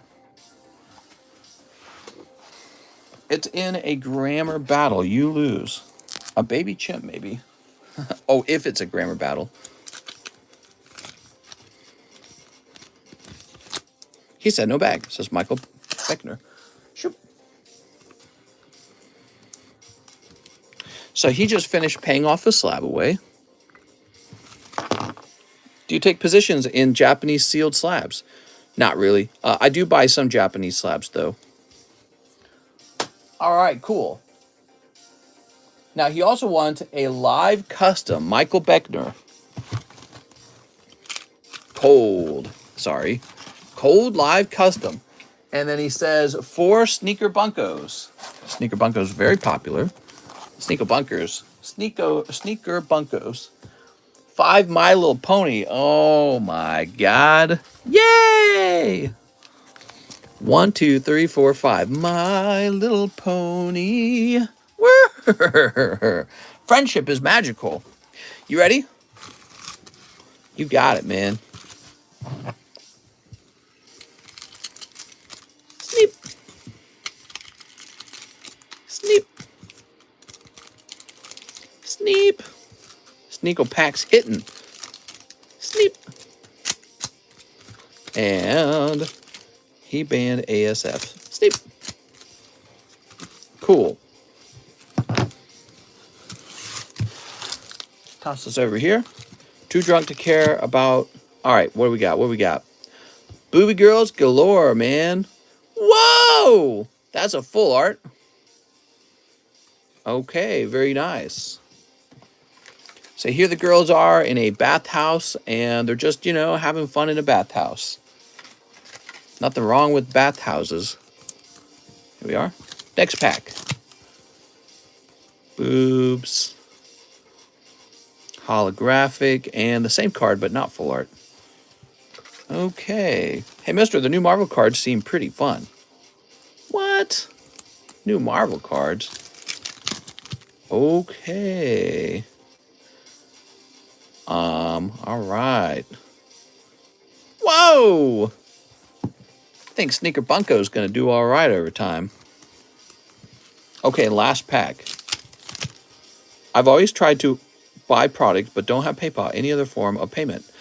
We can accept Bitcoin. All right, there we go. Wow, that one's pretty steamy. Okay, we'll toss this over here. Now, Michael, let's check out My Little Pony. Yeah, I can accept Bitcoin if you'd like. Oh, okay, sorry, I was having a brain fart. So there's your Pipsqueak Rare. Most kings do die naked, unfortunately. Do they? Hoity-toity, non-hollow. We're looking for those hollows, right? Shining Armor. You hurt yourself in the future. Nice. Changeling Swarm's going to be a hollow. Yay! So you're trying to pull hollows out of here is what I understand. And last pack. Pinkie Pie. All right. Not a lot of crazy cards. Not a lot of crazy pulls in here. That's for Michael Beckner. Thanks, Michael. Mr. Michael. Toss that over there. Did you guys say Michael needed a new bag? Michael Beckner's a new bad guy? Sounds like I said new bad guy.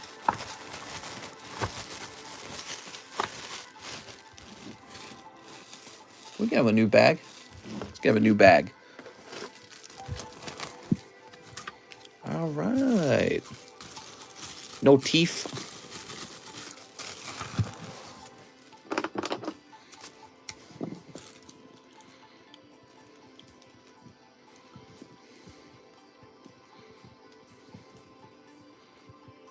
There we go. New bag for our friend, Mr. Michael Beckner. Thanks, man. So how you guys feel about the Sneaker Bunko set? You want more sets like that? Next up, we got Angela Sanchez. Hello, 2 Pokemon, Japanese, Dark Phantasma. You got it. All right. Can't wait for the Gummy Bear card release. Burger King, what's up with My Little Pony packs? My Little Pony. You can find them at the bottom of the menu. They're pretty cheap. There we go. Somebody was joking a long time ago about My Little Ponies, and then I ran off and I bought some for the the channel. Surprisingly, they've sold. You know, I sell out of them, actually. So, that's for Angela. And Angela leaves a note that says note. So the question for you, Angela, is do you already have a bag? You've been watching for a year. Nice, man. Hey, guys, want to see more boobs? Yeah, that's basically what I was asking. Want to see more booby cards? I would hate that.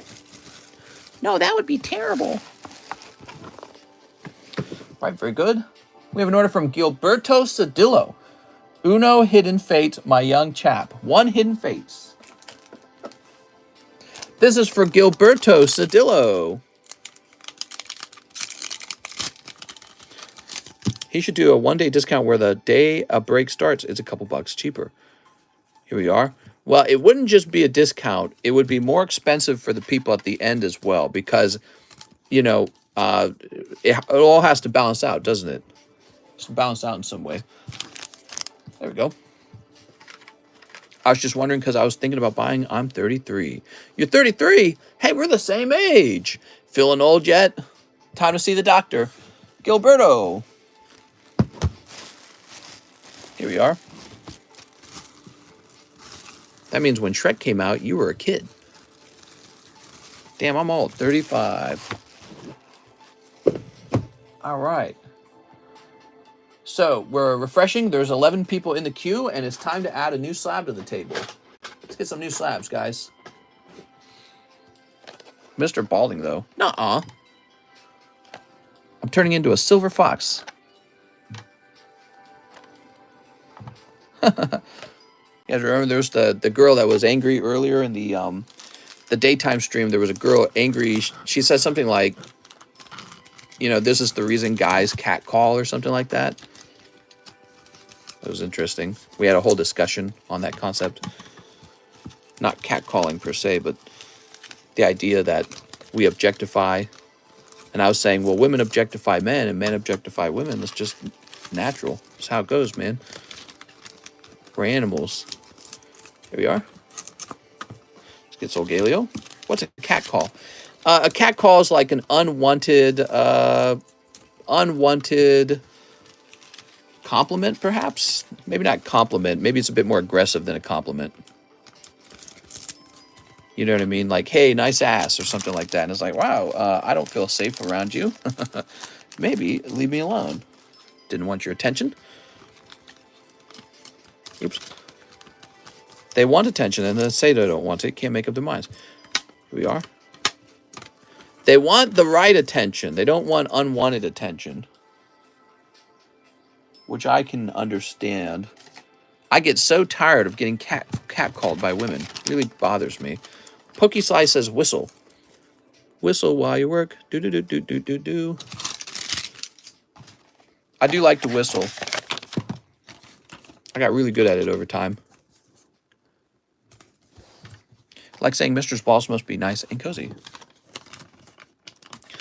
Old Mexican people are ruthless at catcalling young girls. It's rude. It's rude.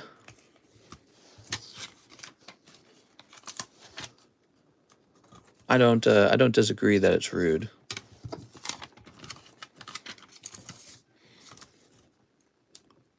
There we go. All right. I wouldn't put anyone in jail for it, though.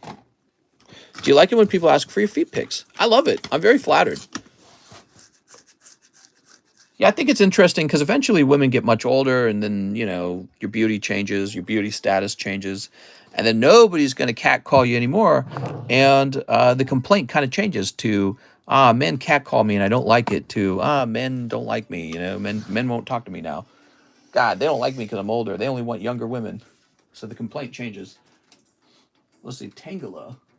Evolutions. So Tangela is going to be 75 plus 5, so that's 80. There we go. It's disgusting. How about Hop here? Hop's real popular, right? He's from Champion's Path, which means he's going to be worth nothing.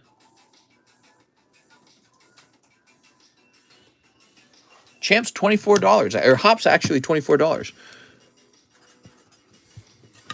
That's fascinating. Still taking orders? I sure am. Here's Solgaleo.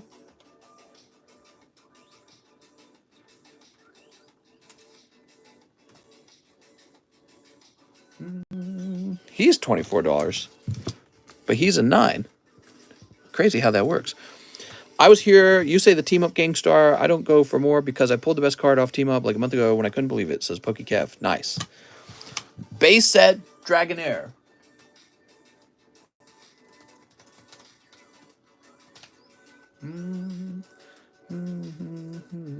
Wow, $125. Whoa. We have not done the pack breaks yet, guys. Blastoise 8. You can still have class and give compliments. Just some young women don't know what a compliment is. I think if I was a younger lady and some guy was like wolf whistling me and he's like, forget about it, right? And he's some gross guy. I would still think of it as like, yes, I'm in my prime and this is proof. Gross men want me. I wouldn't be so mad at them. I would just think of them as animals. I'm like, you're an animal. Of course you're attracted to me. But I think there is sort of a fear that also perhaps you're in an unsafe environment. You know what I mean? So maybe that's part of it. How about that lady who was abducted recently? Did you guys hear about that? The teacher who got abducted in Tennessee? I saw that in the news today. Talonflame from Vivid. That was pretty crazy. I heard about that. I was like, what? So this is going to be about 33. Make ours 32. Mr. would say, I got pepper spray. A good idea to have pepper spray on you, apparently. There we go. All right. Perfect. Perfect. Yay! Who's next? We have Jeff Leon, 2 AOTs, Volume 2.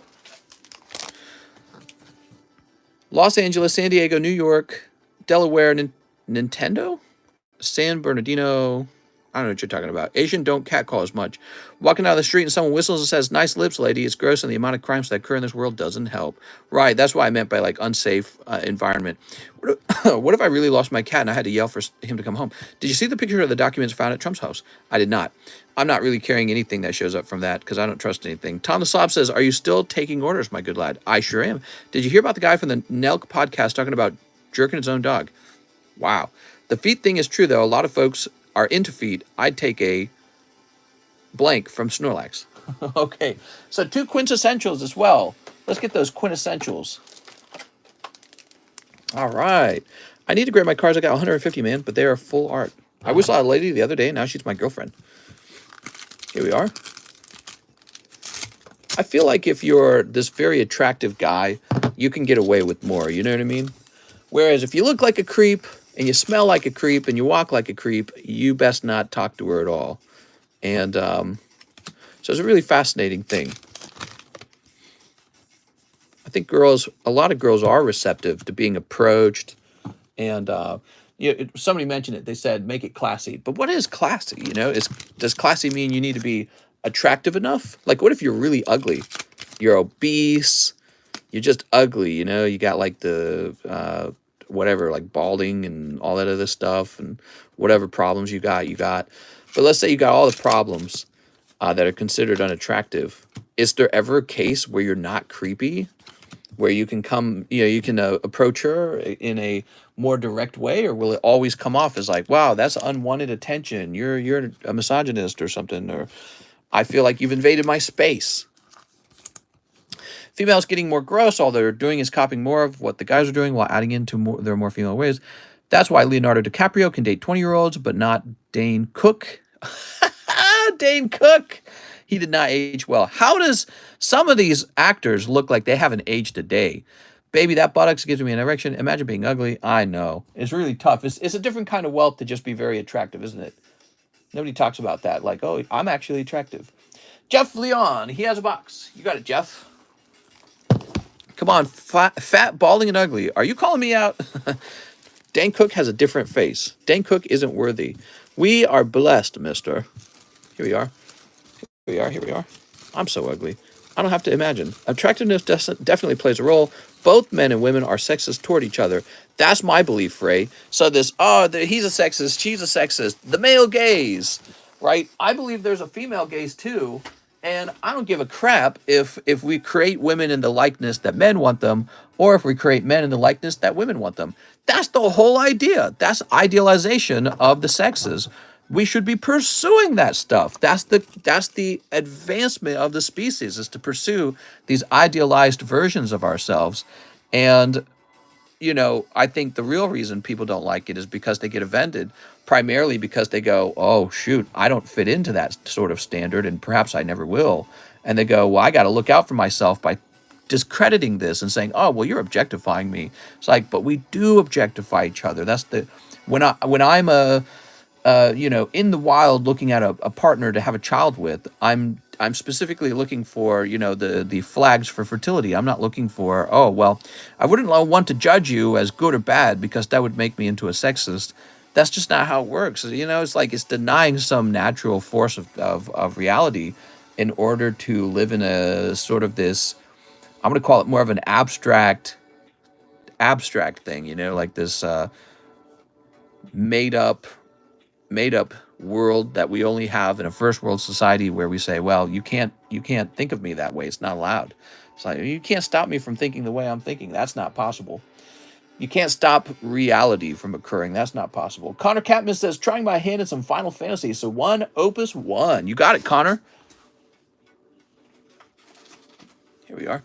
No one likes hairy butts. Women! I used to go after white girls, but not all age too well. Yo, pump those like your cat collars. Nobody ages super well, by the way. Everyone will look like a wrinkly old gross person one day. Even Leonardo DiCaprio. He will look like a stinky old grandpa. Just give him enough time. Okay, Connor, you ready?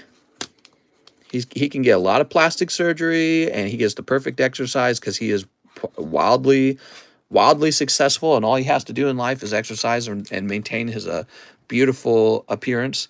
And so life is easier for some, and who knows, maybe he is just blessed with better genes for appearance. But when you have nothing better to do than work out and stay in shape and look attractive, you're going to look more attractive than the average person.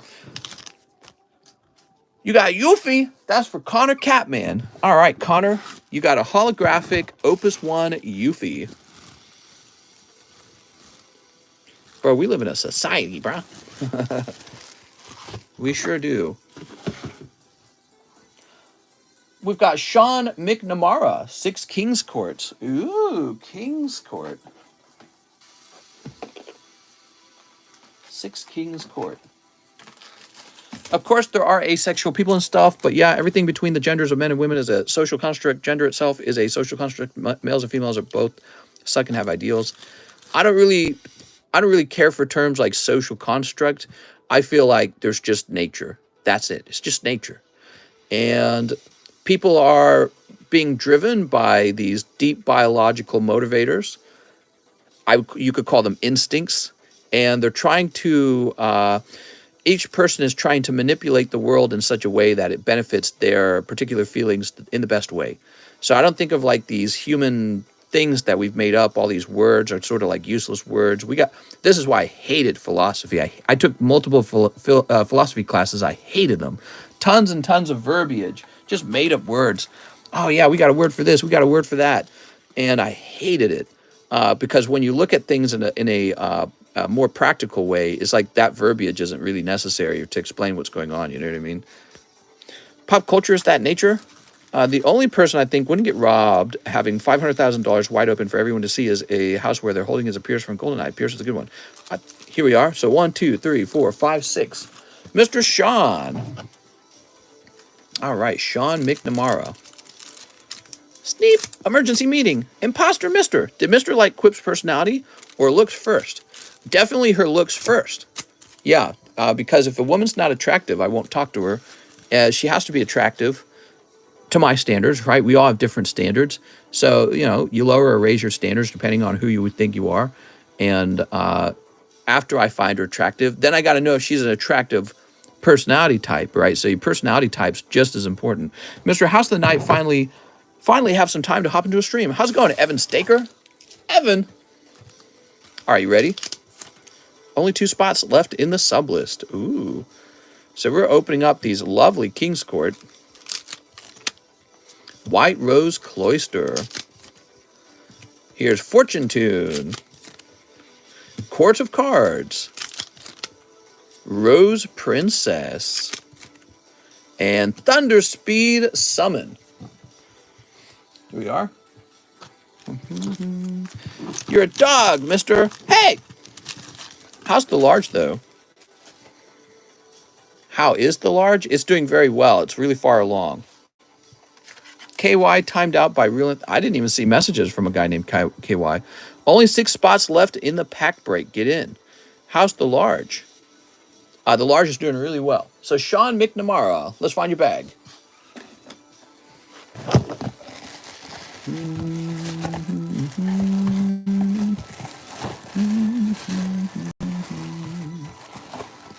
Here we are, Sean. Yay! There we go. Thanks, Sean. Who's next? Ever Rodriguez, Attack on Titan, Season 1, 10 packs and 10 packs of Season 2. You got it, man. I didn't time him out. He was using your name in chat. I timed out the fake you. Really? I couldn't see anyone with my name. 1, 2, 3, 4, 5, 6, 7, 8, 9, 10. That's very interesting. I use social construct because other species... Oh, I didn't get to finish reading it. Do you open Pokemon in here? That's exactly what we do. Why is there dudes with fat girl fetishes like they just look unhealthy? There could actually be an explanation to that. So Ray says, there's a hierarchy based around sex. However, humans have evolved enough to live life outside of biology and ask more in-depth questions about life. I disagree with that, Mr. Ray. I disagree. I believe everything, even deeper philosophical concepts like religion, really are just a continuous, or not a continuous, but a, let's call it a more abstract version of us talking about survivalism. So for example, when you talk about heaven, what is heaven? It's sort of like infinite pleasure, infinite love. You don't die anymore. You get exactly what you want in heaven. Well, what is that? That's humans' deep instinct for survival. You're getting all of your needs are finally met, all of your greatest dopamine desires. All of your fear of dying, it's been taken care of. Infinite life? Come on, man. Perfect relationships. This concept of like perfect love. What do they call it? Unconditional love from like some greater being. So it answers all of humans' greatest fears. And those fears are all just your instinctual biological drivers trying to get you to have sex, have babies, and reproduce and survive. So, you know, you can say we're aware of it. Like right now, I'm aware of my instinctual drivers, but I can't reach into my brain right now and tamper with them.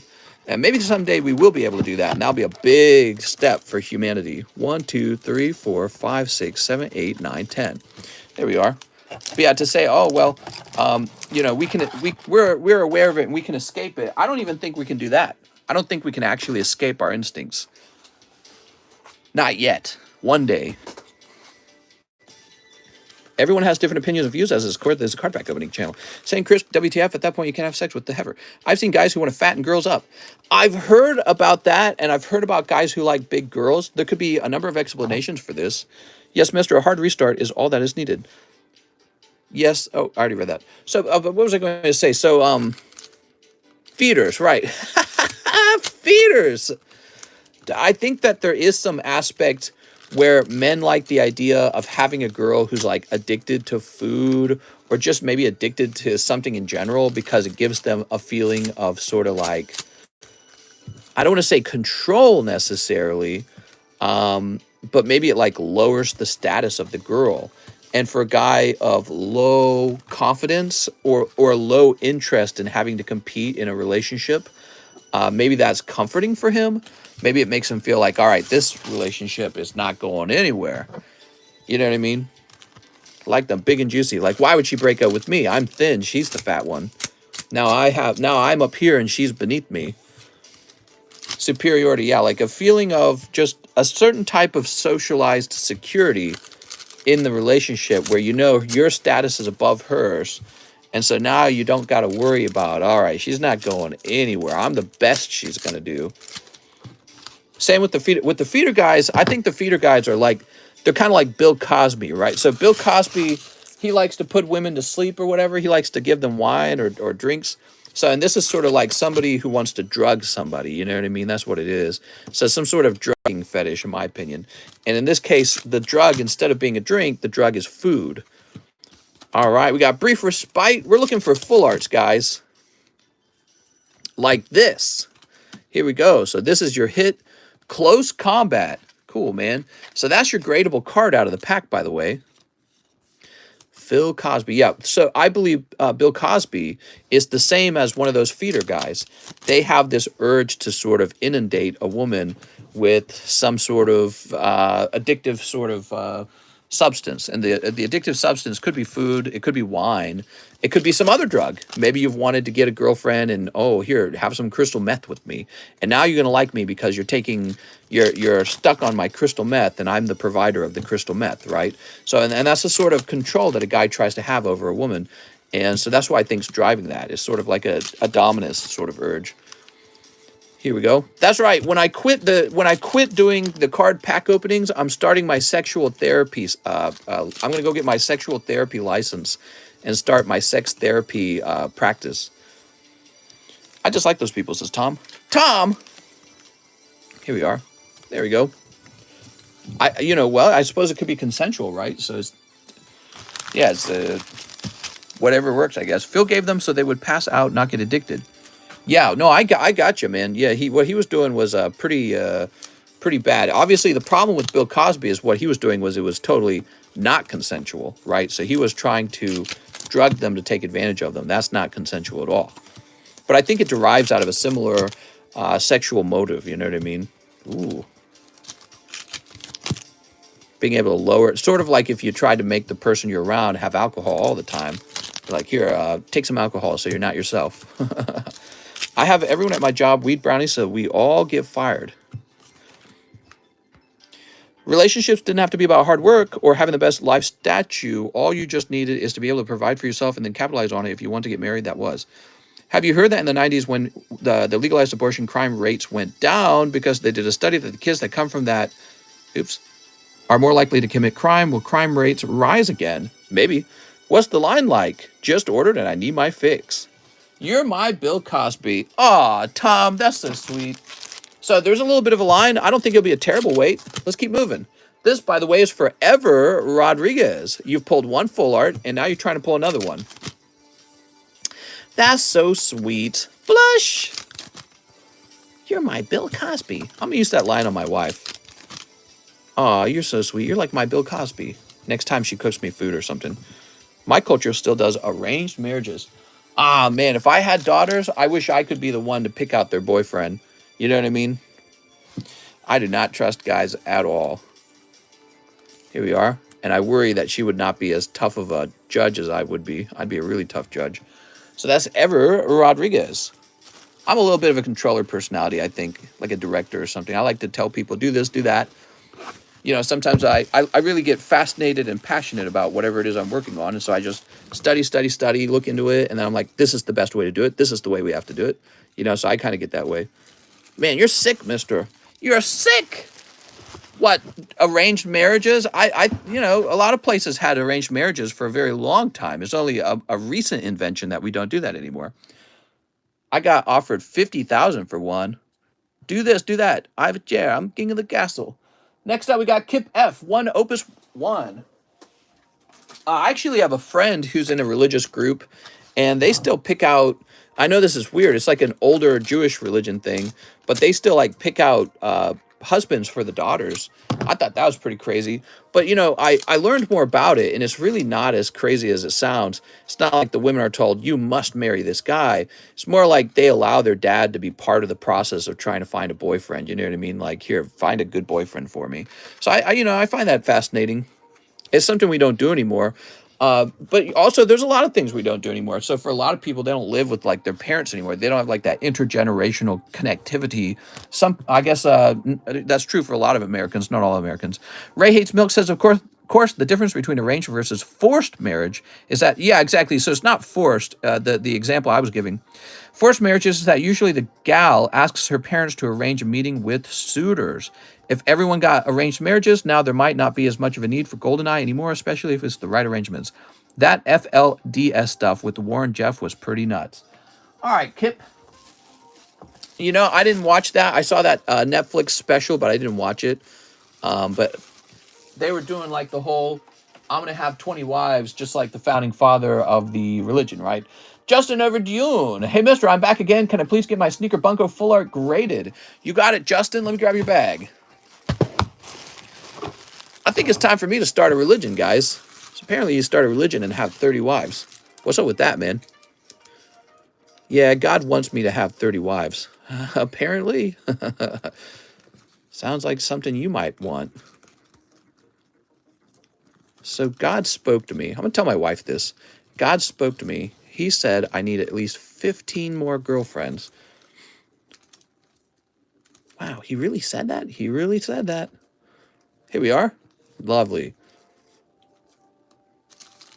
TCC coin. Did you watch the Amy Schumer special? No.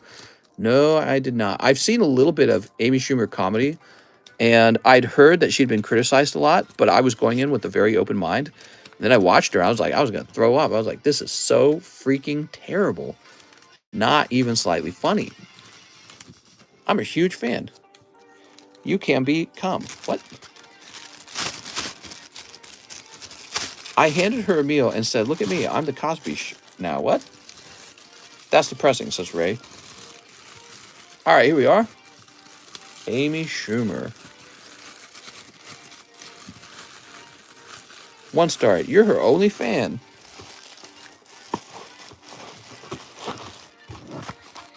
There we go. You know, I suspect there probably are some funny comedians out there that probably should have her spot, whether it's a boy or a girl. I don't care. I don't care which gender it is. But it should just be somebody who's genuinely funny. Instead, Netflix is giving all that money to the wrong person. She's the definition of how far fart and sex jokes can go if you're a woman. Mister, come to France. I want you as president. I'm coming to France. Amy, more like pay me. Biden for smash. That'd be pretty funny. Justin over Dune. Oh, man, I really like this song that's playing. There we go. So we've got your full art, and that is off to grade. Now, let's get the rest of your order. So there's 5 space jugglers. Yes, let's start there. There are space juggler.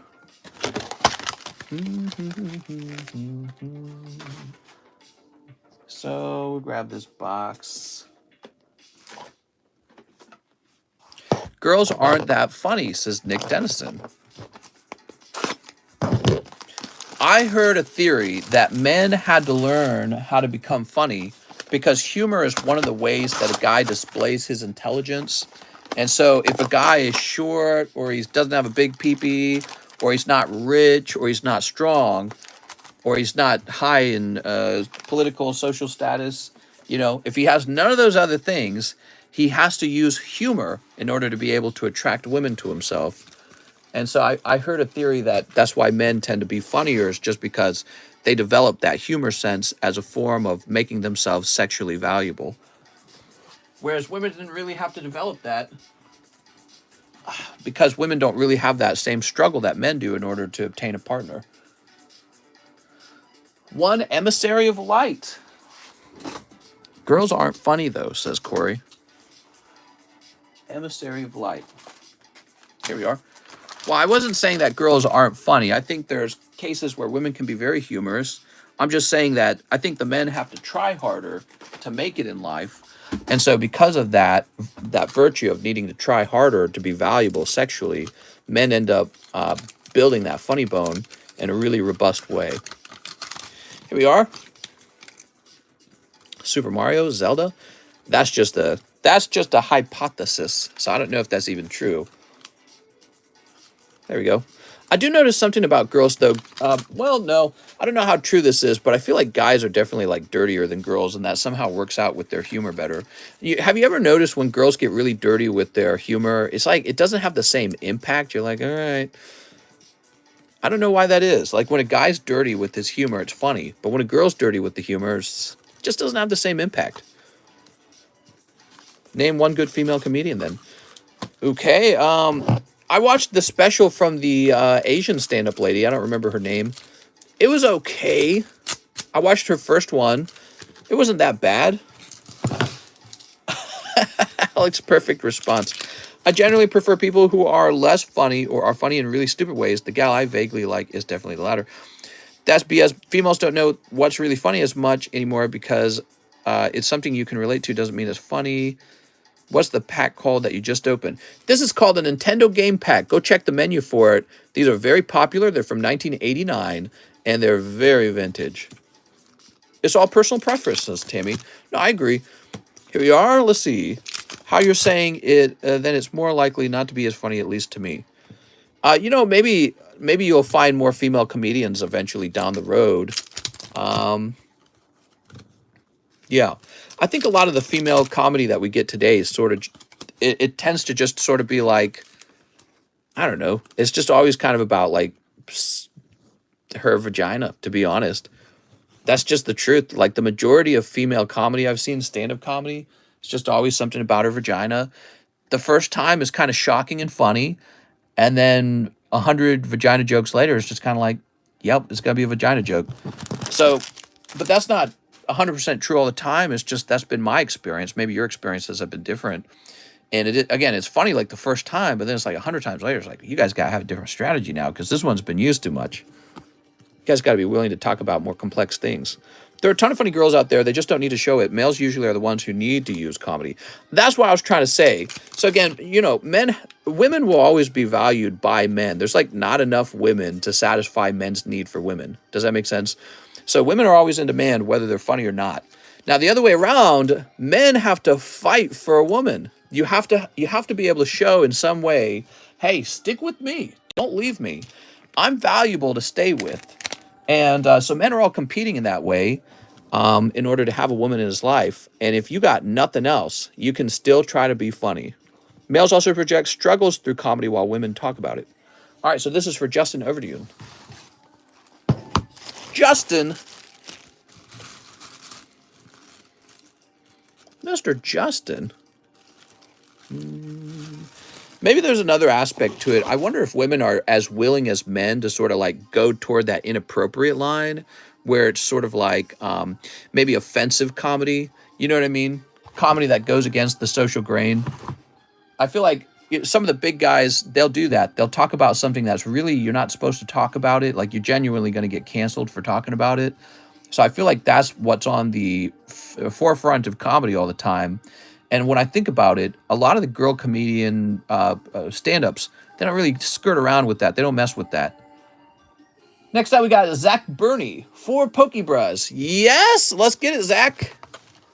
All right, Zach Burney. Ooh, hyper rare Hisuian, not Rowlet, Hisuian Decidueye. Women are supposed to be delicate. It's out of character to see them speak like animals. Let's see, what do we got?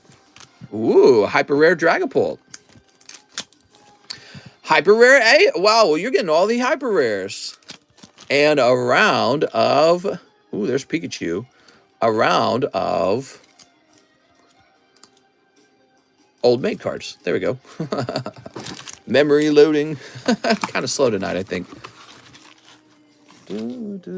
4 live customs as well. Wow, you're hardcore, man. So by the way, so this was his 4 rounds of Pokebras. It's not bad. And then let's get those 4 live customs. It could be a preference to a certain extent, but if a lot of people aren't laughing around you or feeling comfortable enough while you're laughing, then it's more likely it's not funny, but sometimes it is. My husband is a wonderful person. He works and goes to school cybersecurity, and he met through my chronic disease and helped me with me take care of my parents. Oh, that's very sweet. Can a little bit depend on the environment. He's going to get my poll. Tom the Slab says, well, you know, it's first come, first serve. So let's see what happens. 1, 2, 3. Ah, there it is. And 4. Good timing, Zach. That was some lucky timing. Let's see what happens. What comes of that? Oh, so you get 2 cards, and I get to take $20 off of a card on the table. So, okay, 1 and 2. I see. Let me move these off to the side. Got to appreciate the kind-hearted men of the world. Here we are, Zach Burney. Yeah, I heard about that Andrew Tate guy that got banned. And so, of course, I looked into some of his content. And what I find interesting about him is that he's saying a lot of the things that you hear many of the people saying that are talking about, maybe they're talking about the nature of relationships. It's almost like we're rewriting religion. That's what we're doing. So religion made up these gender roles and these rules that go along with it. And we've gotten rid of all that. All that's gone now.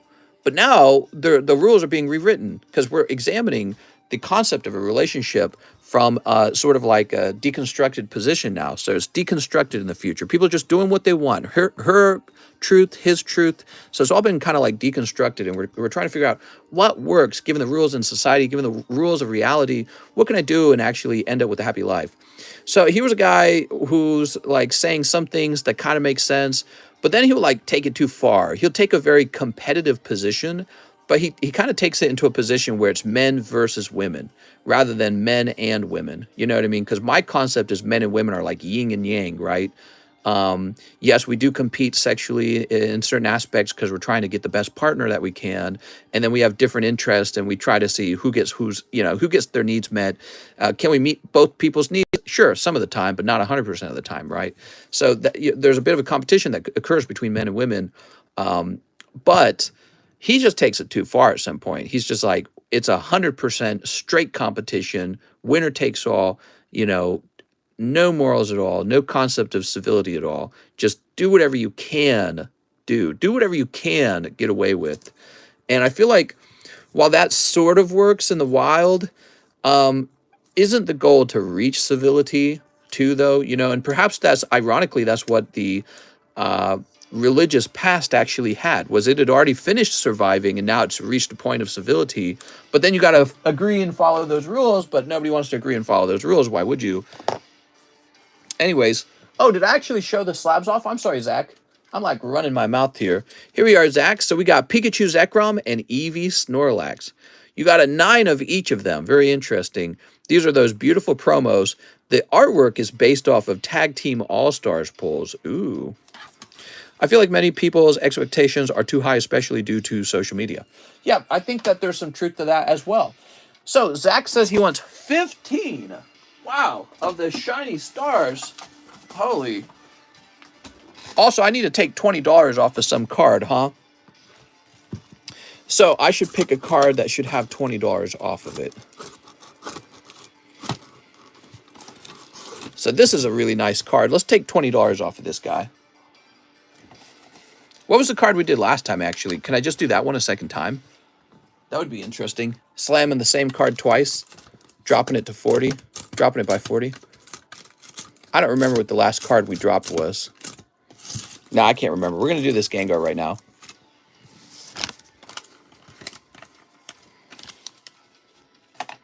Hop, please. Should have picked the General Mills Pikachu PSA 9. There we go. So this guy's coming down to 580. The Salazzle. Oh, was it Salazzle?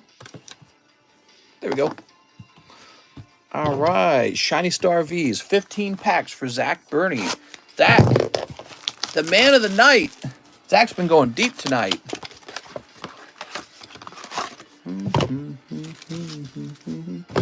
Here goes something. Here goes something. That's right. 1, 2, 3, 4, 5. There we go. You did Dragonair already. What? 1, 2, 3, 4, 5, 6, 7, 8, 9, 10, 11, 12, 13, 14, 15. Wow, that's a lot of packs. I hope he gets something real special. You ready, Zach? Let's get you all snipped up. This stream brought to you by Zach Burney. He's opening all this stuff tonight. I hope Zach gets a God pack. Maybe. See what happens, man. Possible. Yeah, Shiny Star's gotten pretty old, by the way. Maybe I should do one of those I love shows. Bring me 500 non-attractive females, 140 attractive ones, and the gold diggers who want to try to take advantage of me. Of course, it's more. What? The gold diggers. I never liked that term, by the way. I never liked the term gold digger. If I was a girl, I would be a gold digger. If I met a guy and he wasn't either already rich or extremely ambitious and energetic, I'd be like, no way, you're out of here. Don't want anything to do with you. No way.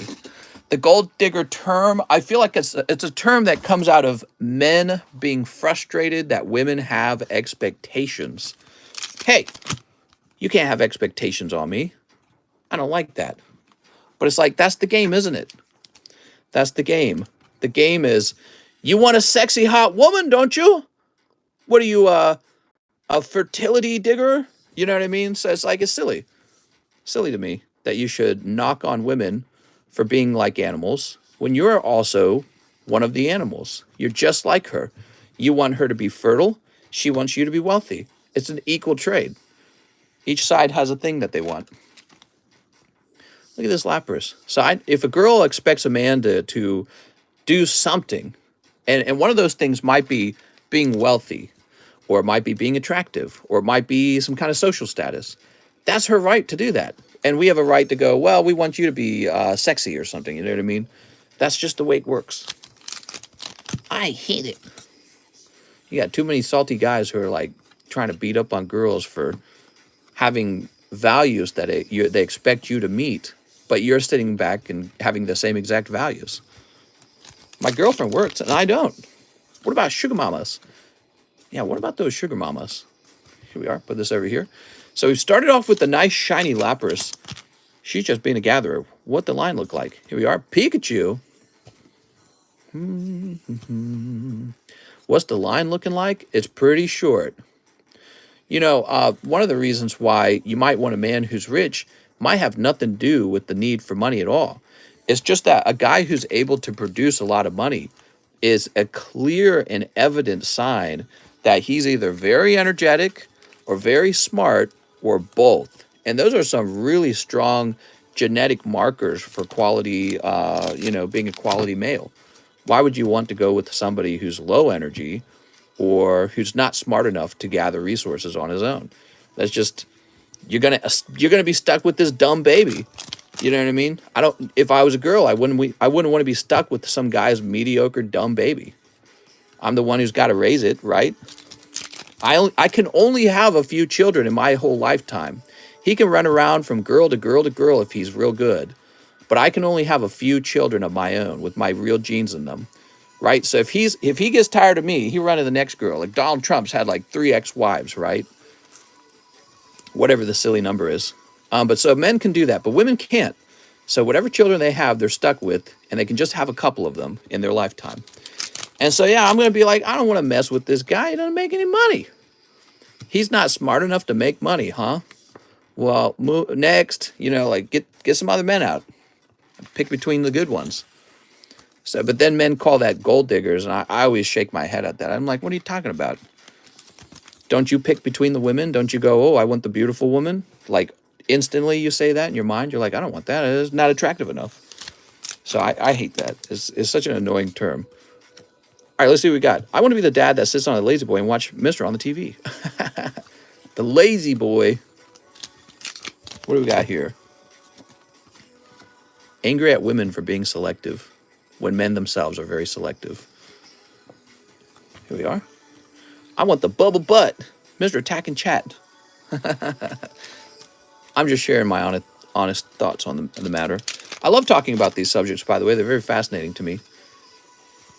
Look at this. It's not a gold digger if you want him to be financially stable, but it is if you want his money to buy you anything you want. What's wrong with that? That sounds nice. If you're a woman and you can choose between men and you're sexy enough that you can punch pretty high, why are you going to go with a poor guy when the rich guy is basically the same package? You can have a dumb poor guy or a dumb rich guy. You're always going to choose dumb rich guy because it's a variable where it's always in your favor to go with the wealthy guy. Okay, so if you have 2 men of equal intelligence, equal emotional niceness, equal kindness, equal everything, but one's poor and one's rich, why would you ever choose the poor guy? You'd be an idiot to do that. Go with the rich guy. That's just logic. That's women being logical, which is what men, accuse women. Oh, you're not logical like me. It's like, I don't know. Men get pretty emotional too, in my opinion. Bigger peepee, right. Exactly. She's just making the logical choice, guys. You would too. Or you do, actually, when you pick your girlfriend. You make a logical choice. Can we mute, mister? All right, I need to be muted. Drag a pull. I don't like the term gold digger. However, I think it's rude to make someone's money your top priority over emotional connectionness unless both people understand the relationship is for financial gain. I think people, they put too much stock in this idea of like this perfect, loving relationship. I don't really believe in those. I don't think they exist. I think relationships are really, really strong when he has a lot of money and she's really hot. That relationship's going to last a while. Now, eventually, if he screws up and he's poor, that's going to mess the relationship. And if she doesn't stay hot, that's going to mess the relationship too. So she has to stay hot and he has to keep making money. Very, very powerful relationship. It's going to be stuck like glue until one of those statuses changes. But I don't put a lot of stock on feelings. Feelings change very rapidly. We get bored of each other. You know what I mean? I think feelings can change too rapidly. It's not something that I place a lot of faith into, you might say. I do not place my faith into people's feelings because they are very stupid. Not the people. I'm saying feelings are very stupid. Feelings are an unstable principle to base your life around, including your relationships. Unstable. All right. There we go. But being able to offer somebody a high quality of life, that will always make a person come back. Wow, man, you got a lot of beautiful pulls here. No Charizard, obviously, but you got Score Bunny, this ugly guy, who actually looks pretty good in this shiny card. Reshiram, I really like Centiskorch. I can't believe he's not more popular. Look at this card. So cool. Pikachu, Appleton, Dedenne. You got a lot of the cool shinies. And then the Lapras Full Art's a really nice one. Also, the Charizard code card. Did you know he could be graded? I graded 1 of 10 with PSA and sold him for like $160. So would you have an open relationship since you say you get bored in a relationship? Would I have an open relationship? I define open relationship, you know, because probably... is that like legitimate, what would be the word? Like legalized cheating or something like that? The relationship of I'm hot, you're rich, let's do this is perfectly fine as long as the rich guy and the hot girl understand that they are only looking at those aspects of the other person. Well, yes. Well, I think that's what, those are some of the most primary drivers that people always are looking at. So if you and I were to go onto the internet and we were looking at the number one reason why people divorce, it's money. Money's the number one reason you divorced. Money's the number one reason couples divorce. So you better figure your money situation out. So it already is that way. It's not like that's a certain type of couple. No, that is every couple. That's the vast majority of couples. The vast, vast, vast majority of couples. Or it might be the second reason people break up. The number one might be infidelity, actually. I'm trying to remember now. All right, let's see. Legal cheating, huh? Here we are. I got a feeling that really, really, really rich couples, like superpower couples, they have more loosely defined rules for sexuality. That's my suspicion. Because they don't rely on each other the way a poor couple does. A poor couple really relies on each other. An extremely wealthy couple does not. Zach Burney, we're going to create a second bag for you. Here you go, Zach. Wow, man. Zach's really gone deep, guys. I appreciate it. Zach, I think we're going to get you a special little box now. Like movie star couples, you know? Movie star couples, they're too rich, they're too famous, they're too powerful. And so they really don't rely on each other at all. And so I think the nature of the relationship changes a bit as a result of this. Where the male just kind of runs around and does whatever he wants. And in some cases, maybe the female does that as well. But it depends on, you know, how big of a catch he is. Tyler Andre, 2, Dark Phantasma. Here we are. 1 VMAX Climax. VMAX Climax. I think we need a new box for the VMAX Climax. Bend over. We need 1 bend over. Okay, we got a fresh box here. There's no way that really rich individuals aren't in open relationships. Well, let's say that your husband has millions of dollars and you don't. And he says, honey, I want a mistress. What are you going to do about it? She'll probably be like, well, I guess I don't want to be with you anymore. And he will say, toodaloo, I'll replace you in a heartbeat because I'm a guy with millions of dollars and there's a lot of girls out there. So she might actually go, yeah, okay, we'll arrange for that. You know, with given these conditions. I broke the Japanese base set slab and opened the pack, got the PC as the rare. Wow, but at least I can say I've opened a base set pack. Sublist has 2 spots left. Then he realized he made a big mistake. Maybe. Side checks, aka mistresses. Just like Bezos. Well, Bezos lost a lot of money. Actually, ultimately, I don't think it bothers him. He's got that much money that his wife can take billions of dollars, and he's still like, meh, I got billions left. You know what I mean? Like, whatever. That's a mind-blowingly large amount of wealth to be able to walk out of that kind of divorce and just be like, I'm still a billionaire. Ooh, wow, look at that. All right, Parasect looking very spicy. Wonder if he tastes good. He looks like a crab. Isn't bend over? I'm sorry. Isn't see? I was reading your comment. Isn't Parasect? He's a type of crab. Look at me. I'm dropping your card too. Isn't he a type of crab that's been infected with a fungus that took over its mind? He said, "Man, only lost a couple billion. Nothing that bad. I know she can leave me, but she can't take my pokies.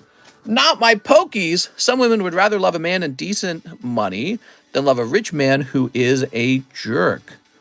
Yeah, that's fair enough. I would agree. Like, here's another example. I'd rather date a poor man than a man who's going to ultimately murder me, right? So there's a line for everything, right? But what is that line? So let's say you have a husband and he's kind of a jerk and he has a side chick, but he's real attractive and he has millions of dollars.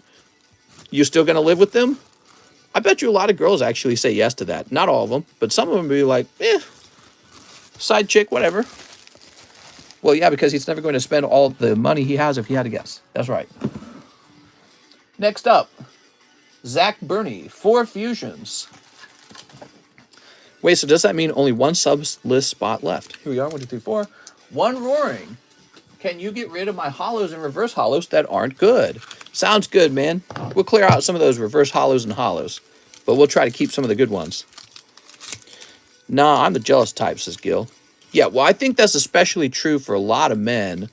A lot of men are definitely the jealous type. There's definitely jealous type women as well. But I think that for women, it's more complex than that. I think that there are women who are kind of accept the concept that, well, I'd rather be with a bull than with a bunch of bums. You know what I mean? So I think that that's more common among women than it is among men. All right, what do we got? We got Meloetta. And that's a problem for men at the bottom of the hierarchy. And it's one of the reasons why societies that actually allow multiple wives become destabilized, because you got all these men with no women and nothing to do, and they start doing crime. And I've been saying that's what I think our society is going to do. There's going to be all these guys with no girlfriends, no job or a bad job, no house. They got no chance to retire, and they're getting older and unhappy. And you know what? Some of them are going to commit suicide, but I think some of them are going to commit mass shooting suicide. I think that's going to be a thing. I think it's going to be a big problem. Men are controlling, frankly. Yeah, it's true. So, here we go, Carbink. No maidens. That's right, he ain't got no maidens. Zach Burney. All right, Zach. Let's get some of these hollow cards out of your box. It's a good idea because you'll have more room in the box. My 10 goats are my wives. Oh, and Mr. I don't know if you saw it before, but I'm going to send the Tentacle Slab Tuesday. Got closing shifts every day until then. No problem, Jason. Well, I really appreciate that you're sending it back because we made that trade, and I should have kept the slab. So I really appreciate you sending that in, man. Going to end up fighting the women because if we do, I'm throwing bows, mister. I only date Thai girls. Thai girls, quotation mark. The most fun females are always the less attractive in the face. That's what I learned, but it's not really easy to get that sweet spot between wants and needs. Did you just call out, you just said that butterface women. That's what you're saying. Yeah, butterface women are better. They don't got the looks in the face. Well, that's rough, man. That's what the objectification's all about. You know what I mean? You look at a man, you call him a butterface too, but it's like, man, it's rough out there. Just cuts right through your soul when somebody talks about you in that way. Yeah, he's ugly. I think guys take it a little easier, though, than girls, because I think girls not being attractive is kind of scary for a girl. You know what I mean?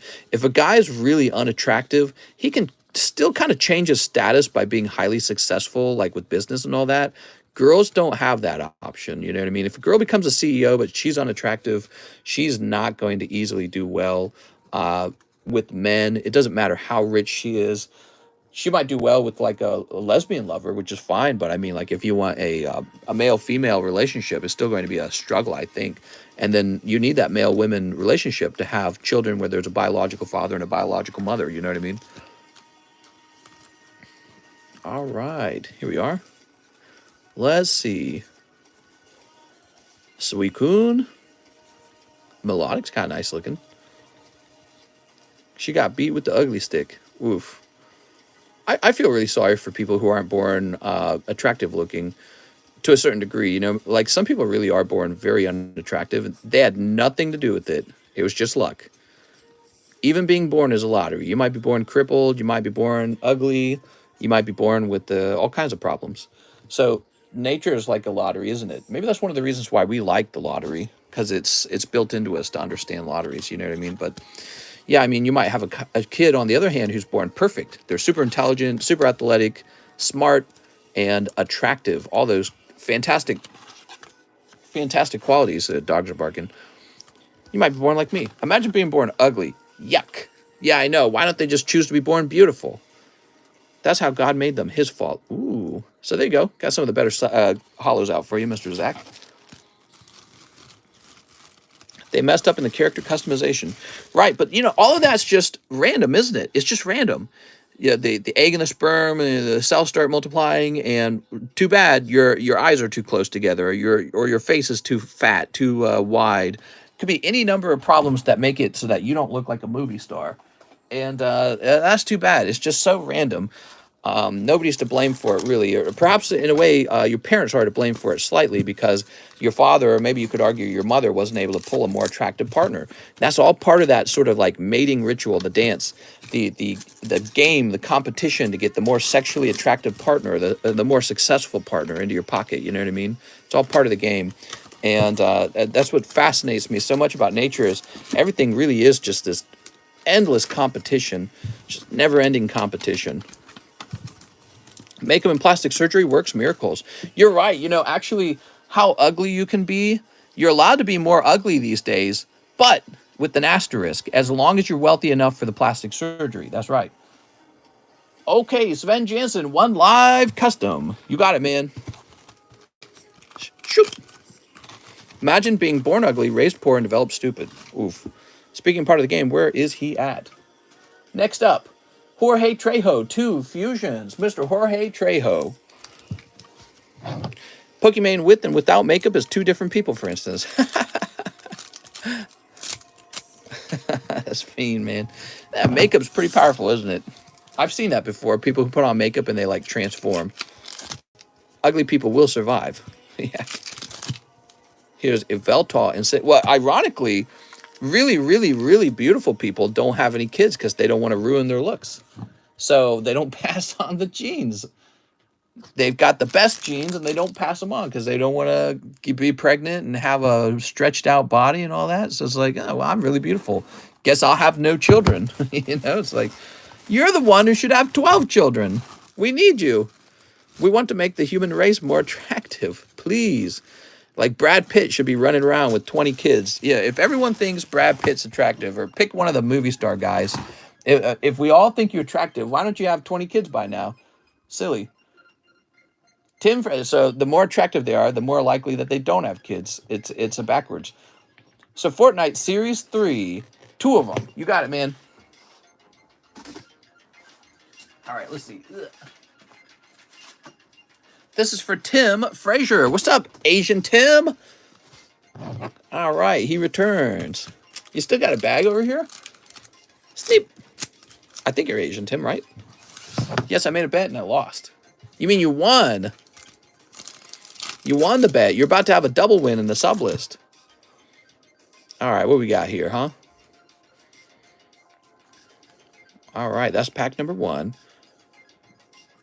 You'll probably do well. How's it going, Sunfan?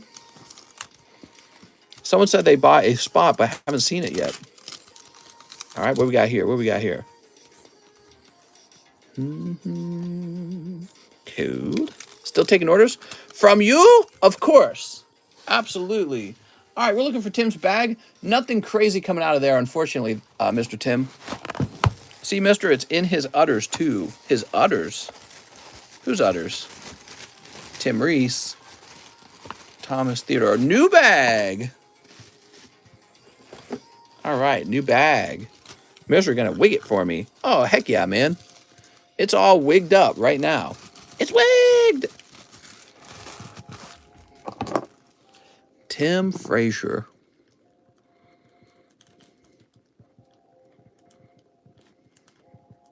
There we go. Busy night, huh, guys? Non-stop orders. We have Ever Rodriguez. Sneaker Bunko 5 packs. I have a bag. Mr. Ever Rodriguez, you sent me 75 cents. I think you meant to send me $75. A little bit of a difference there, huh?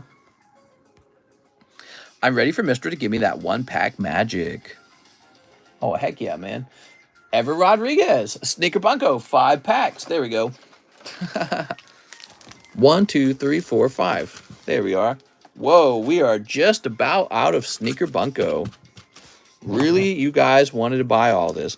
Let's see if we would like females more if most of them cover themselves up as if they're in a desert in India. Let's try that out in America and other countries. No, I'm not a fan of that. I'm not a fan of that. You know, I get it. That's their style. That's their religious belief. It's very conservative. It's very anti-sexual. It's very modest. And I think it secures your wife, your woman, from being looked at by other men, so there's a lower chance that you get cheated on. I feel like it's the outcome of a harsh environment, really.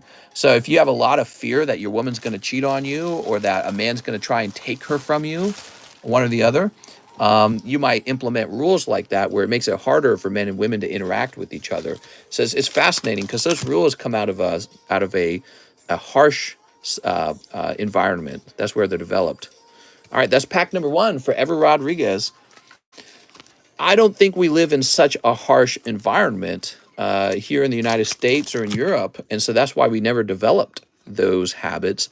But maybe if there was a really bad, that's a dude and a girl, maybe if we had a really bad problem where there was too much cheating going on or too many men were trying to take your girl, maybe we would implement rules like that. You'd say, honey, you're going to have to wear this when you go out because there's too many guys catcalling you. Whoa, that was a girl licking a dude's nipple. Okay, that's what that was. It was a girl licking a dude's nipple. Mister, just a hypothetical question. If you lost everything, would your wife stay with you and help you rebuild, or do you think she would leave? If we lost everything and got in a terrible, terrible, terrible fight, she might be thinking about leaving. Okay, so you're on thin ice when you bring nothing to the relationship as a man anymore. So you best be very careful. I think she likes me a lot as a person, though, which is why we originally met and started dating.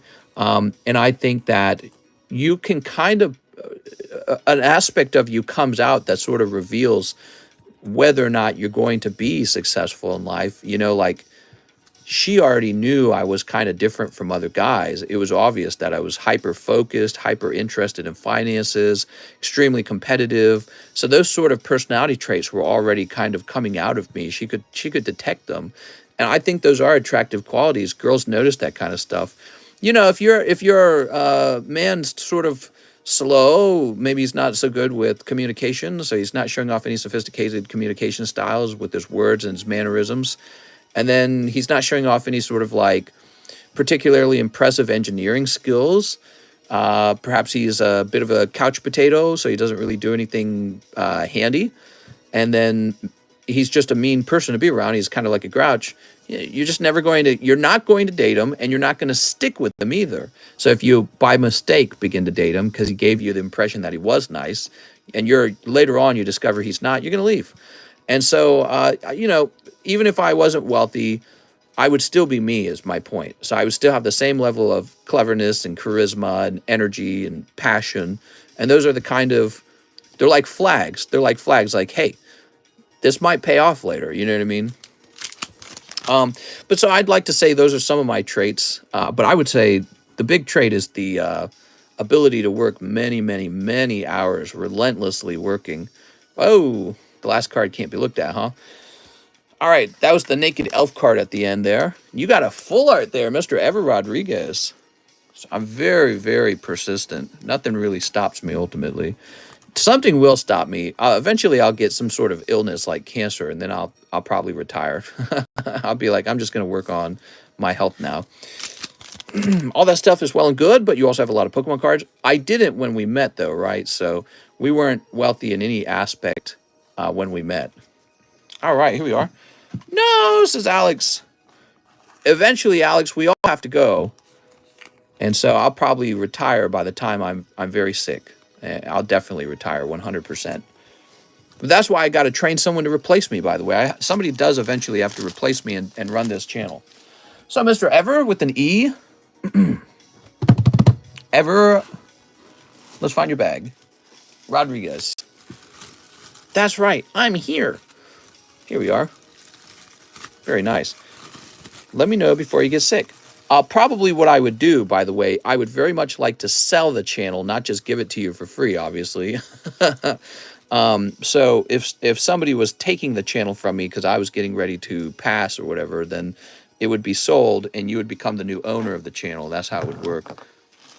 Hey, mister, I've got therapy on Friday. What are your opinions on therapy and how humans handle trauma in general in comparison to wild animals? I think it's an interesting topic. I don't have a lot of experience with therapy. What I do like to do is whenever I'm struggling with an issue, I just go do a lot of reading. So when I think about what a therapist is somebody who went to school and he read a bunch of stuff. And once he knows all the stuff, he kind of teaches you what's wrong with you. He discovers what's wrong. He leads you out into the open with your thoughts. So that's what that's what a therapist does. So I've never gone to therapy for anything. Maybe it would have helped, but it also cost a lot of money, and I was always very poor. So I just did a lot of reading, and I found that the reading generally did help.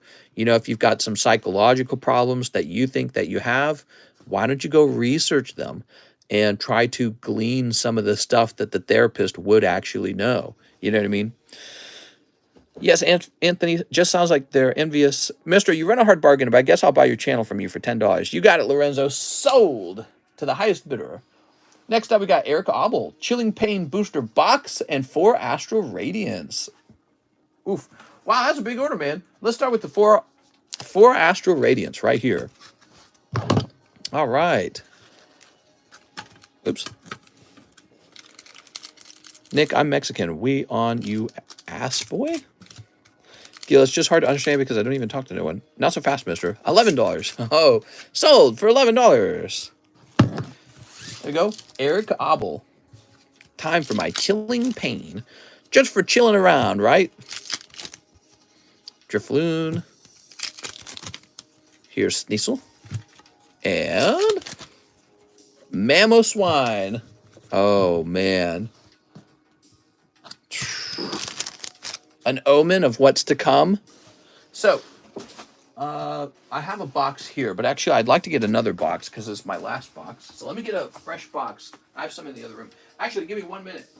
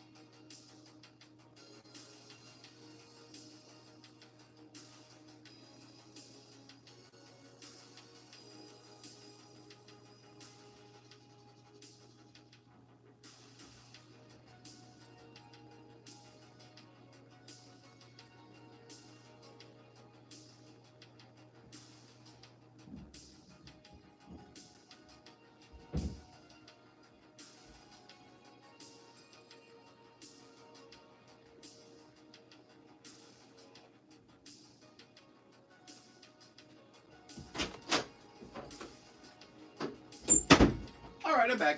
And I have a whole box of Chilling Rain. So what I was trying to say to the earlier question about therapy, why would you go to therapy when you could use that money to buy more Pokemon cards? Come on, man. Think about it. Could have used all that money for Pokemon. The finest therapy of all. Haha, great idea. He only reads chat when it benefits him. We all have Naked Girl opening Pokemon packs. What? There we go.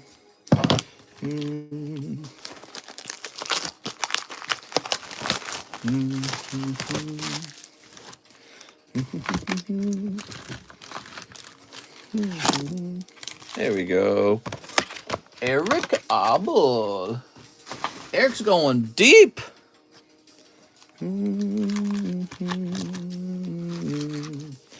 I'll have my girl open packs naked. My girl, that's a possessive way of speaking about women, which shows that deep down you're just a big misogynist. Pokemon is not therapy, it's timing that. I think I've lost a total of 6K this year at the casino, and I don't even go that much. Sleep. I still want Zapdos, says Focus Objectives. Sleep. Misogynist. My girl? I think you mean our girl. This is a socialist, communist society now. You don't get to have your own partner. Your partner belongs to the collective. Here we are. Sneep. I bet she calls him her man. He's my man. I should have spent it on cards. That's right. All of that wasted therapy money. For doing what? Figuring out your depression? Psh, forget about it. Should have been Charizard. What is Horsey spelt backwards? He is his band. I'm a duck. She's not for the streets. I'll time you out. Hey, I'm about to buy some cards, but not sure if my bag is still there. What's up, August? It could be here still. I don't know. How old is it? Is it a year old? It's definitely gone if it's a year old. All right, you ready? We got Blaziken VMAX. Here we are, Blaziken.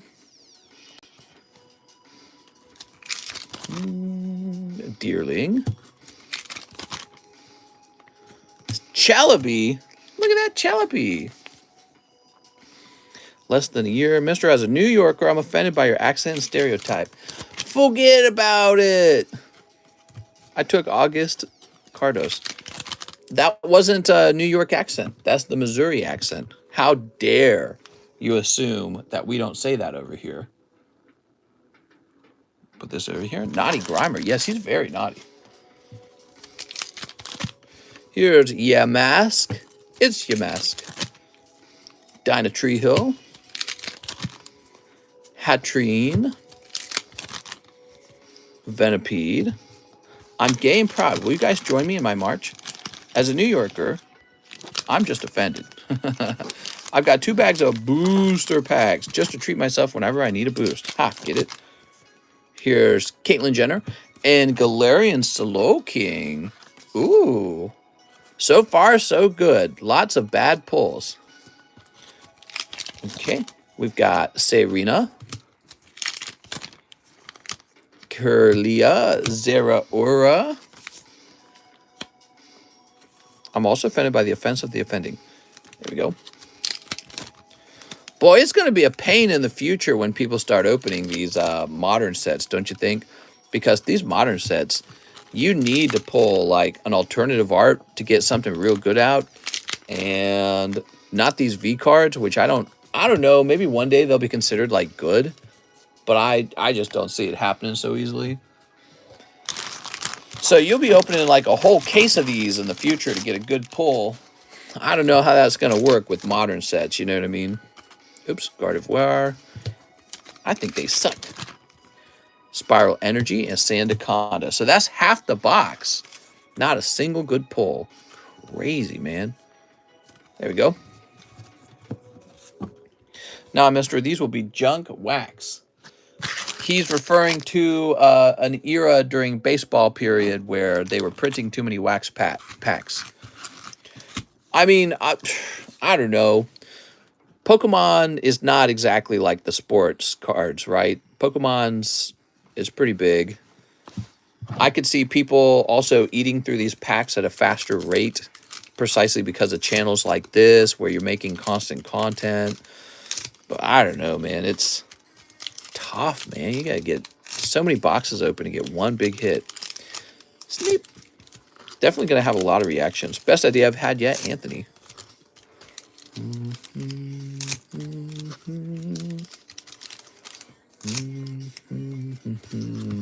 It has a place in everyone's heart. Also, it's gambling. Yeah, that's true. Sneep. My daughter pulled a Zapdos from Chili Rain. From Chili Hot Dog. It's cheaper to just buy hits. It's like inflation. I'm referring to the time they printed too much money.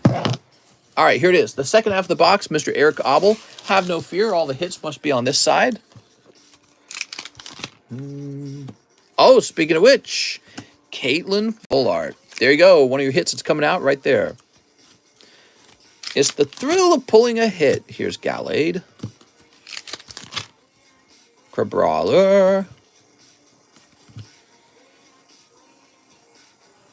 There we go.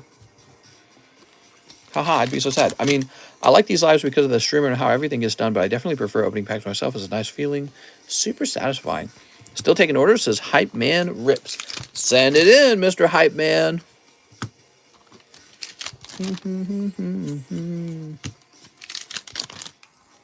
Peonia. I don't feel nothing only when I pull stickers. Lapras and Moltres. Kaka! I feel stuff when we pull, like, the top pull from a set. You know what I mean? Here's Honey and Tauros. But, I mean, the truth is, I've got cards that are worth, like, $5,000 a pop. So, a lot of this is just sort of... It's smaller stuff, you know what I mean? It's hard to get quite as hyped for it when you know you've got cards in your collection that are worth quite a lot more. You know, I guess if we were opening those, that would be more hype. For me, personally... Last 3 booster boxes of chilling, I've literally got nothing but Vs and VMAXs. Yes, they are cold. Here's Weedle. So we've got one hit, Quillfish. Zangoose. 5K, mister.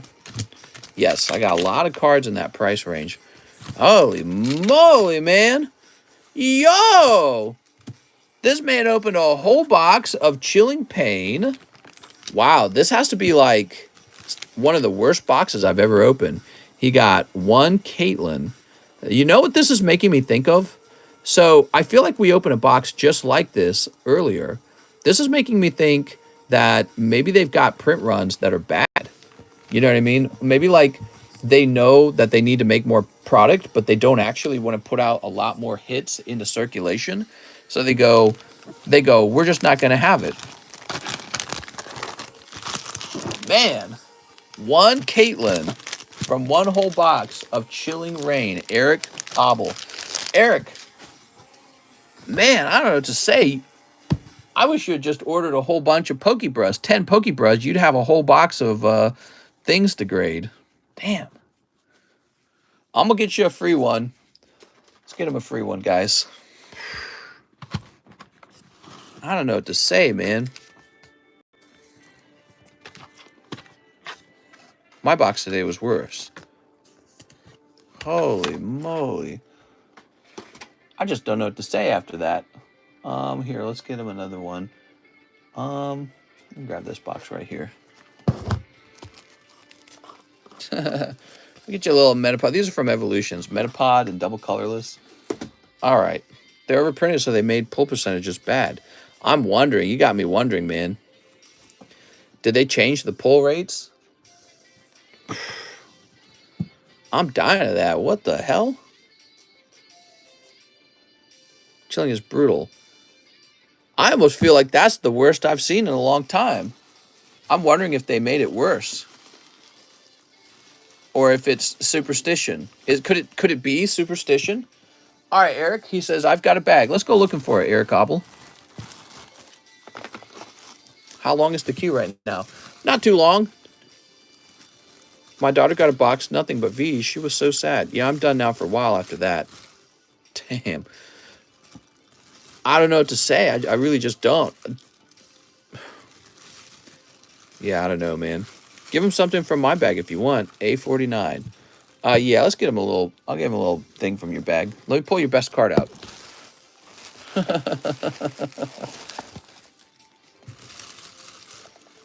One little bonus card, huh? Here we go. Get you a little rock ruff from the other guy's bag. There you go. All right, but no more of that because I don't want to go hunting for bags all day. It's superstitious. Done 5 or so boxes. Only one was average for chilling. Could we have a bad case of chilling? Is that possible? Here we are. Give him something from mine, too. I'll support that. I'm setting that there. If you guys want to help him, give him like PayPal money or something. All right. No. All right. Woo. Andrew Foster for Evo Skies. You got it, Andrew Foster. And 4 pack breaks. Whoa. That's a big one, man. I have heard that pull rates are better when the set first released. Haven't tested it myself. Here comes some fire. You got fresh box. Give him a large Sublist spot. Toss this over here.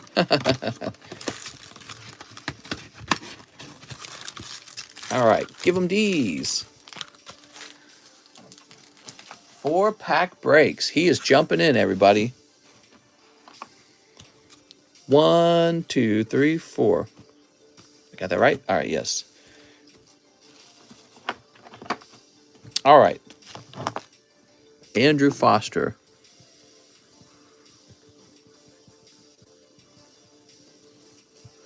Andrew Foster. Andrew Foster. And Andrew Foster. There we go. If I was president, we'd probably all die, sadly. All right, let's take a quick look at the first edition Fossil Pack Break. We need 33 spots total.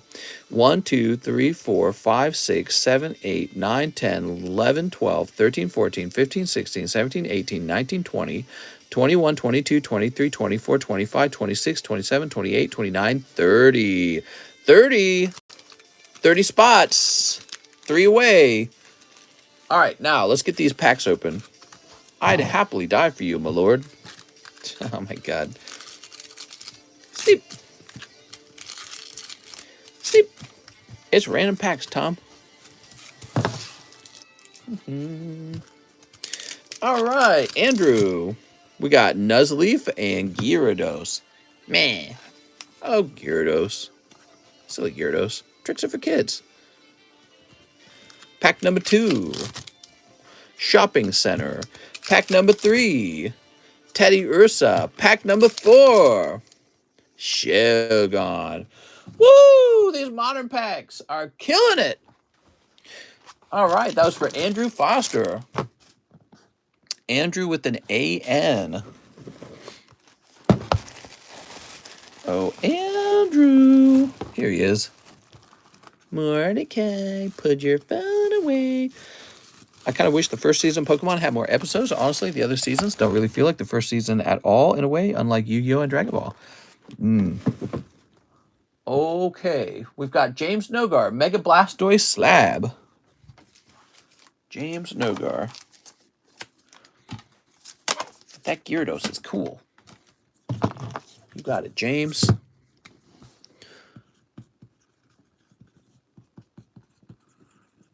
Haha. And let me get that music playing again. One Japanese Celebrations. 85% of the episodes has some real beauty in it, and it's very hard to find shows like that. Real beauty. What? You mean like girls? All right, you ready? So James, Sneep. To the wall. To the windows, to the wall. All right, that's a cold pack. James. Aha. Redo of Healer is a modern masterpiece. Isn't that the set Mary said was really sexual? Ryan Oshner. Hello, mister. Coming back after a while for some pokies. Can I get 6 EV heroes? You got it, Ryan. So you say you're coming back after a while. 1, 2, 3, 4, 5, 6. Here we are. Is this thing on? Let's see if we can do 6 at a time. Sneak. If I can handle 6 packs at a time, surely I could handle 2 girlfriends at a time. All right, what we got? Cold. Cold. Cold. Swampert. Marshadow. And cold. Woo! We've been having some cold ones this round. This has been a cold night.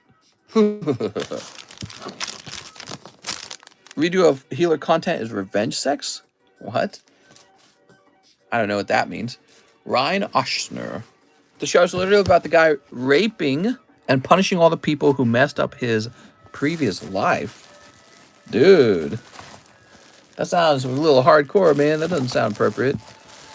Just tried to read a DM from my friend on Discord. I've been watching your stream for long enough that your voice has become my inner voice. Oh, no. Ramiro. So we're looking for a Ryan Oshner.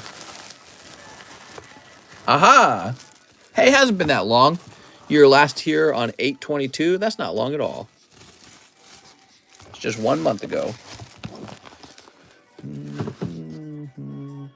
We have an order from Francisco Cruz. 2 spots in the fossil pack break.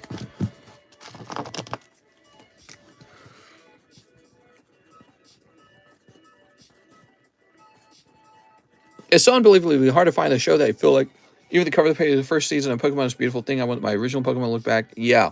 So Pokemon definitely have changed dramatically in their appearance. The old Pokemon looks sharper and maybe a little more dangerous. You know what I mean? Now Pokemon are all like for babies. It's like Teletubbies and Barney the Dinosaur. It's really bad. They've done that with a lot of kid cartoons. 1 live custom snipe for Francisco Cruz.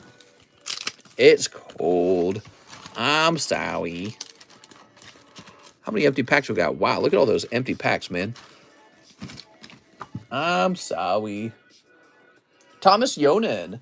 Hello. Hey, yo, my good lad. I'll take 1 live custom with a hit. Okay. Thomas Yonan wants a hit. Nah, it's cold, too. I'm sorry. That's cold. 2 Astral Radiance. And 1 Pokemon Go. Dang it. I know. It's exciting when the slabs have a hit, or when the live customs have a hit in them.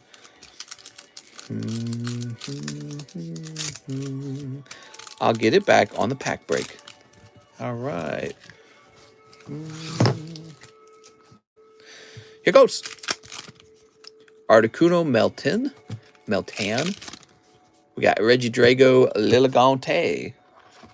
Maybe there's a wolf girl. Alex, she's a freak. And Magnezone. What? Wow. That was not a super hot round. I do have a sack, Thomas Yonan. Let's go find it, Thomas. Good night, mister. It's quitting time. Closing time. Do-do-do-do-do-do-do. She barks. LMAO. Rawr. Bark for me. That's why I tell every girlfriend. Sean McNamara. 4 more King's Court. Ooh. 1, 2, 3, 4. There we are. 4 more King's Court. Sneep. The anime I'm watching a clip of. What? Drag your butt on the carpet and bark for me. What? Ew. That's taking it too far. All right, we got Xiaofeng, Phantom of the Yangzing. Crystal Girl. King's Court, still popular, huh? Court of Cards. Magnet induction. Mister, did you hit 50K? We got to be pretty close. I don't think we hit it, though, but we got to be close. Let's check, guys. You want to check what our subscribe count is at? Our subscribe count is at... Log it in. 49,852. So we're about 148 subscribes away. Slow moving, I'm telling you, man. It's not like the GameConomist channel was blowing up way faster than this. We'd have been done with 50,000 by now. It is definitely slower over here. The card community, I think, is much smaller than the gaming community. Okay, Sean, with an SE. Grab this over here. Sean McNamara. I remember the first time and the most recent time I took a BDSM test. Things have changed and I have a different view of some of my friends than on live. What? Clickbait them more. Mister, I just want your extra time in your smooch, your kiss. Oh la la, everyone make your grandma sub, send her a link. So next up, we've got Justin Ostermiller. 2 XY Evos for Justin Ostermiller. You got it, man. All right, Justin. Ooh. Sneep. Excellent, says Tom. What do we got? Weedle, Machamp, Tangela, Vulpix. Vulpix. Hey, Mega Charizard. Very nice, man. So you're going to take a hit in the XY evolutions. Very good. And there's your Vulpix as well. A smoke and a pancake. Charmander. Magnemite, Venusaur, Spirit Link. Magneton. What? So nice. Feet, booby, thumbnail. I'll take a picture of one of the sexier Sneaker Bunko cards. It's like cheating almost. All right, Justin Ostermiller. Oh, Justin. If everyone knew how this community was, everyone would be lining up to sub. I don't know about that, man. I don't know about that. Some people would, if they were more aware. Tanner Hamlin, 1 Eevee Heroes pack. Here we are. Take a picture of me in the shower. Oh, Tanner. Bong and a crap. Well, Mr. Austin, I can see there's no pleasing you. Here's Sylveon. Yep. Tanner, did you need a new bag? Tanner strikes me as a new bag kind of guy. Bong in the boots. So sad that he made the Pentaveret and it was so terrible. Here we are. Okay, Tanner. Hamlin.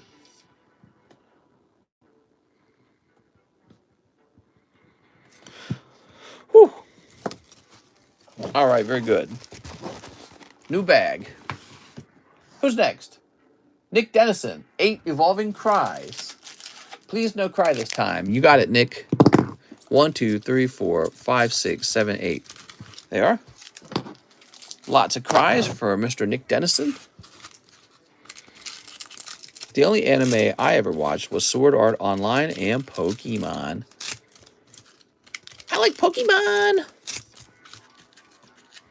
Sent another 16 to cover the delta to make it 8. Also, a week back, cover the delta to make it 8. Also, a week back, I had an order skipped for 6 packs of Evolving. The chat said it happened, but confused with my prior order. Watch ×3, can chat. All right, hold on. Here we are. So, Nick, we got Zygarde, Appleton, Slackoth. Here's Snowleaf Badge. Rayhan. Wow. Getting them big pulls. Yay. Oh, I got scared for a minute there. Espeon Full Art. I said, this is it. Rubber gloves. Remember, no glove, no love. Oh, man, my neck's starting to hurt, man. My neck's hurting, and my eyes are tired. Hey, guys, no more orders. I'll take no more orders at this point. Let's start wrapping up. So, Nick Dennison. Here we are. I'm ready to wrap it up. Today, I'd already streamed over 2 hours, and so as we approach 5 hours, the reality is my stream time alone is equal to 7 hours. Thomas Yonan, I want that $28 Aptos slab. There was a $28 Aptos slab? In the third row. The third row? Must have pulled them off. Oh, here it is. Haha. Thomas Yonan. Very interesting card, isn't it? Look.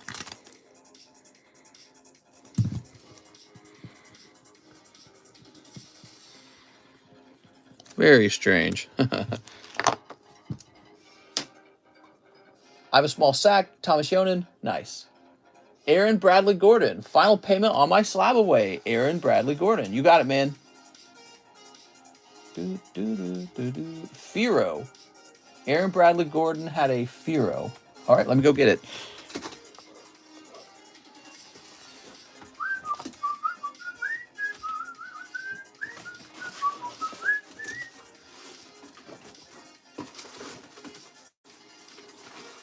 So we're going to grab your card now.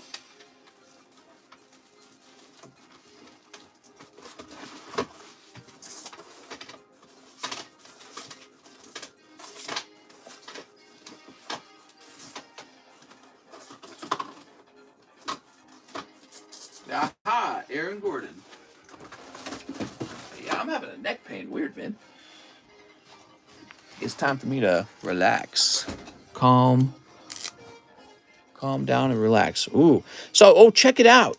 So this Firo is one of those Wave 3 cards, or whatever they are, Wave 4.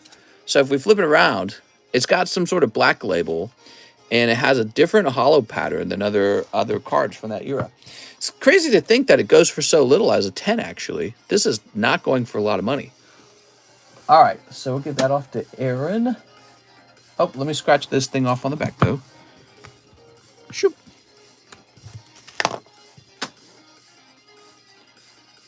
Okay.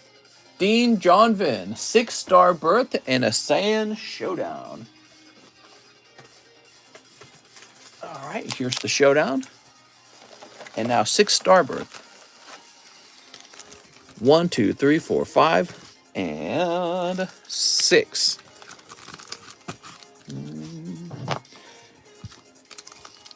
Message from Nick. Can deal with the missing order later.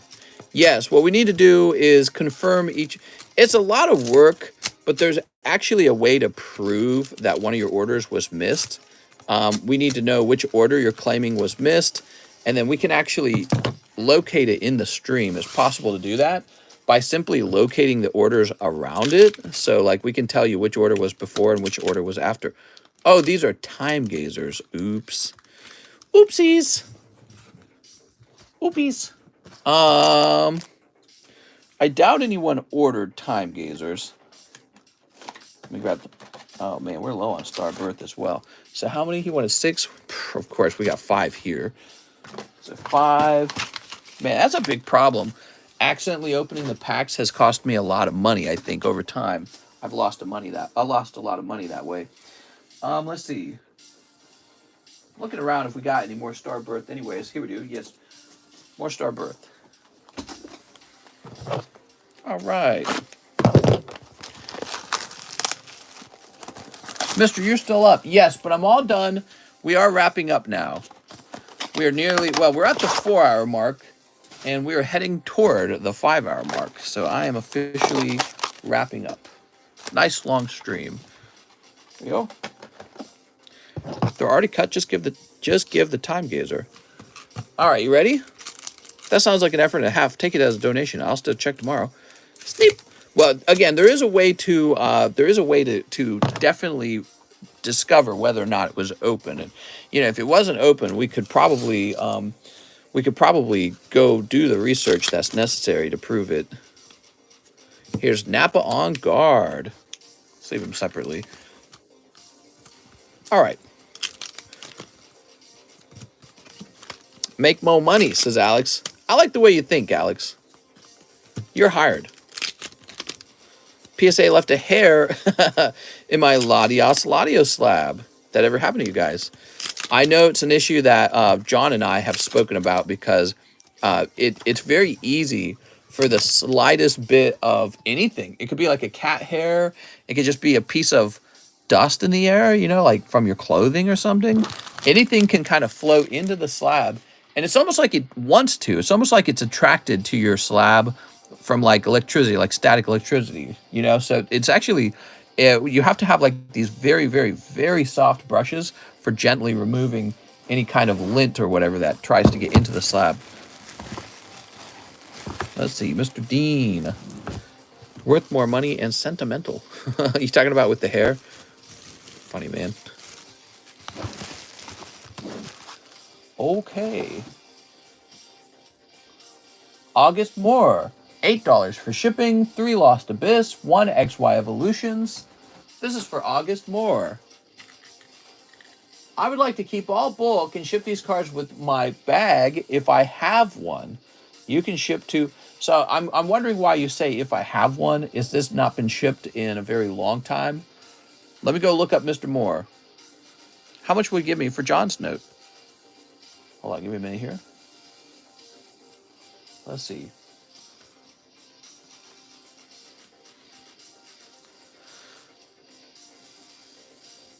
So there's August. Oh, looks like your last order was in November. So, Mr. August, there is a small chance that your bag still exists. If it was a rather small bag, then it's probably gone by now, because November is very close, and I've been getting rid of small bags for sure. But let me go through here.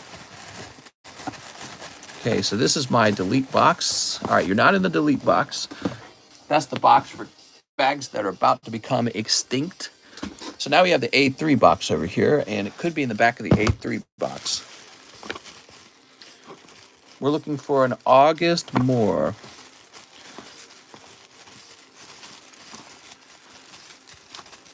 Ashton, right there. Amazing, right?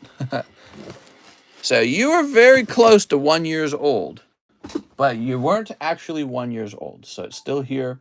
3 Lost Abyss. The dinosaur box. Here we are. Look at that. Coming back much later and picking up his slab. Or picking up his bag, I mean. Yay! I know.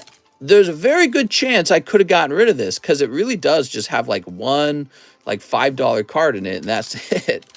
It's not valuable enough for me to care that much about, and so clearing all those bags out makes me feel good. Makes me go like, ah, nice. Box has only got people who are recent in here. So it's a strong temptation, I will say that. It's not even about money, you know. It's not like, oh, I'm picking up a yamper, you know what I mean? Not clicking my heels for that.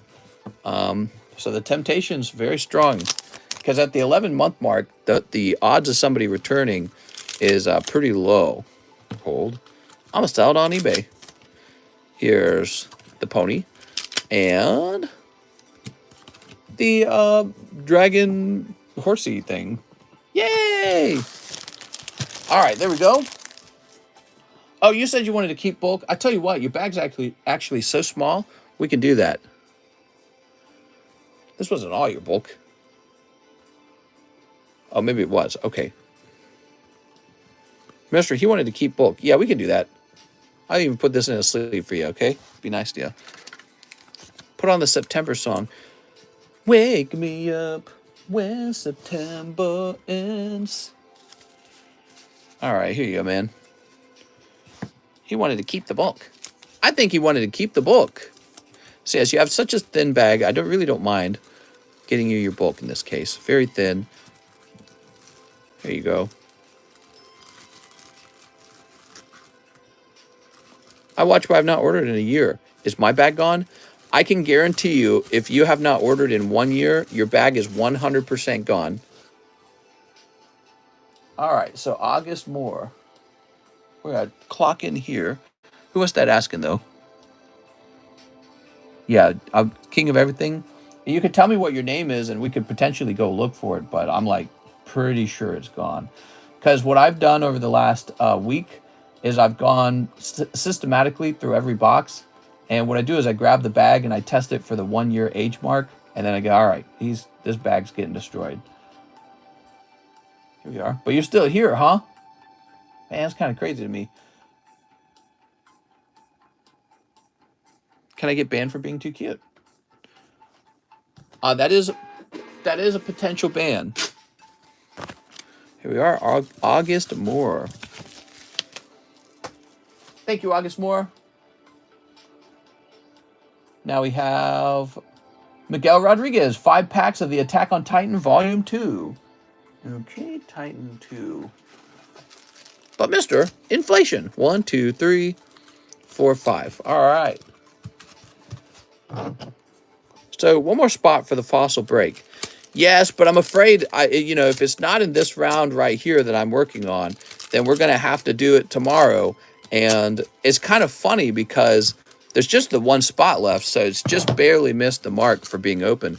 But we're at 260 minutes, and I'm sincerely very tired and dying to get off. Plus, we have the lowest amount of our audience that we're going to have. At one point we had 270 watchers, so I feel like it's better to let everyone kind of get a chance to see what comes out of the booster packs. So it is looking like it will be open tomorrow. Mario Lopez. All right, and did you have much in the bag? I can probably check real briefly. It's me, Mario Lopez.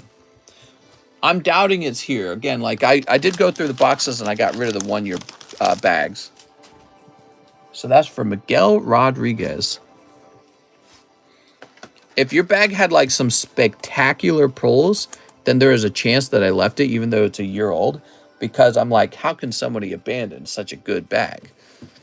So that happened once or twice. I don't remember it happening for you. Here we are, Miguel Rodriguez. I don't remember who it happened for, though, but it happened for a few guys. There we go. Like guys who had like first edition holographic cards or something crazy like that. You know what I mean? I don't remember. I think I had an Umbreon. Like a good Umbreon? So if it's a year old, it's definitely in the back.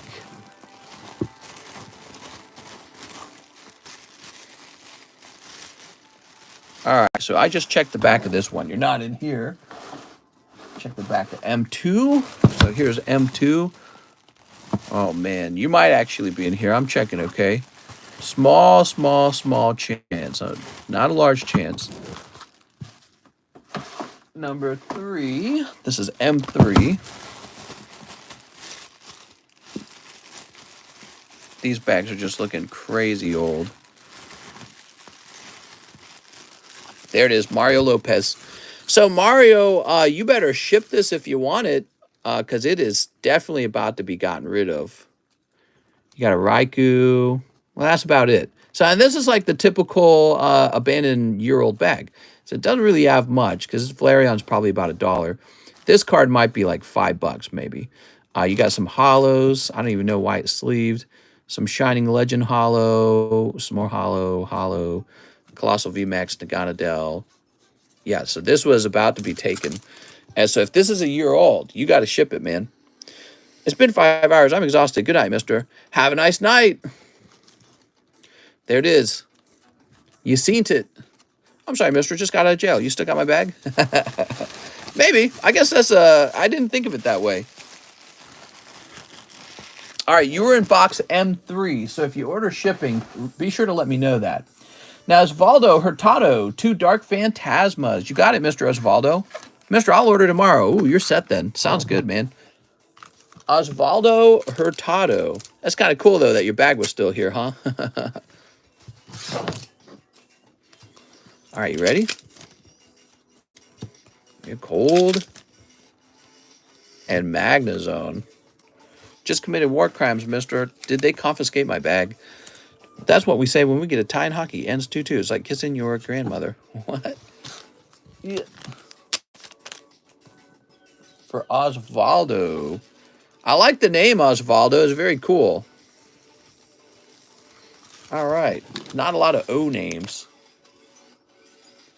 Nick Dennison, 2 that I owe you for evolving. Thanks, man. And that's it. That is the end of the line. That is all the orders. So, very interestingly, we are short by 1 spot in this pack break, which we will be opening up in tomorrow night's stream. I hope you guys will be there, and I'll be sure to let everyone know when I go live. I'll wait till maybe about 20, 30 minutes have passed in the live stream to officially open that. Now we have these. I guess I might as well open them now. Cold. I got a little Dialga. Cold. Little Magazone. And a little Cranidos. Okay. That's pretty terrible. I would not have chosen to open those. Damn, I should have bought the last spot. You can buy it right now, and then you'll guaranteed be in the pack break tomorrow. So if you want to be the guy in the pack break, you could order and get that spot, okay? All right, guys, I had a lot of fun. I'll see you tomorrow.